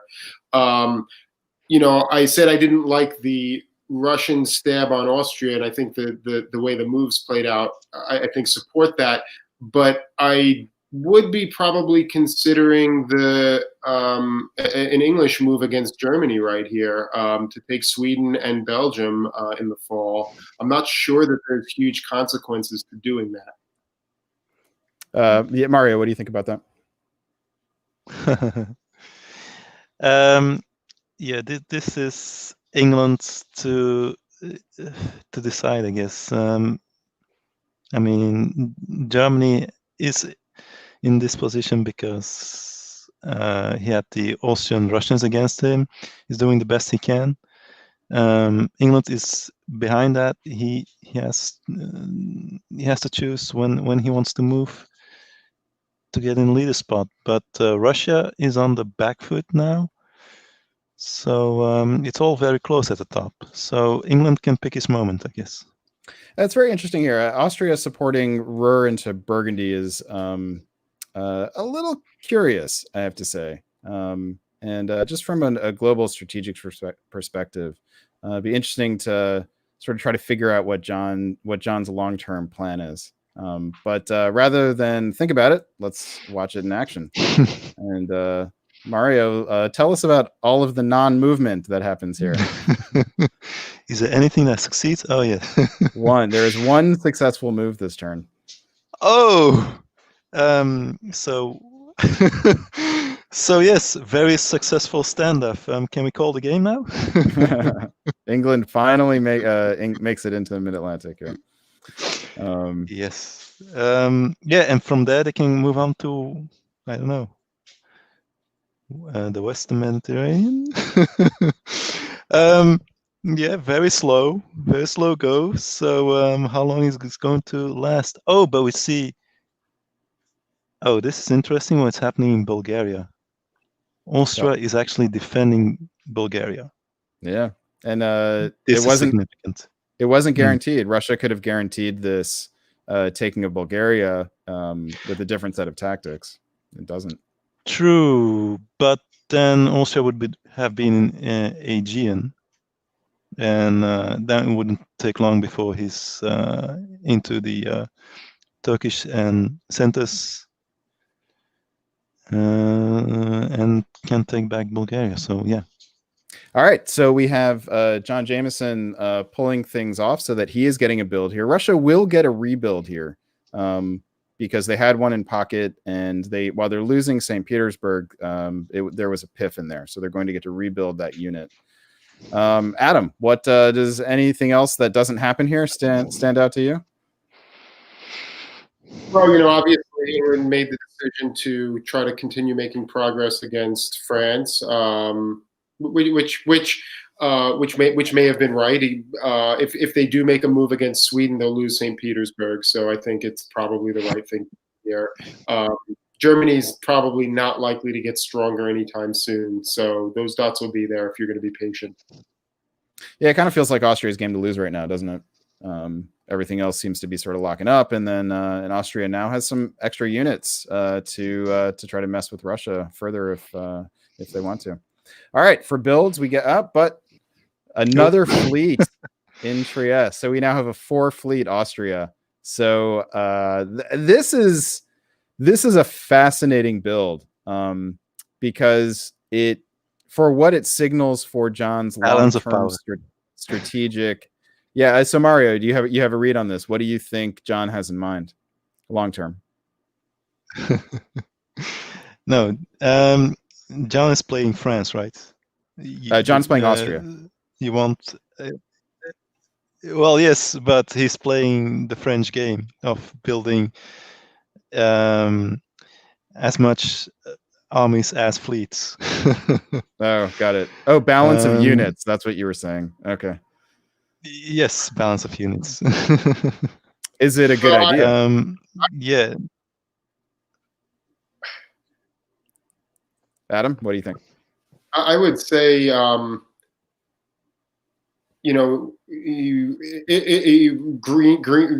is the new green, and he thinks he's Italy now.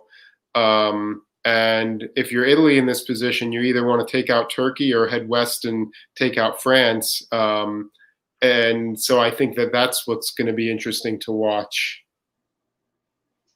Interesting. If there are fisticuffs with Russia to come, then that fleet he's going to regret having built that fleet.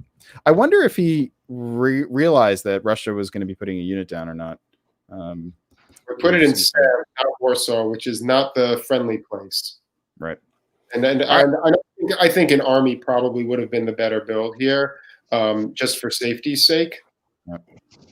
Yeah, it's hard. It's just hard to see how to put that fleet into action quickly enough to make it better than an army.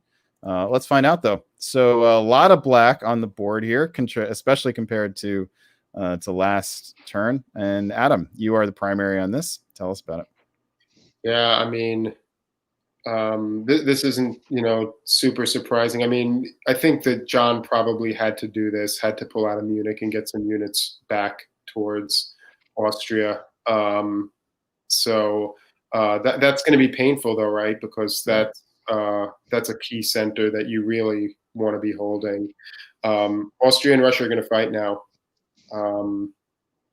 I'm not sure how that's going to turn out. It does open more doors. It does open more doors for England, though, and I think it's potentially going to be to England's benefit. Yeah, Mario, can you try to convince us that England's not going to be the beneficiary of this conflict here? I want to see the step. I mean, this is the turn where Germany regains a home center. So this is the turn when England should be stabbing. So Sweden, support Norway into Sweden here? Is that what you would do? Well, he moved into English Channel, so he has Belgium. Well, he has a pick on Belgium. Yeah, he has a pick on Sweden.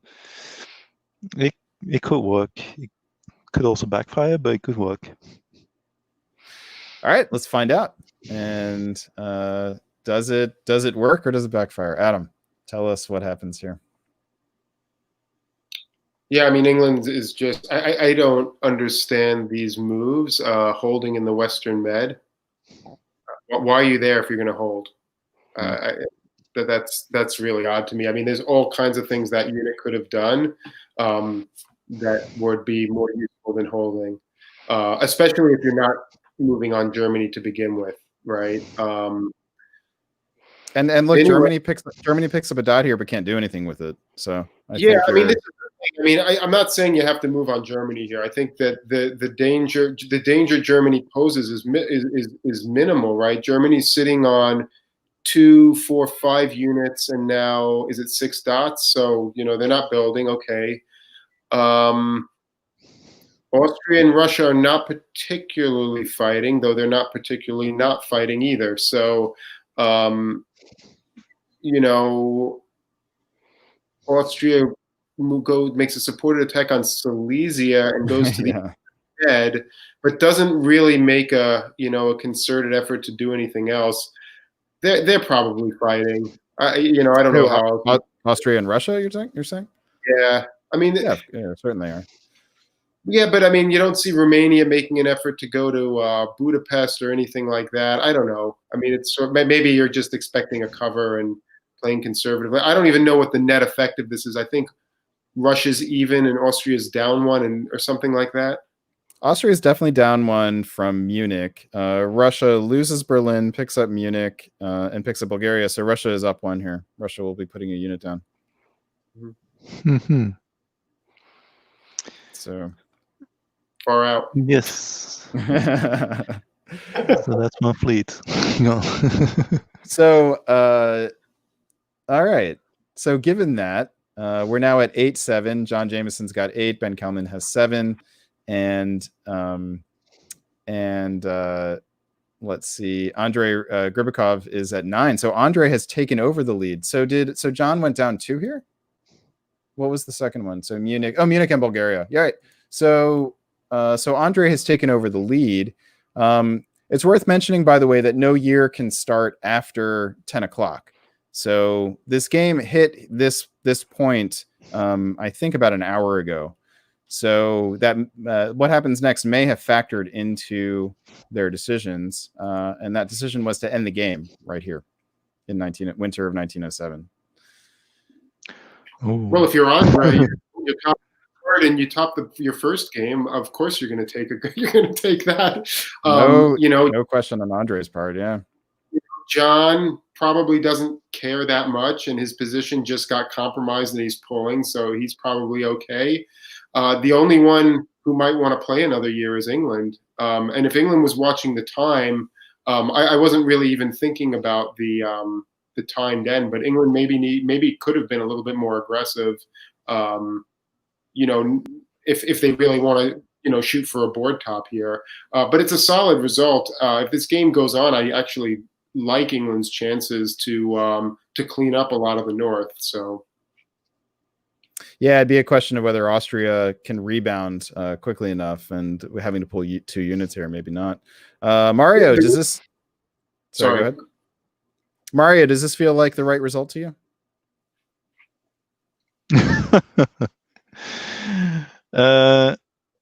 Wait, England is not trying for a board top when he knows that this is a final year? England drew the game. The question, I think they might have been able to squeeze 2 more years into this game. Certainly at least one. They drew this game before 10 o'clock. So I don't know if they could have fit a whole nother year in before 10 o'clock, which would have given them another year after that. But yeah, England drew the game at this point. If I think that there's 1 year left and this is the position is England, I'm not going to take a board. I'm not going to be able to advance my position in 1 year. I think I can maybe take 1 dot, maybe 2, but I'm not sure that you can even really force 2 in this position, right? Just Sweden. Hey, we're getting comments from we think from the person who GM'd this game, Rick Desper, that this was a time draw. This was a forced draw. So they hit this point 5 minutes after 10 o'clock. Okay. Which is a little disappointing, isn't it? I'm disappointed if I'm England. I mean, I want to play longer, but I mean, on the other hand, England knew this was coming up. So, I mean, they made the choice to slow play it, which again, in an untimed game may be the right decision, but in a timed game, this is where you are. All right. Well done, Andrei Gribikov, for pulling this board top out of a hat. And let's get some final thoughts here. Mario, what do you think about how this game unfolded? Oh, yeah, right. So we saw Turkey leaving the area soon, and we saw England at the start, getting in good position, but after that it was AR all the way. Until then, this things became greedy again, and A and R were going against each other. We saw France failing to gain in his centers at the start, but then eventually gaining 1 and then holding on to his 4 dots. So good for him. Yeah, and France ending at 4 is actually feels like a bit of an accomplishment, doesn't it? Sure. Yes. They had at some point they had England and Germany and Italy coming after them, so it looked like they would be shredded, but that didn't happen. So good for them. All right, Adam, final thoughts on this game. I think my main disappointment is probably that, I think I said it earlier in the broadcast, and I still feel like England probably missed an opportunity in their decision to start swinging fleets south instead of just focusing on taking dots in the north. I think that they probably had a really good shot at keeping France on side and getting France to put their fleets in the south to do basically the same thing that those English fleets are doing, while England really probably could have cleaned up a lot of those northern German centers and had probably a better result. But, I thought it was a solidly played game, and congrats to the players here. Yeah, I have to say, it's hard for me not to feel a little bit robbed of some good drama by the time limit. I kind of feel like this is a game that should have at least gone through 1908. It's a 5-hour time limit. I think it's a little bit shorter than is common for these sorts of things, but that's how it goes, and that's the rules, and the players knew what the rules were coming in. So, all right, let's congratulate Andrei Gribikov, and let's also say thank you to Mario for joining us as a guest analyst for today. It's been a pleasure having you. Yeah, it was a pleasure doing this. So good luck with Showdown. All right, thanks, Mario, and we'll look forward to seeing you on a future broadcast. And see you, Adam. All right, let's see. All right, Adam, we are going to go back to board number 1 now, which means bringing back Brian Pravel to the stream. Brian, welcome back. Thank you. All right. Glad to see these games going. This has been a lot of fun. So. All right, carry on. We got 4 more games to finish, and it's already 10:30, almost 10:30 Eastern. So I'm going to kick myself off, and you can bring back Siobhan. All right. Welcome, Siobhan. And let's go ahead and pick up this game right where we left off.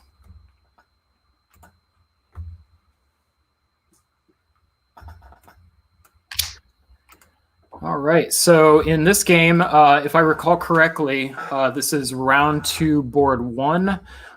We had, I think the story of this game, we had an EF in the west, and we had an IR in the east.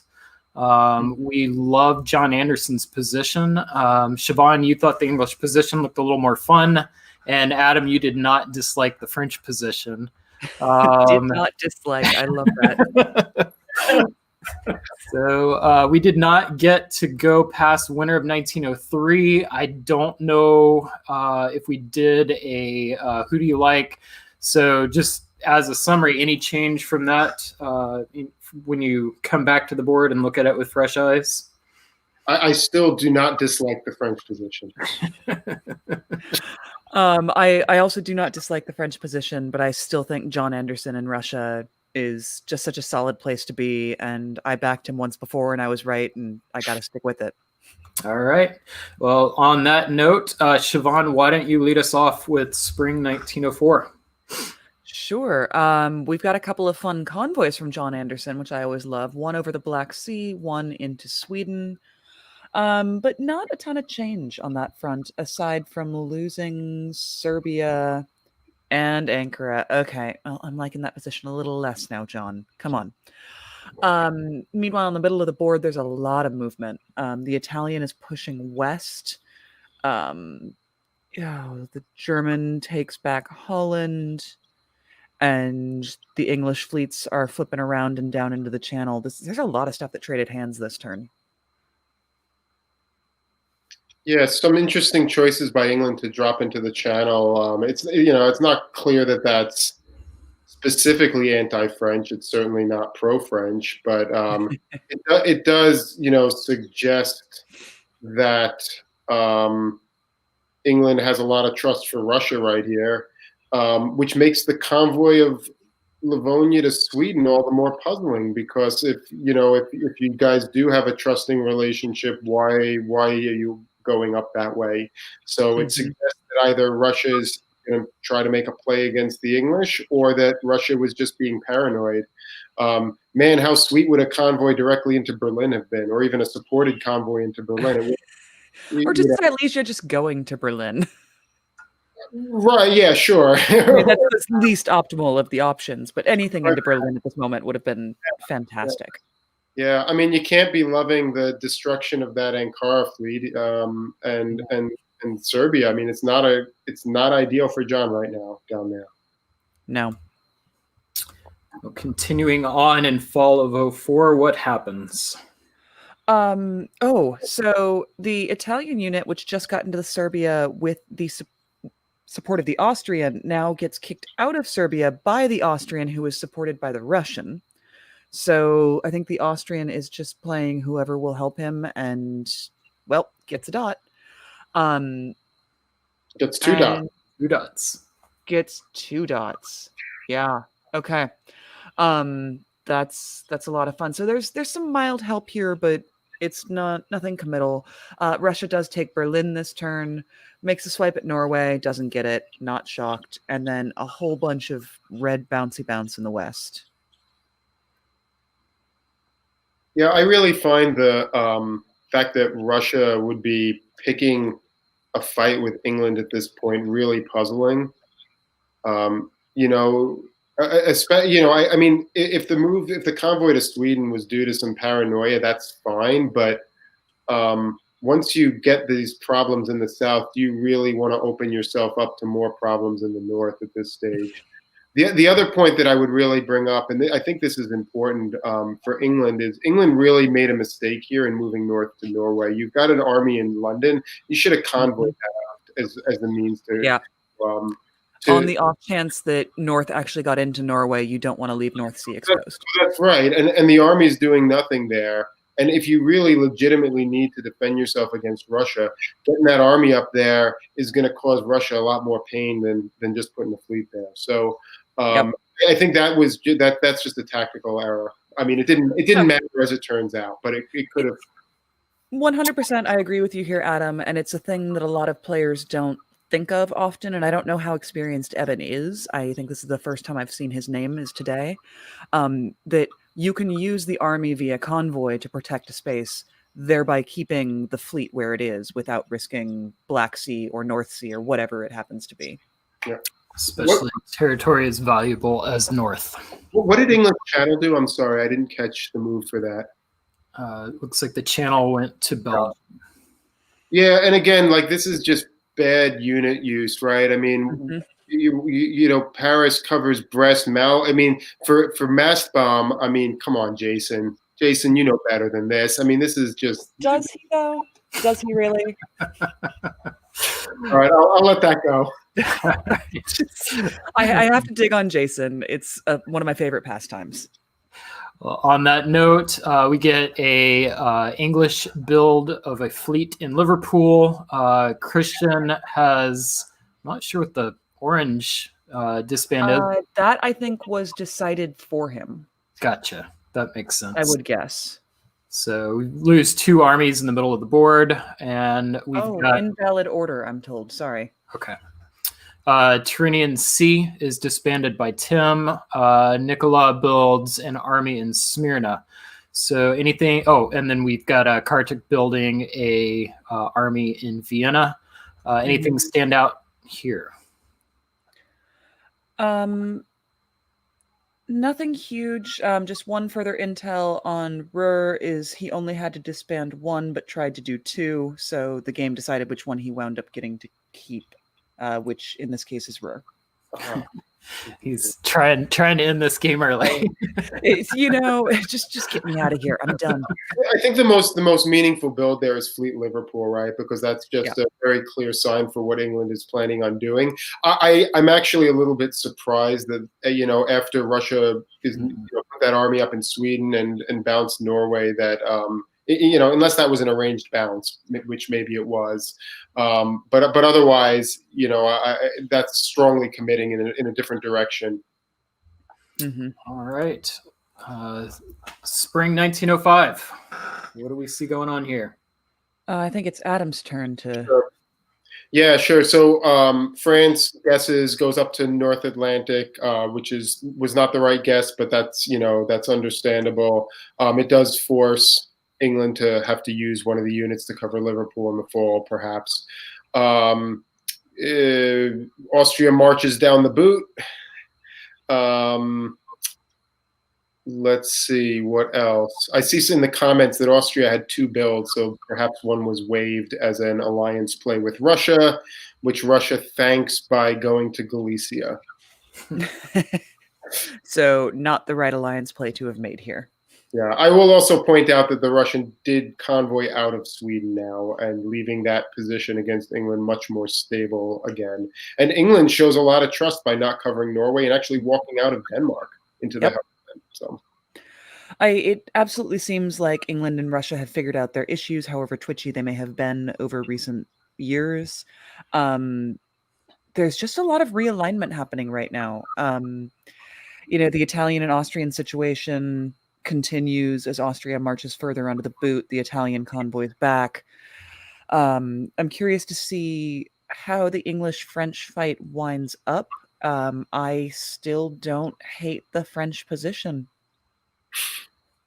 Yeah, and I think that an interesting thing too is with the Turkish move into Armenia and combined with the move of Russia into Galicia, are we going to see some coordination between Austria and Turkey?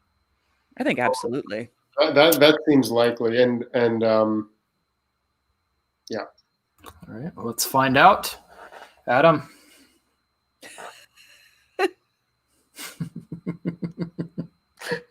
Sorry. Well, okay. These things are interesting. We didn't read that exactly, did we? No. But good for Nicola. He found the opportunity, and I guess this was the most attractive opportunity offered to him, and so he took it and takes Bulgaria via convoy over the Russian fleet in the Black Sea. That's exactly what I was laughing about. I mean, this required 2 Russian units to help him in coordination with that Galicia to Budapest move. So nice move by John and Nicola. I really, really hope that was planned with this move here. It From the certainly get-go. threw me off, and I could totally see two really good players be like, "Hey, we can hide this. Let's do something clever here." We'll I just be hope mad so. at each other for a season, quote unquote mad. So either that, or they just came with the good opportunity right here. Yeah, and not to ignore the West in favor of the fun East, but I mean, you said that the move to now might have been a mistake last season, and I don't think it was, especially looking at how it turned out. He forced him to cover Liverpool, which he could do with the army, and but England chose to swing for Belgium, which is why he lost Mao. So that's just okay. Yeah, no, I mean, I don't think now was a mistake. I thought it was a guess to see where Liverpool was going to go. Of course, of course, Irish Sea was guaranteeable by a support, but Yeah. the going to now is certainly a nice move there, and I agree with you, Siobhan. He does the right thing here in supporting Spain up and staying up in AO. Yeah, no, it's 100%. Hate to say it because it's Jason, but still don't hate the French position. All right, winter of 1905, we see another disband by Germany in Munich. We've got an army build by Evan in England. We've got Tim disbands a Italian army, and we've got a build, I guess the pocket build from Kartik in Trieste. And Nicola builds the fleet in Smyrna. John builds the army in Warsaw. Anything to stand out here? I think, at this stage that Austria is going to make a choice as to who he's more angry at. And I expect it's Russia, but I could be wrong. And that could be to Turkey's benefit. I think the late blooming RT is going to do some wonderful things. Yeah, I agree. Well, let's find out. Siobhan, why don't you lead us off in spring of 1906? All right. Well, the late blooming RT, they lose Budapest for now. That was inevitable. Austria made the correct moves. That's how it goes. But Russia picks up Munich, which also was inevitable. I mean, I guess unless Kiel had tapped Berlin. Nicola and Turkey marches the fleets west. Well done. And the EF fight. Okay, England gets to Picardy. But otherwise kind of meh. I just want to highlight the tactical moves that resulted in Austria taking Budapest, because we saw this done incorrectly somewhere else on a board earlier today. And I know this, for experienced players, this is probably obvious, but I want to point it out for the less experienced players. The move for Serbia is actually critical here. It's a 3-on-2 against Budapest, which is Vienna, Trieste, and Serbia, against Romania and Budapest. But the fact is that Serbia can be cut here, right? So Serbia has the choice to make as to whether to support Trieste into Budapest. It could actually be the mover itself, but you don't necessarily want to do that.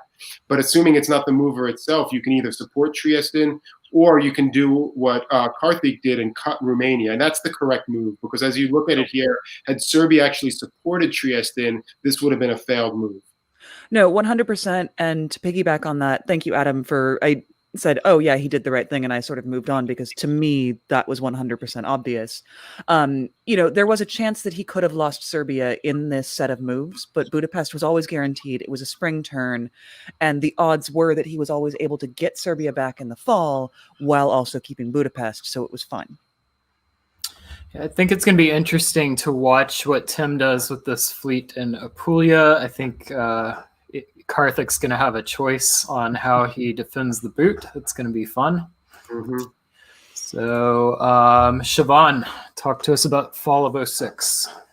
I mean, Kartik defends the boot exactly as he should in this moment, given that he's not at risk for losing Budapest. He just pulls Trieste back for a turn. It's not ideal, but it's what I would have done as well. He also picks up Bulgaria from Turkey. So the RT, that late blooming RT that I was looking at, did not last very long.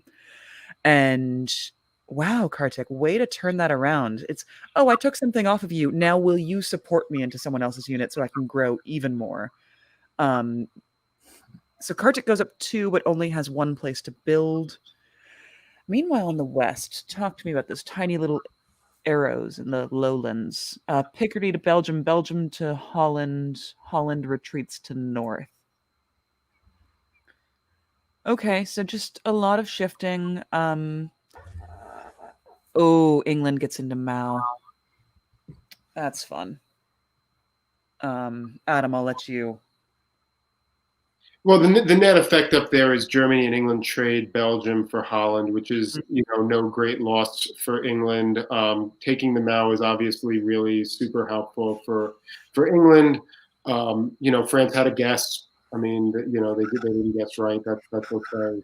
I think what's the most interesting is about this continuously shifting alliance structure over in the east between Austria, Russia, and Turkey, and I'm not sure who benefits and who loses from all this. It's just, it's just kind of a mess to keep track of.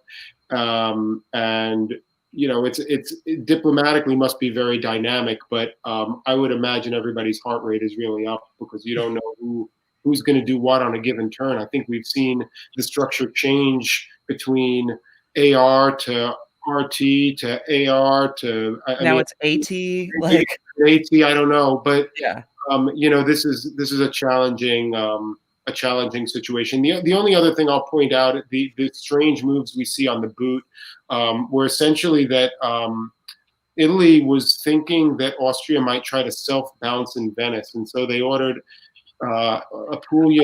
They tried to order an unwanted support. Yeah, they supported Rome into Venice, in which case Naples would have walked right into Rome, which would have been a great move. And Karthik, defended properly and just moved to Venice. Yeah, no, 100%. And I keep saying I want that unwanted support. I want to see it because it's amusing to me when it's not happening to me.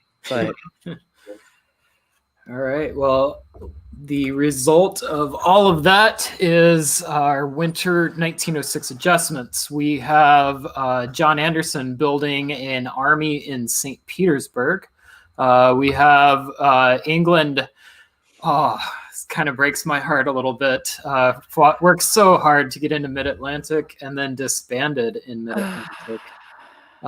Christian is disbanding the army in Ruhr, keeping the more fun option with the fleet. Mm-hmm. And we've got a Austrian build a fleet in Trieste. That's always fun to see. So, Adam, let's start with you. Anything stand out? If Austria and Russia stick together, I don't see a lot of ways that Russia doesn't top this board, unless if that's the dynamic that sticks together. Now, that dynamic has not been constant in this game at all and has not been stable for more than a turn at a time. So it very easily could change. But unless there's some way that Turkey and Austria get together, which I don't think is going to happen. I don't think Nicola works with either of them anymore. Right. Unless AT figured out some way to work together, I think the dynamic is really blowing in John's favor here. All right. Adam, why don't you lead us off in spring of 1907? Yeah, and again, I think this is part of what this situation changes again. Right now, Russia's supporting Turkey again while moving to Armenia. Right? I mean, this is just.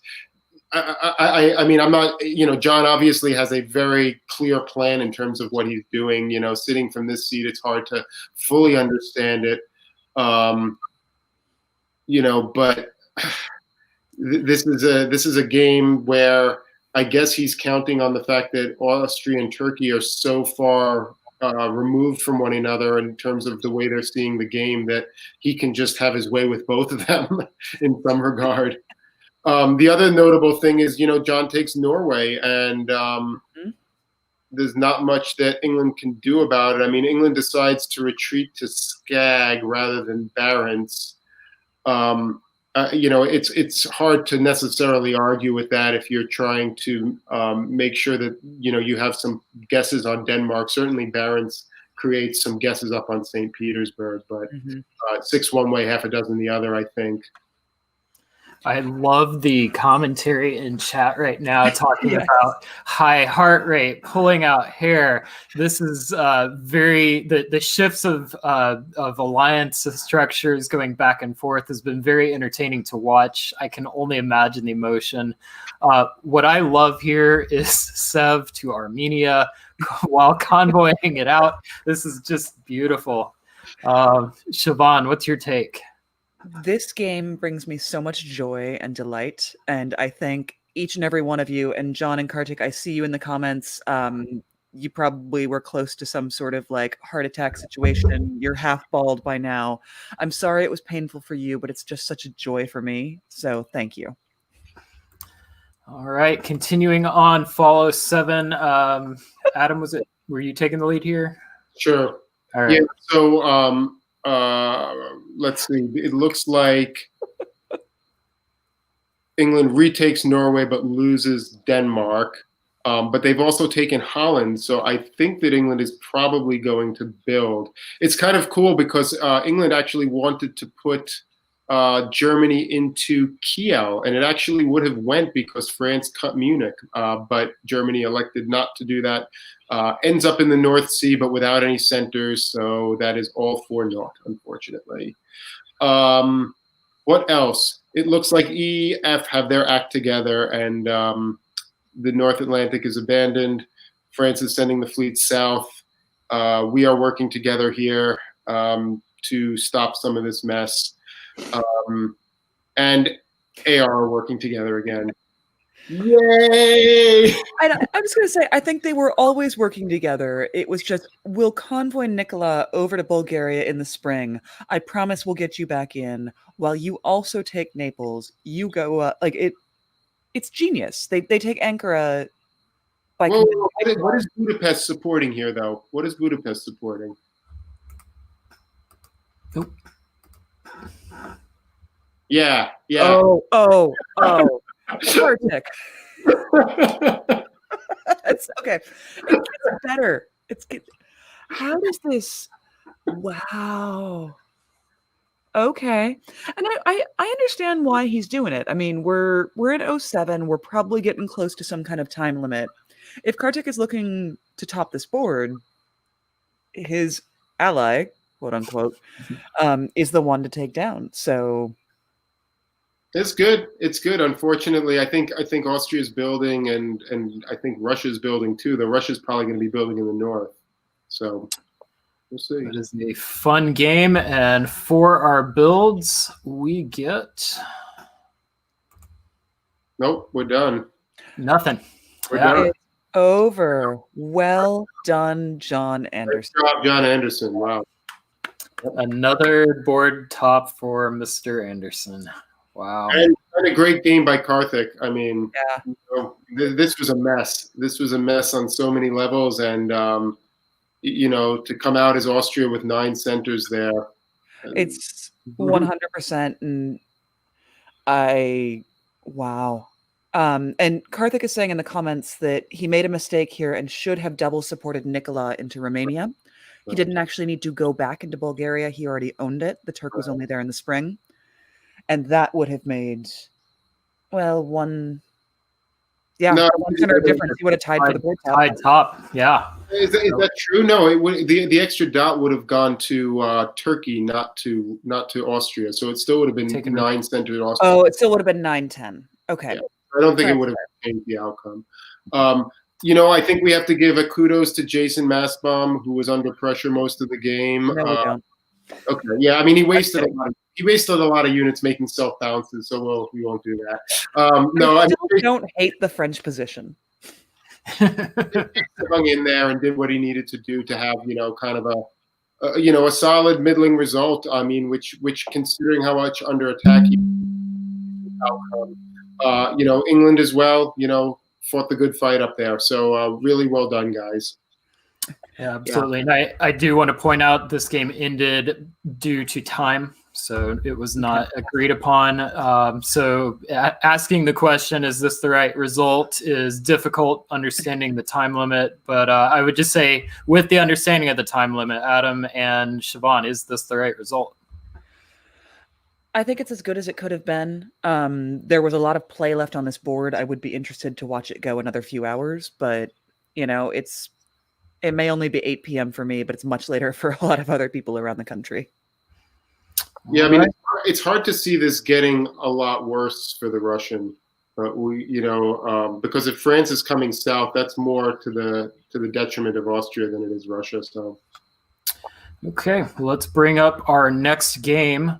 If I recall correctly, with this one, we had this was our this was the board. Yes, the board of death. Jackson was holding his own here despite frequent self bounces in Norway.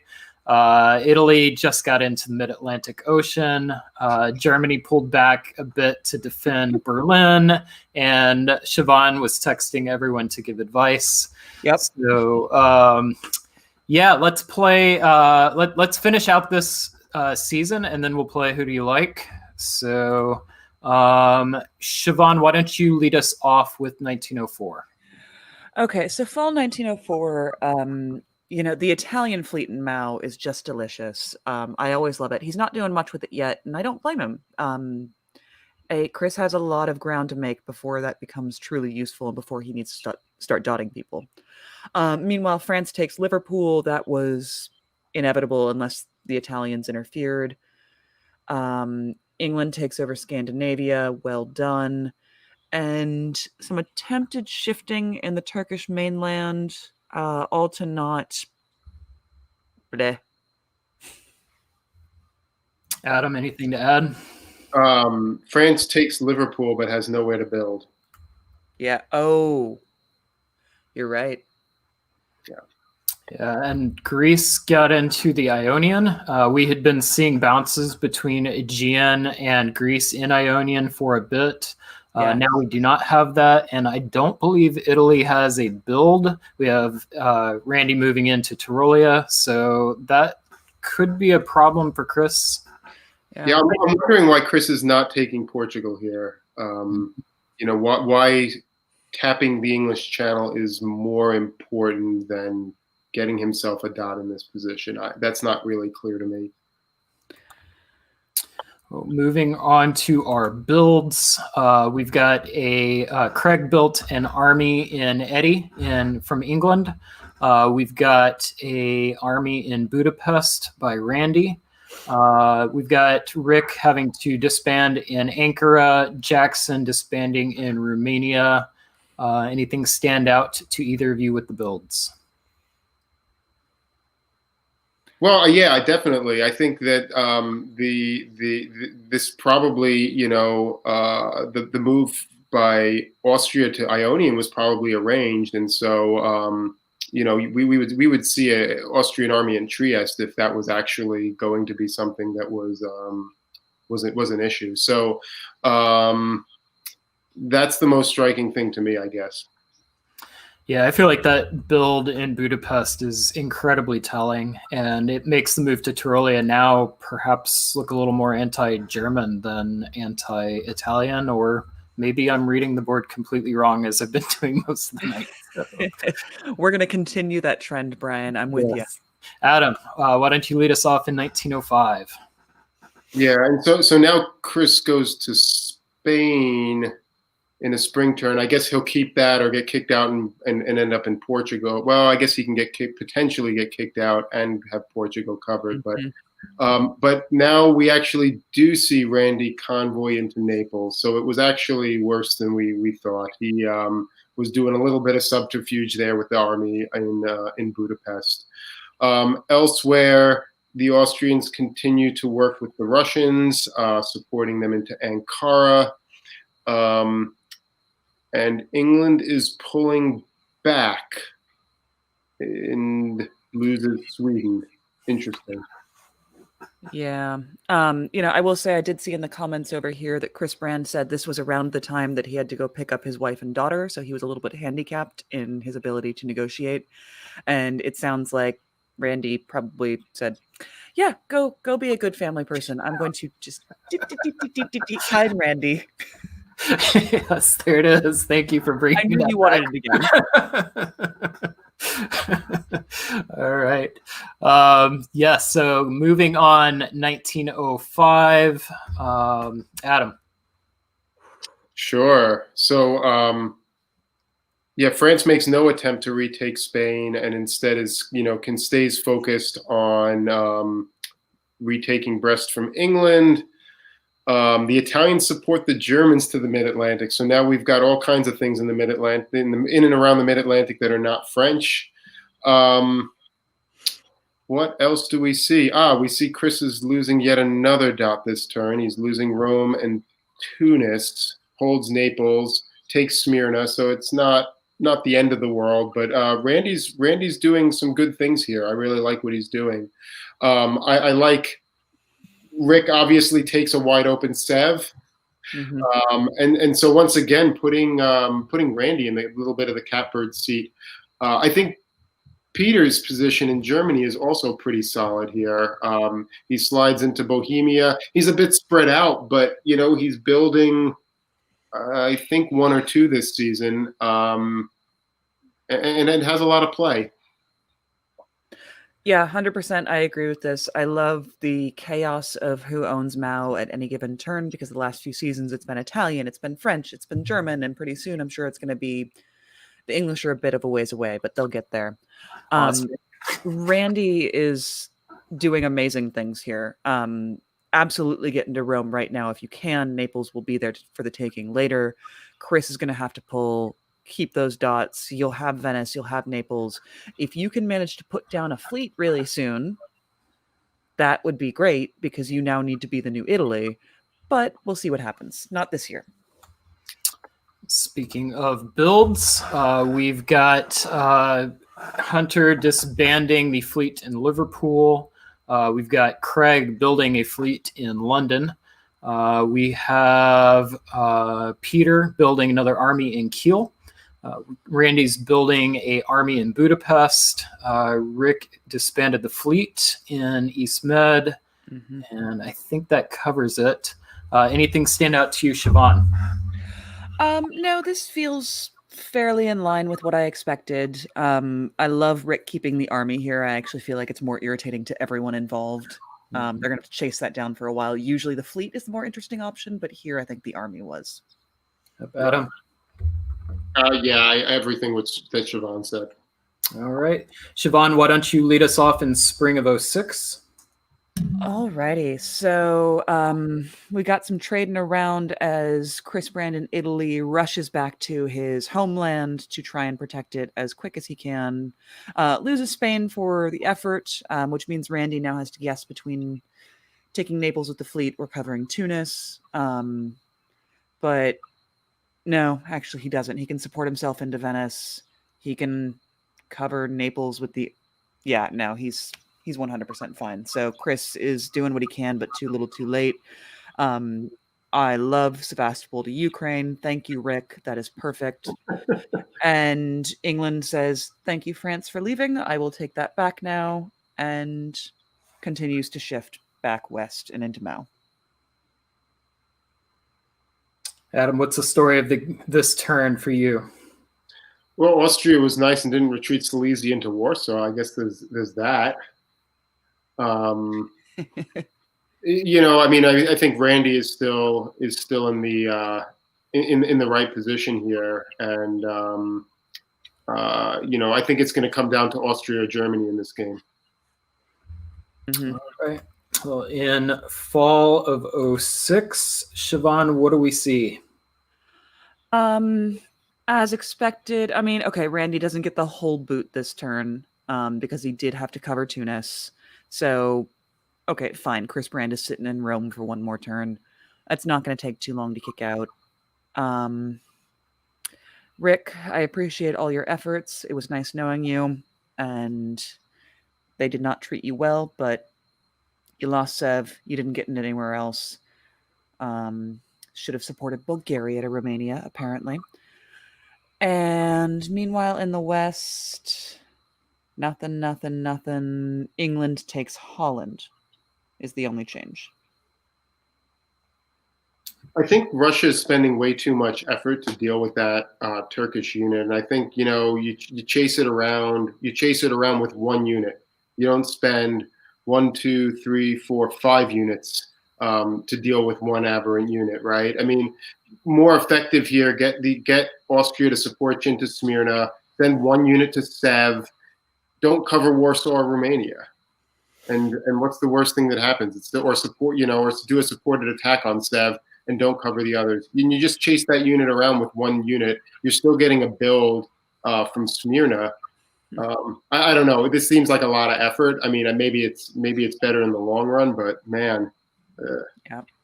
I do have confirmation from Rick Desper in the comments that he did guess wrong on what the unwanted support should be. So me sitting there saying it should have been Bulgaria, Rick. He's like, yeah, well, I had a guess. All right. I think we also missed that if you go back, that England seems to have stabbed Germany this turn for Holland. Yes, England took Holland. I did mention it. I didn't talk about what it meant. Well, I mean, Peter's been showing a lot of self-restraint in the north. Craig has no such compunction. Well, and Peter and I think Chris Brand were both saying Sweden to Norway might have been a better move in this position. But of course, hindsight's always 2020. All right, let's go ahead and look at our winter adjustments. We've got Craig building 2 units, Fleet in Eddy and Fleet in London. We've got, which normally in England, I like to see a mix of armies, but in such a time-limited game, there's a possibility the fleets may just be the better option here. We've got the army in Marseille. Chris, bless his heart, is disbanding in Piedmont, and Rome keeps the fun fleet. So we'll be curious to see if anything comes from that. We've got Peter McNamara disbanding in Tyrolia and Bohemia. We've got Rick, thank you for playing, disbanding in Ukraine, and Randy building in Budapest, and Jackson building an army in St. Pete. So anything stand out from these builds to either of you? I mean, nothing stands out hugely for the builds to me. I mean, usually a double fleet build from England, I have some sort of issue with. I don't hate it in this moment. I think we are quickly spinning towards conclusion in this game. I don't see that it can go much longer. Yeah, I think the other games ended in 07, so they've got to be figuring 07, 08, something like that. It's really Randy's game to lose at this point. All right, Randy, lose it for me. All right. Spring of 1907. Adam, why don't you lead us off here? Yeah, and lose it. He's not going to. I think Russia continues to work with him, which is probably sensible. I'm not sure why Austria is in Galicia, probably to take Warsaw with Prussia in the fall. But so be it. What else? Convoy and army to Tunis. That's interesting. Rather than taking Rome with the army, I'm not sure I like it, but it's interesting choice. Elsewhere, not a lot doing. Russia walks into Sweden. Not great for Germany. Yeah, I mean, the German walks out of Mao only for the Italian to retake it, because Mao cannot be owned by the same power every season. I don't hate the convoy to Tunis so much, especially since they're spinning back to endgame, and Randy probably knew that those fleets were going to move away, and now he can just walk into Rome with the fleet. Doesn't have to really care what his positioning looks like. If he knew this game was going to go on another few years, that's a different issue. So we will see a couple more dots trade hands, but we're at the end here. Yep. Same for the move to Galicia. I don't know that I make that move except if I know it's the last year. So, All right. Well, for the fall, let's go ahead and bring Brandon Fogel back onto the stream. Brandon, welcome. Hey guys. All right. So real quick, what happened was the turn was adjudicated the game was drawn forcibly by the GM before the turn was adjudicated, and after a fuss, the they managed to get the turns back and adjudicate it, and I was emailed a copy of the results, and with a little bit of What do you mean magic, there was a fuss thrown with those players on the there board? was a fuss thrown, and guess who the biggest fusser was? Yeah. Does it rhyme with Landy Horrence Burt? Indeed. Indeed it does. And this is why. Let's see if I can blow this up a little bit. This is why Mr. Rhymes with Mandy Orange Mert is because he gets a lot of dots, basically. Yeah. He ends up with 13, picks up Munich and Rome and blah, blah, blah. And looks like Smyrna. Like, let's see what... doesn't take Warsaw, though. So the end result of that is, let's see if I can go find the end state, which has the final dot counts on it. Here it is. All right.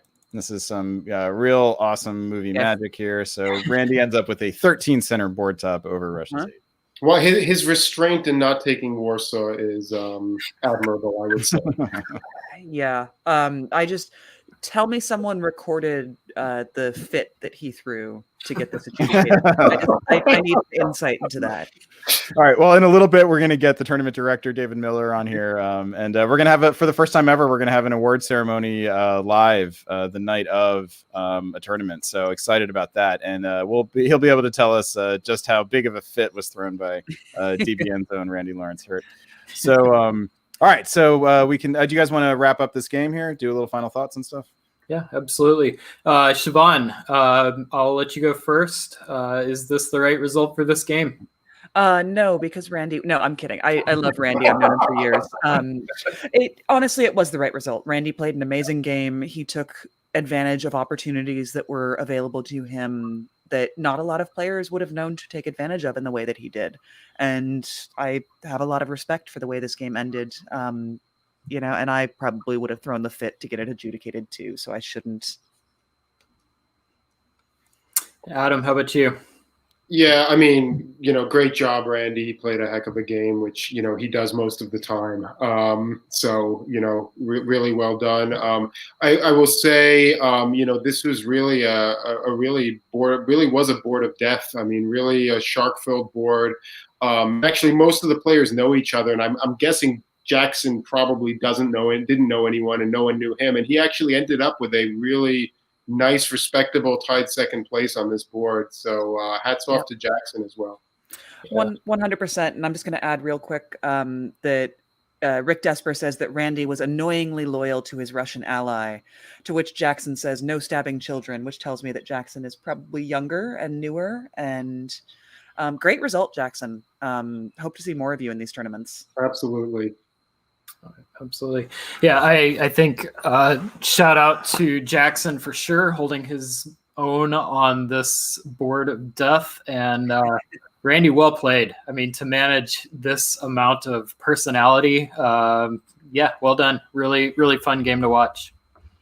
So, all right. So next up, Brandon, when are we going to continue the next game, or are we doing? I'm not sure. Yeah, we're gonna finish the games. We've got board 3 and board 5 to finish up, and shouldn't take too long. I think probably 20 or 30 minutes, and then we'll be able to dive right in. We've got David Miller waiting in the wings, so I say we hop to it. Board 3 was Adam's pause, I believe. So let's give Adam a quick break. Don't go too far because you'll be needed right away, and then we'll finish up board 5 and put a wrap on the tournament. All right, thank you, Adam, very much. Oh, there we go. So next up, let's go to round 2, board 3. Board 3 / also known as board 6. Yes. So on this board, where we left off, the big question is, will Bill stab Melinda? So Bill in Turkey, Melinda in, Bill in Austria, Melinda in Turkey. After a very strong start by the AT, we liked England's strong position in the West. They were stronger, if we recall correctly. And then they kind of lost a little bit, but we still kind of liked their position. It was recoverable, I think was the word we used. and I think we all agreed that Tommy had the strongest position in the West. Looking at it with fresh eyes, Brandon, do you feel differently, or do you still agree with that assessment? It looks basically like that. I see Bill is getting a build here. So did we call this turn? I don't even remember, but kind of doesn't matter. Bill's getting a build here. I think, Turkey's behind the line. So there's just a real question of who's got the upper hand here. And let's see, France, Tommy is sitting at 7 as well. But England's getting 2 builds. So there's lots. This is a pretty dynamic situation here. And it honestly could go anyway. Mm-hmm. All right. Well, Winter 1904 builds, starting with Farron in England. We've got a fleet in Liverpool, a fleet in Eddy. Continuing to the south, we bid farewell to Mehmet. Thank you for playing. Next, we have Bill building an army in Vienna. Saren disbands the army in Prussia, and Zach's building an army in St. Pete. I think that's all of the adjustments. Siobhan, anything stand out to you? I mean, nothing terribly surprising to me at this point.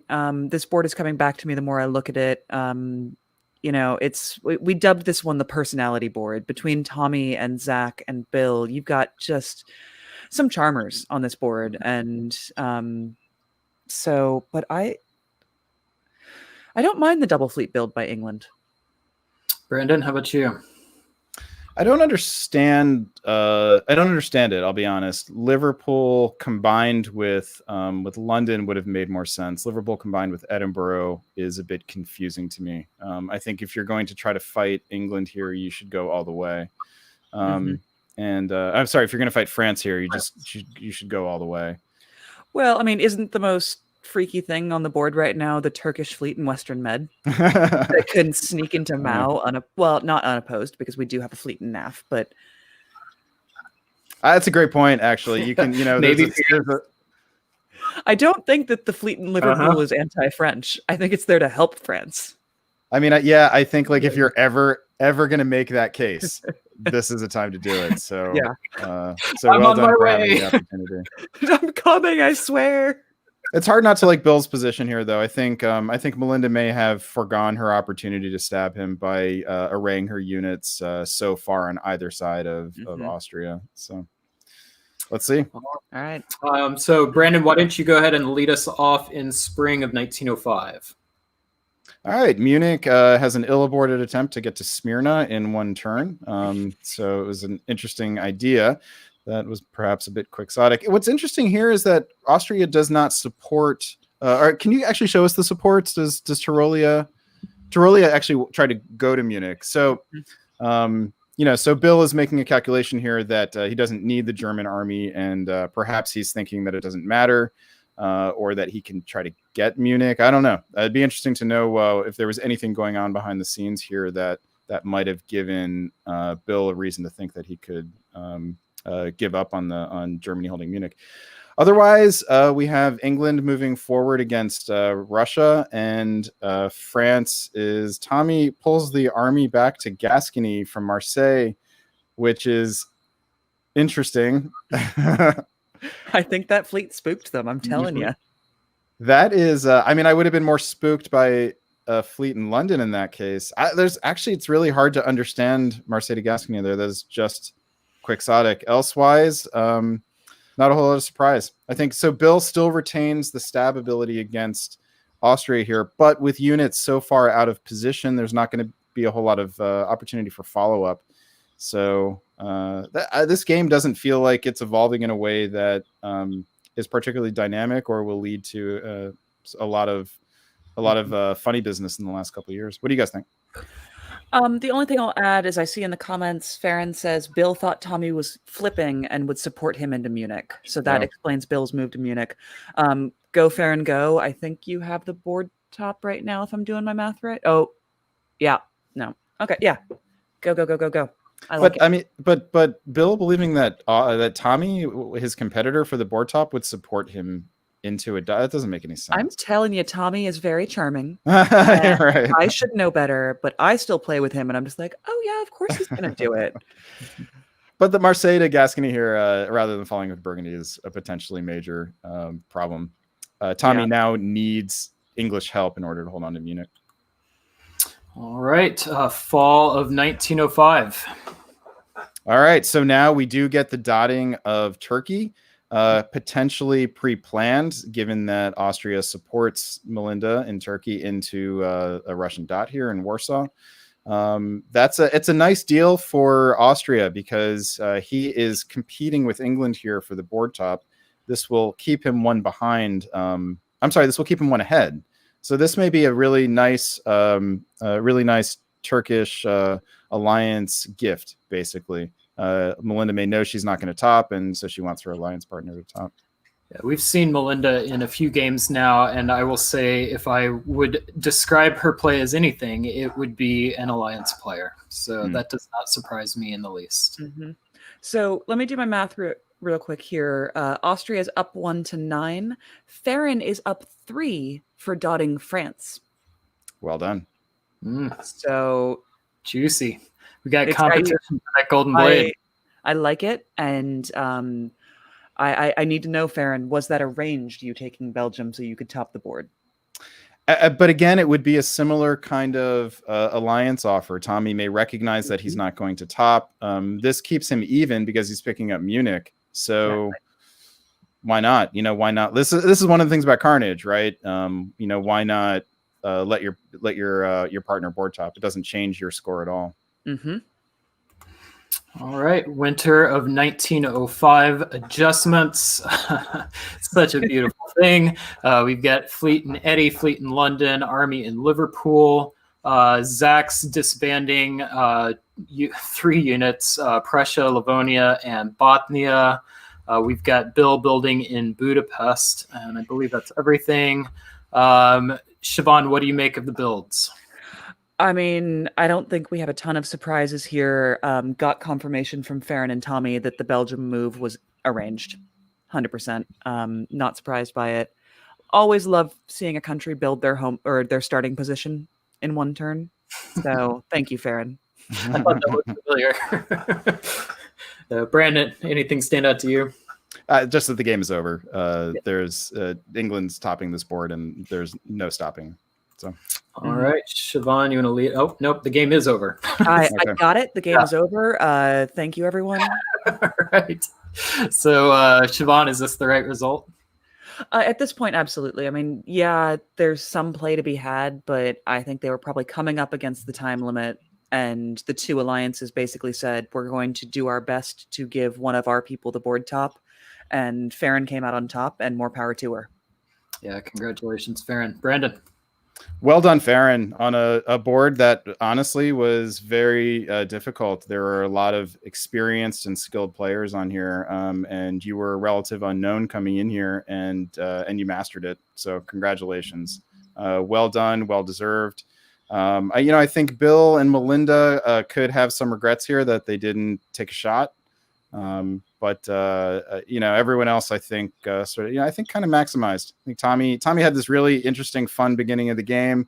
Ended up not leading to a whole lot, but well done for Farron for being a good ally and for finding the right ways to get to weasel one's way into the board top without even making enemies. I mean, that's pretty good. Yeah, I'd like to go back to, I think it's somewhere. Yeah, right here, fall of 03. We've got Tommy moving into Belgium. I don't know if this was arranged or not, but it sure felt like that could have been a move against England, and they bounced back. So well done, Farron, for not getting down and pressing on for that win. Yeah, that season in particular was difficult for Farron because she lost Belgium to her ally Tommy. She lost Sweden to the Russian. She lost various things. Yeah. Yeah, and I think some players could go on tilt at that moment and overreact or panic, and so congratulations for not doing that, and glad to see you rewarded for some good sort of emotion management, if that is indeed what was happening there. Tommy says in the comments that Belgium move was also arranged. So, okay. But Well, even so, it's a moment for England where they could have gone, up. They could have built. They could have felt like they were moving towards solidifying their position, and instead, they stayed even, but didn't let it bother them. So congratulations. Yeah, and that's the kind of play that was rewarded later on. They built that trust, and that trust ended up paying off in the long run. So very nice to see. All right, so Brendan, I think that's where I end it for tonight. That's right. So I will stick around for the end of the show, but I will bid you farewell for now, and see you soon. All right, we'll see you in a bit. And that means I retake the host chair, and we bring back to the stream Adam Silverman. Welcome back, Adam. Hi. All right, full speed ahead to the last game of the night, and then we're going to have our first ever live award ceremony on DBN.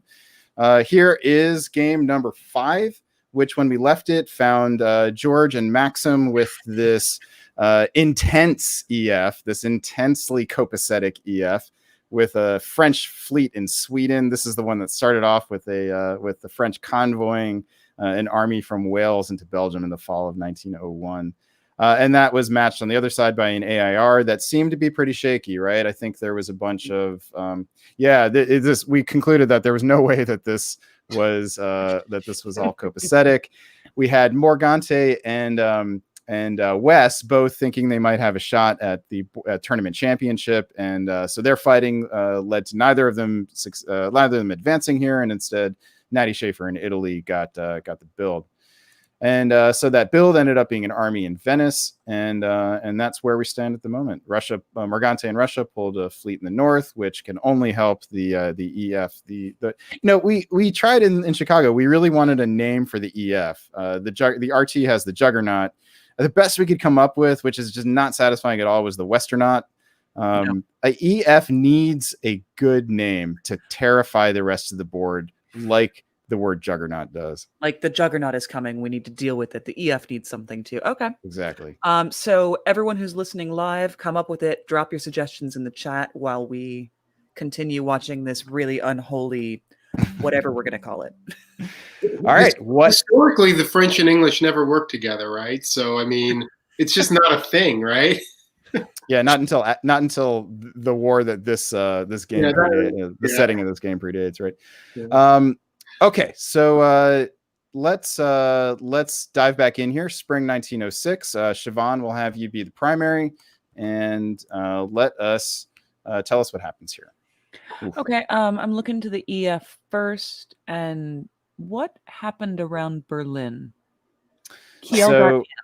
Kiel is supported into Berlin from Baltic and Prussia. Baltic, for that matter, is supported by Sweden, just in case Germany and Russia. Just completely unholy. So Germany loses his last 2 dots to France and England in Berlin and Munich. Meanwhile, France just pulls back from the Italian border. Loses Western Med, though. Taking Tunis is nice, but not sure I love. But we do have the English fleet popping around now to defend MAO, so maybe we're okay. Meanwhile, in the east, I believe that one black arrow says that Russia gets into Romania. That is the case. Okay. Triple support, and it looks like Romania went to Bulgaria with the support of Khan, and Budapest and Serbia supported Serbia into Romania. So wait, no. What did Romania went to Bulgaria with support of Khan? Yep. Bul went to Rum with support of Ukraine and Sev. Right, Rum didn't move, and Austria tried to take Romania by himself. No, Rum did go to Bulgaria here. It did. Yeah, so this was three Russian against 2 Austro-Italian. Sorry, there's too many dots and arrows for me to. Yeah, it's fine. This was a guess, by the way. So if had Austria and Italy, had Austria double supported Romania, which then supported Khan into Bulgaria, then they would have succeeded, and Bulgaria would have been displaced into black. Okay. So Adam, what anything worth further discussion here? So do you know what really helps get English-French armies across the middle of the board? Austrian-Russian fighting. So true. Nothing helps it like that, right? I mean, this is where we're going here. This could be ugly really fast if Russia and Austria don't figure something out. This could get really ugly really fast.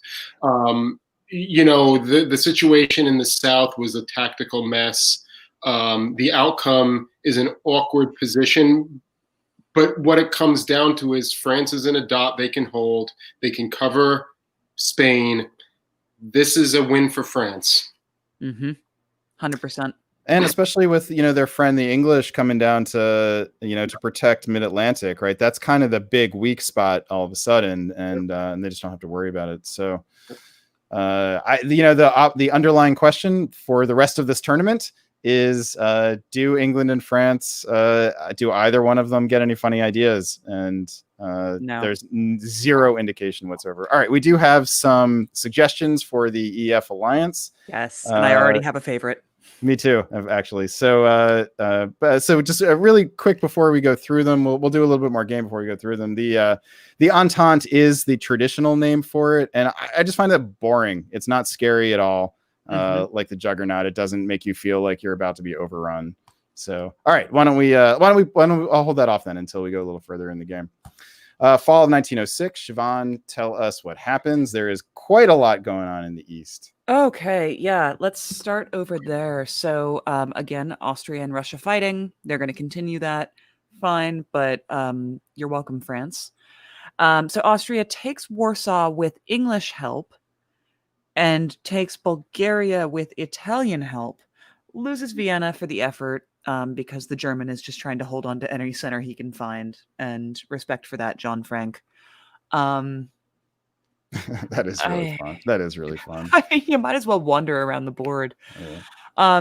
Meanwhile, some repositioning of French units to protect Spain. Fine. And as expected, England protected Mao for France. All right, Adam, any additions? No, I mean, the thing that's most curious to me is England supporting the Austrians into Russia, but I think that that's probably just making sure that this chaos continues. As long as, somebody's taking a dot off of somebody else, it's making it less likely that they're going to go back to working together, which makes it more likely that EF can just plow across the middle. So I get it, and I think it's probably a sensible choice. Yeah, really, really strategically clever, I think, shrewd. The net effect here is that Russia is going to lose a dot, and Austria would have built were it not for that pesky German. Is it only one dot? Isn't it Bulgaria? Russia loses 2. Well, no, Russia picks up Romania here, so. Okay. Correct. So, okay. And yes. so, and Austria picks up 2 and loses 2, and I want to say my favorite now for the EF. So let's do it. Just do it. Yeah, let's do it. Let's do it. All right. So the candidates so far, Farron Jane offered the Union, Ariel Mendez Pinate offered the Armada, and then also the Allies. You should have stopped while you were ahead, Ariel. Armada is much better than the Allies. Ben Kelman offers the Leviathan, a big monster, more sea-based, and that's it for the suggestions. I think Siobhan and I are on the same page here, so I'm going to go to you, Adam. Which one of those do you like? I think we can do better. Yeah. Oh, okay. Siobhan, I'm waiting. I'm on board with the Leviathan. Someone in another thread suggests the Kraken. Release the Kraken, as it were. No, I like the Leviathan. It has a really good feel to it. The big monster, more sea-based. You get way more fleets from England and France in that alliance than you do almost any other. And it sounds big, right? Yeah. Just like Juggernaut, like Leviathan. I mean, can I just say right here, the Leviathan picked up 3 dots this year. Adam is not convinced. Okay, we'll have to work on that. All Adam, go grab another beer. We'll convince you by the time you're back. Is it the way I say it? Should I say it? It might be. Leviathan. All right. We need to get David Hood on here to give us that growl and go Leviathan. There we go. Okay, next DBN news drop. That was a little more demonic than. That was more Doug Moore. I love Jason Massbaum dropping back into the comments to ask, what is happening on this board? Right. All right. Let's see. We've got winter 1906. Let's see what the Leviathan drops. It is a fleet in Edinburgh, which is going north to the pole where the secret fortress is in order to make the required donations to the god. I should say that the Leviathan is unbalanced here. Maxim's at 9 and George is at 8. Mhm. What are they going to do? I don't know. George puts down a fleet, Brest, Army Paris, and the Austrian gets a rebuild here. Must have been. I just want to say that it is distinctly unfair that this game is going to end in a year. I know. It is so unfair because there is just so much awesomeness to happen on this board. I want to see it go for like 5 more hours. Well, but now we get back to like a traditional diplomacy problem, which is that an alliance can only go so far before it suffers under the weight of its own success. I don't agree in this situation. This alliance has a long way to go. They can go right through the middle of the board. I mean, there's dots for everybody here. I agree, right? So with Carnage scoring and with the way that the tournament is set up and these players are existing within the larger framework of the tournament, the breaking point will come when one of them has an opportunity to go for a solo. The potential breaking point. There really is no significant breaking point before then. Other scoring systems will allow for a stress point. I should say, not breaking point, a stress point a lot sooner. But in this case, there would be a point at which one of them would have a clear solo path, and they would have to deliberately not take it in order to get, say, a 17-17 center result. But we're not going to get there because this game's going to end possibly this turn. No. All right, we do get a turn. So spring 1907. Adam, tell us about it.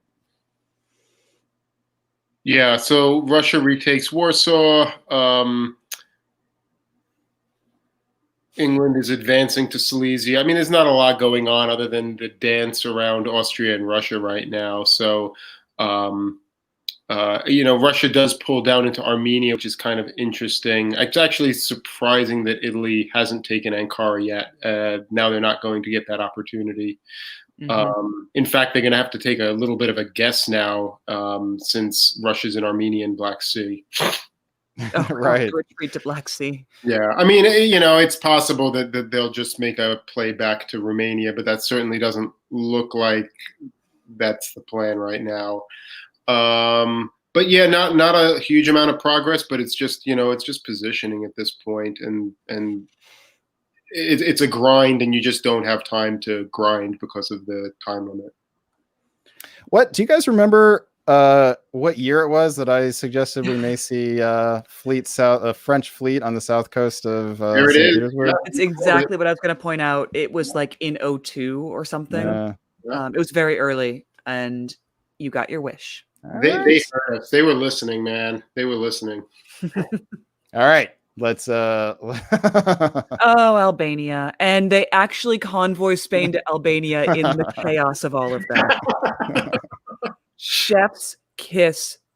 Love it. 100% here for that.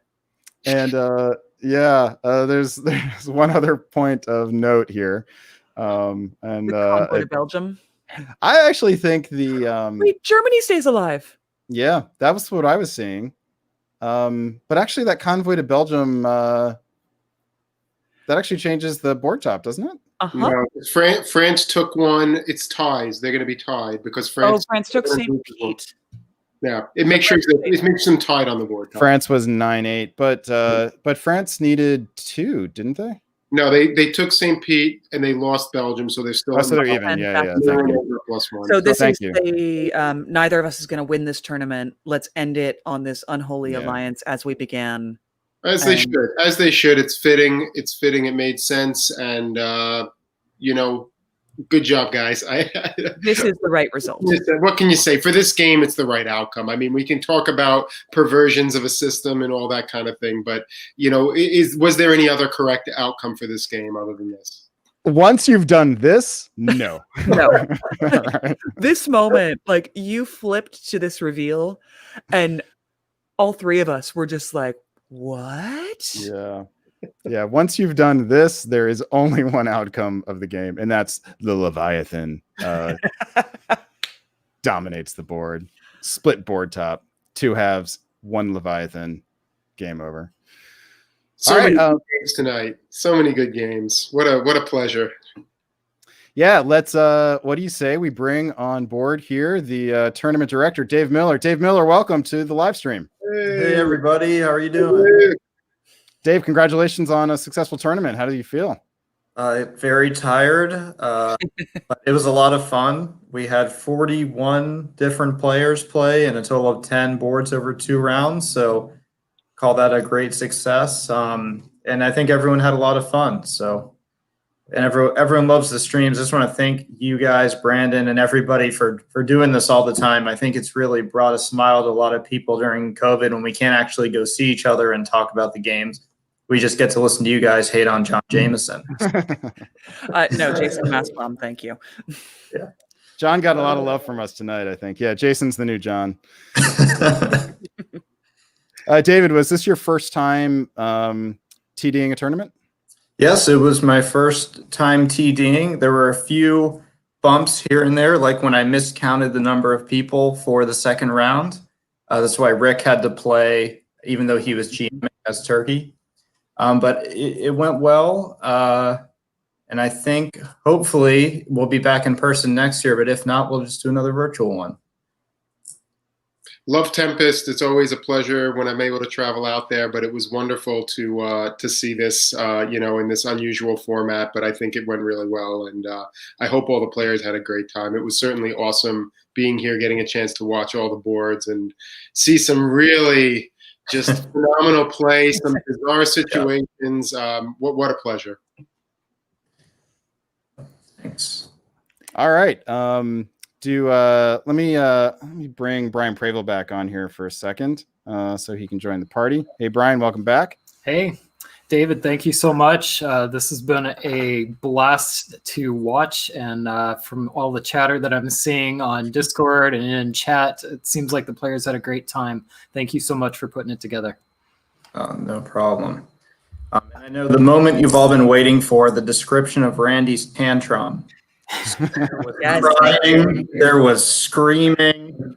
I think he threw some stuff, but no, it was fine. We all realized what happened. I was in the room where it happened, so we got it figured out. It wasn't a big deal. Come on. Did Randy say he would never play another game of diplomacy again if this wasn't corrected? No, that was at the end of the first round when he was eliminated. Oh. Oh my goodness. All right, let's Brandon, do we want to talk about upcoming events?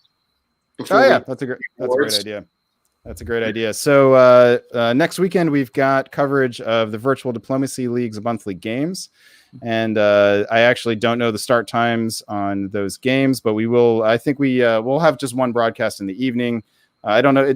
Brian, do you happen to know if Zach is doing the 3 time slots again? My understanding is there's 3 time slots again. I don't remember the times off the top of my head. I think one of them starts at 2 a.m. Central Time or something like that. So the best place to go is the VDL Discord channel. If you hit up the diplobn.com website, there's a VDL link. You can find the Discord link to the VDL channel there. And all of the details are there. If you're still interested, just message Zach on the Discord channel. All right. And then a couple of weeks after that, we've got Carnage. The next tournament on the virtual face-to-face calendar is Carnage, run by Dave Miletsky. And do we know where to send people to sign up for that? I know that there is a Discord channel for that, and give me a second. I thought I had all my notes there. Siobhan, would you like to plug the NADF Discord channel while we're at it? Absolutely, yeah. The NADF, which is the North American Diplomacy Federation, has its own Discord channel. You'll find a lot of games forming there, regular press games, gunboat games, what we have affectionately dubbed speedboat games, where usually like 5-minute gunboat turns. There's always activity happening. You get to know a lot of online players who've joined our community this year, as well as old hat face-to-face players like myself are there. If you need a link to it, someone will find it and we'll drop it in the chats. It might even be on DBN websites somewhere. Yeah, maybe we can drop the NADF link as well onto the chat if somebody has that. Yeah, Brian's good at that stuff, so he's doing it. I don't know how Discord works. Worst case, Someone else is going to need to. Yeah, worst case, we'll put all these links into the description of the video. Yeah, which should be there anyway. The nice thing about the NADF server is that you get access to all of the virtual face-to-face tournaments in North America, at least. So, including Tempest, and you'll find access to Carnage there. There's also Bill Hackenbracht is running a tournament in December, which I think they're calling the World Classic. And then in January we've got Chris Brand's Cascadia, and then we've got the DBN Invitational. And we should. If I were better prepared, I would be able to show you guys updated standings with the results of the Tempest tournament that's just concluded.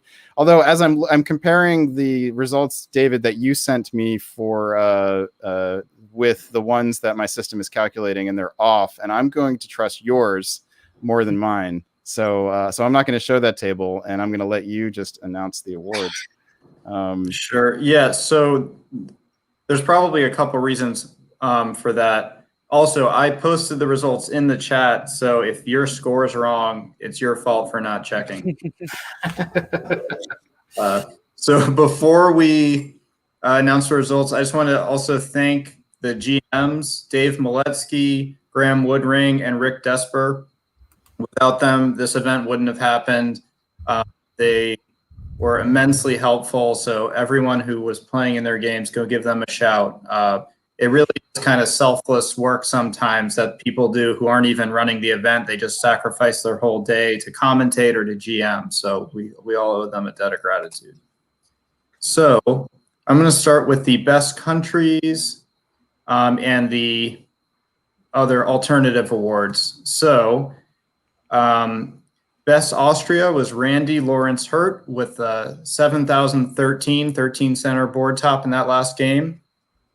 There was a tie for best England between Andre Gribakov and Farron Jane, which was in the game where she pulled 3 at the very end. So good job to both of you. Those were really strong results. The highest scoring player in the entire tournament was best France, Morgante Pell, in round 1 with a 7,014, 14 center board top. Wes Ketchum got best Germany with a 6,009, so 9 center second place was the best Germany. Nicola, I'm not even going to try to pronounce his last name, you all know him, was best Italy with a 10 center board top in round 1. Russia was John Anderson with an 11 center top, and Turkey was Hunter Ketcher with a 10 center top. And fun story about that game, I'm not sure if we did it on purpose, but the way we did the seeding, if a game was still going during a board call, you were given the average score for the purposes of seeding unless you had already been eliminated. So even though Hunter topped that board, he was able to pick his own country in the middle. So and right after board call, they drew. So I'm wondering if he did that on purpose. We'll have to. Oh God, that gives people incentive to keep a game going into the break. Yeah, great. Which I didn't think of until it started to happen. I was like, well, that's a very good way to use the system. So these best country winners, there's a lot of very familiar names on there. Yep, a lot of familiar names. A couple with the 2 England's names that I hadn't heard before, which I always see newer players doing great in the tournament. But yeah, a lot of the regulars, Randy, John Anderson, Hunter, Nicola, Wes.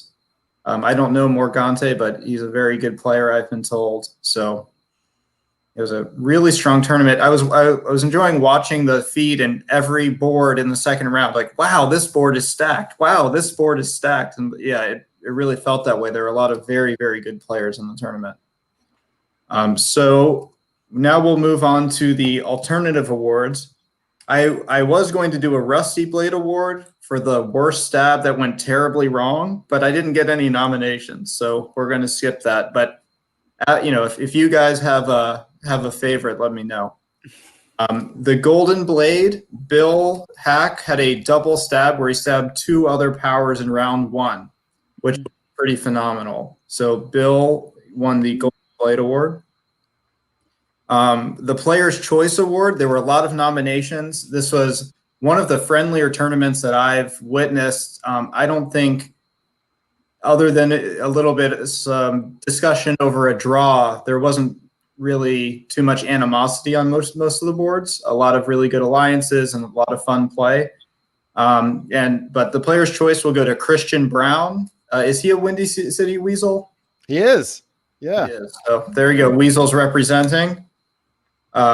Then my personal favorite. Wait, I should say I don't Sorry. think as diplomacy players we're necessarily known for our niceness. So So that was a very special award. You guys can frame it at the Weasel Hut or wherever you guys hang out. Thank you, Christian. Thank you, Christian, for maybe improving our reputation a little bit.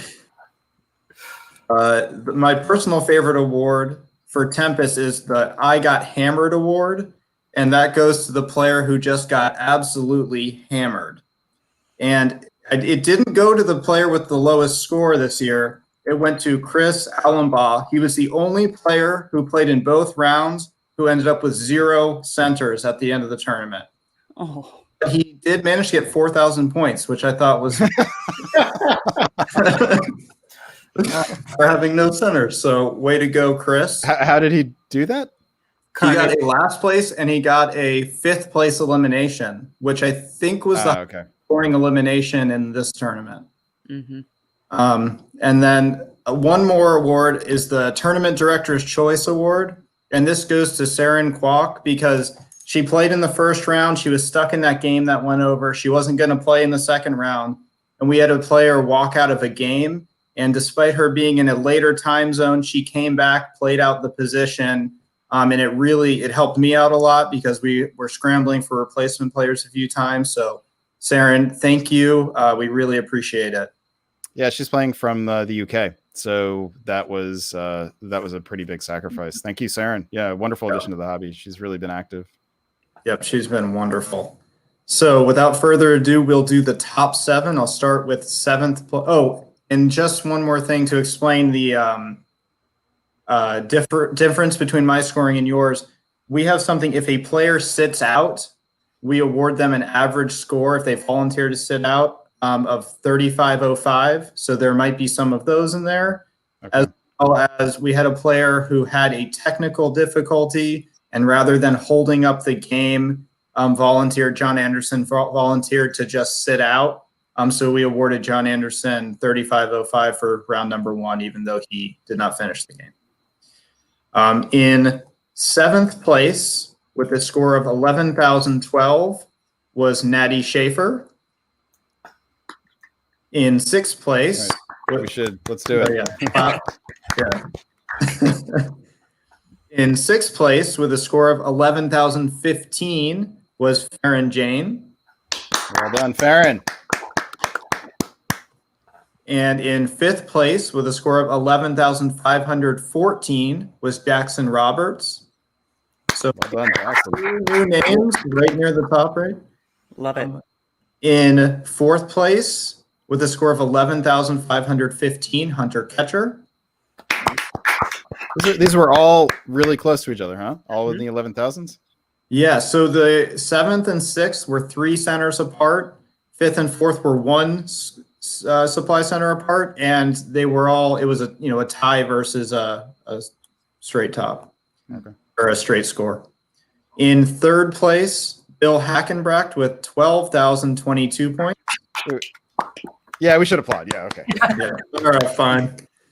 In 2nd place, Karthik Kanath with 13,020 points. Well done. Well done, Karthik. And the only player to top both of their boards in 1st place, our tournament champion for 2020, Andrei Gribakov. All right. Congrats, Andre. All right, so we have a brand new entrant into the Hall of Champions for the year, Andrei Gerbikov. That's excellent. So Andre gets an automatic qualification for the DBN Invitational. So we will look forward to an interview with Andrei Gerbikov for our wrap-up show, which we'll arrange that. Siobhan, you'll do the honors, I hope. Always. All right, fantastic. Dave, well done. So you ran a tournament that got us a new name on the champions list. Thank you for doing that. Thanks for covering everything. And how about a round of applause for David? Yeah. All right. Yeah, Well done, David. good year. David, any words of wisdom for future tournament directors? Yes. Doing everything by hand sounds great before the tournament starts. It's not so great during board call. And really just if you're someone who's been thinking about organizing an event or a house game or anything, this is the first year I've been doing that. I've set up a little league. I've been running some house games. I ran a tournament. It's really not that hard. There's so many people that will help you get it set up that know how to run a Discord, know how to set up a meetup for a new house game hobby, can help you run the tournament. So if you're thinking about it, just take the leap and talk to me or someone like Dave Miletsky or any of the people on here who can help you out. And David, if someone in the DC area wants to play a game, hopefully we'll be able to have some. Are you doing virtual games? Yeah. Yep, we're doing virtual games. All right. So if they want to sign up for one of those, what do they do? We have a meetup. We have a Facebook. We have a website called ptchaos.org, and we have a Discord server. You can reach us on any of those places. The best way is if you just send a message on the Facebook or the meetup if you need to get onto the Discord. Okay, and if they join the NADF server, then they'll be able to yes, find and if you're on the NADF NADF server, there is a PTKS link, and then there was Tempest information. You can always find me on there too. David, congratulations, man. Your first tournament in the bag, and we look forward to you directing several more successful ones in the future as well. Thanks a lot, guys. Have a great night. Get some rest, David. Thanks, Dave. All right, crew. We have done this in under 5 hours, round 2, 4 hours, 52 minutes, including the award show. I think this is a world speed record for us. Do you guys want to put any final bow on this tournament? Adam, let's start with you. There were some interesting trends. I think we saw a lot of games with Open Galicia. We saw a lot of games with moves to the English Channel. So those were some interesting trends, I thought, more than I've seen at a lot of other tournaments. It's always fun to do this because, you see over the course of a number of games, you see all kinds of different styles of play and new faces, and this was great. So thank you all. Thanks to the players the players are really the ones who make this great. And so thank you all to the players and the viewers here. Siobhan, final thoughts? Just to start with, thank you again for having me. I have so much fun doing these streams and watching all the play. I haven't played a lot this year with COVID. Making the jump to virtual play has been a little scary for me. I need to do it before the invitational rolls around. You do. But seeing all these new names and how many of these new and young players are placing really high against players that I have been playing against for years, like world-class players, has been such a joy to watch, and I can't wait to see it keep growing. So thanks again for having me, and major respect for David Miller making his first TD appearance in a virtual tournament, which just makes everything 100 times harder.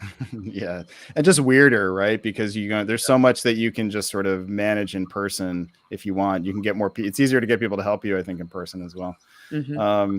And Brian, we made it through another tournament here. Good. But anything you want to add? Yeah, a couple things. One, I did, like Adam pointed out, I enjoyed the frequent openings to the channel and the DMZs in Galicia. I think that's a very interesting meta shift, and I'm curious to see whether that trend continues or not. or if people try to take advantage of those in the future. We'll find out.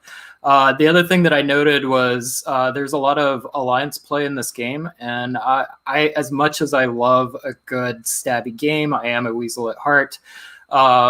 This game is about building relationships, and I saw a lot of relationship-based play. People did make a play for the win at the end of the game, which that's what I hate, is when people don't make that move at the end of the game to try and win. So it was a lot of fun. I love to watch the alliances work themselves out. It's always an interesting balance to do. I mean, that's what keeps this game interesting. So that was a lot of fun. And yet another new face going into the Diplomacy Invitational. That is starting to come up quick.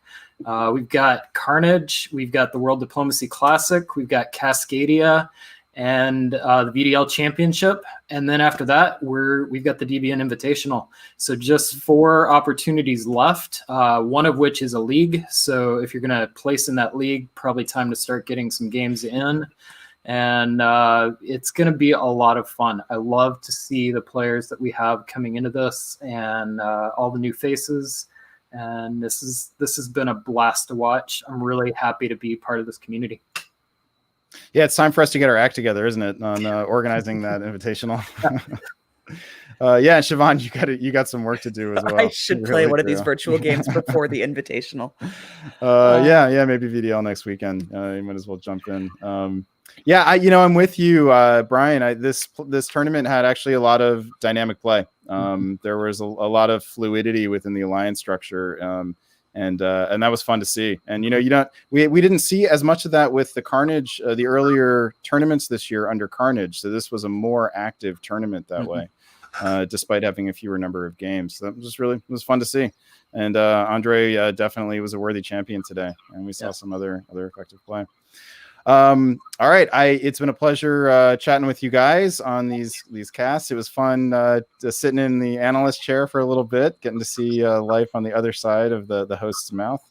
So maybe that will make me a little bit nicer in the future. I don't know. I doubt it. But you guys have a great night. Stay safe. We've got VDL next weekend, so maybe we'll see you guys in that broadcast. But for all the viewers out there, hope to see you for VDL next week. Keeping an eye out for the wrap-up show later this week for Tempest. We'll also release single game edits of these games over the course of the next week or so. Please go watch Deadline News that dropped last Friday. And I think that does it for tonight. Siobhan, you want to sign us out? Absolutely. I just want to say to everyone, wear your mask. If you're in the U.S., cast your ballot, stay safe, and stab well.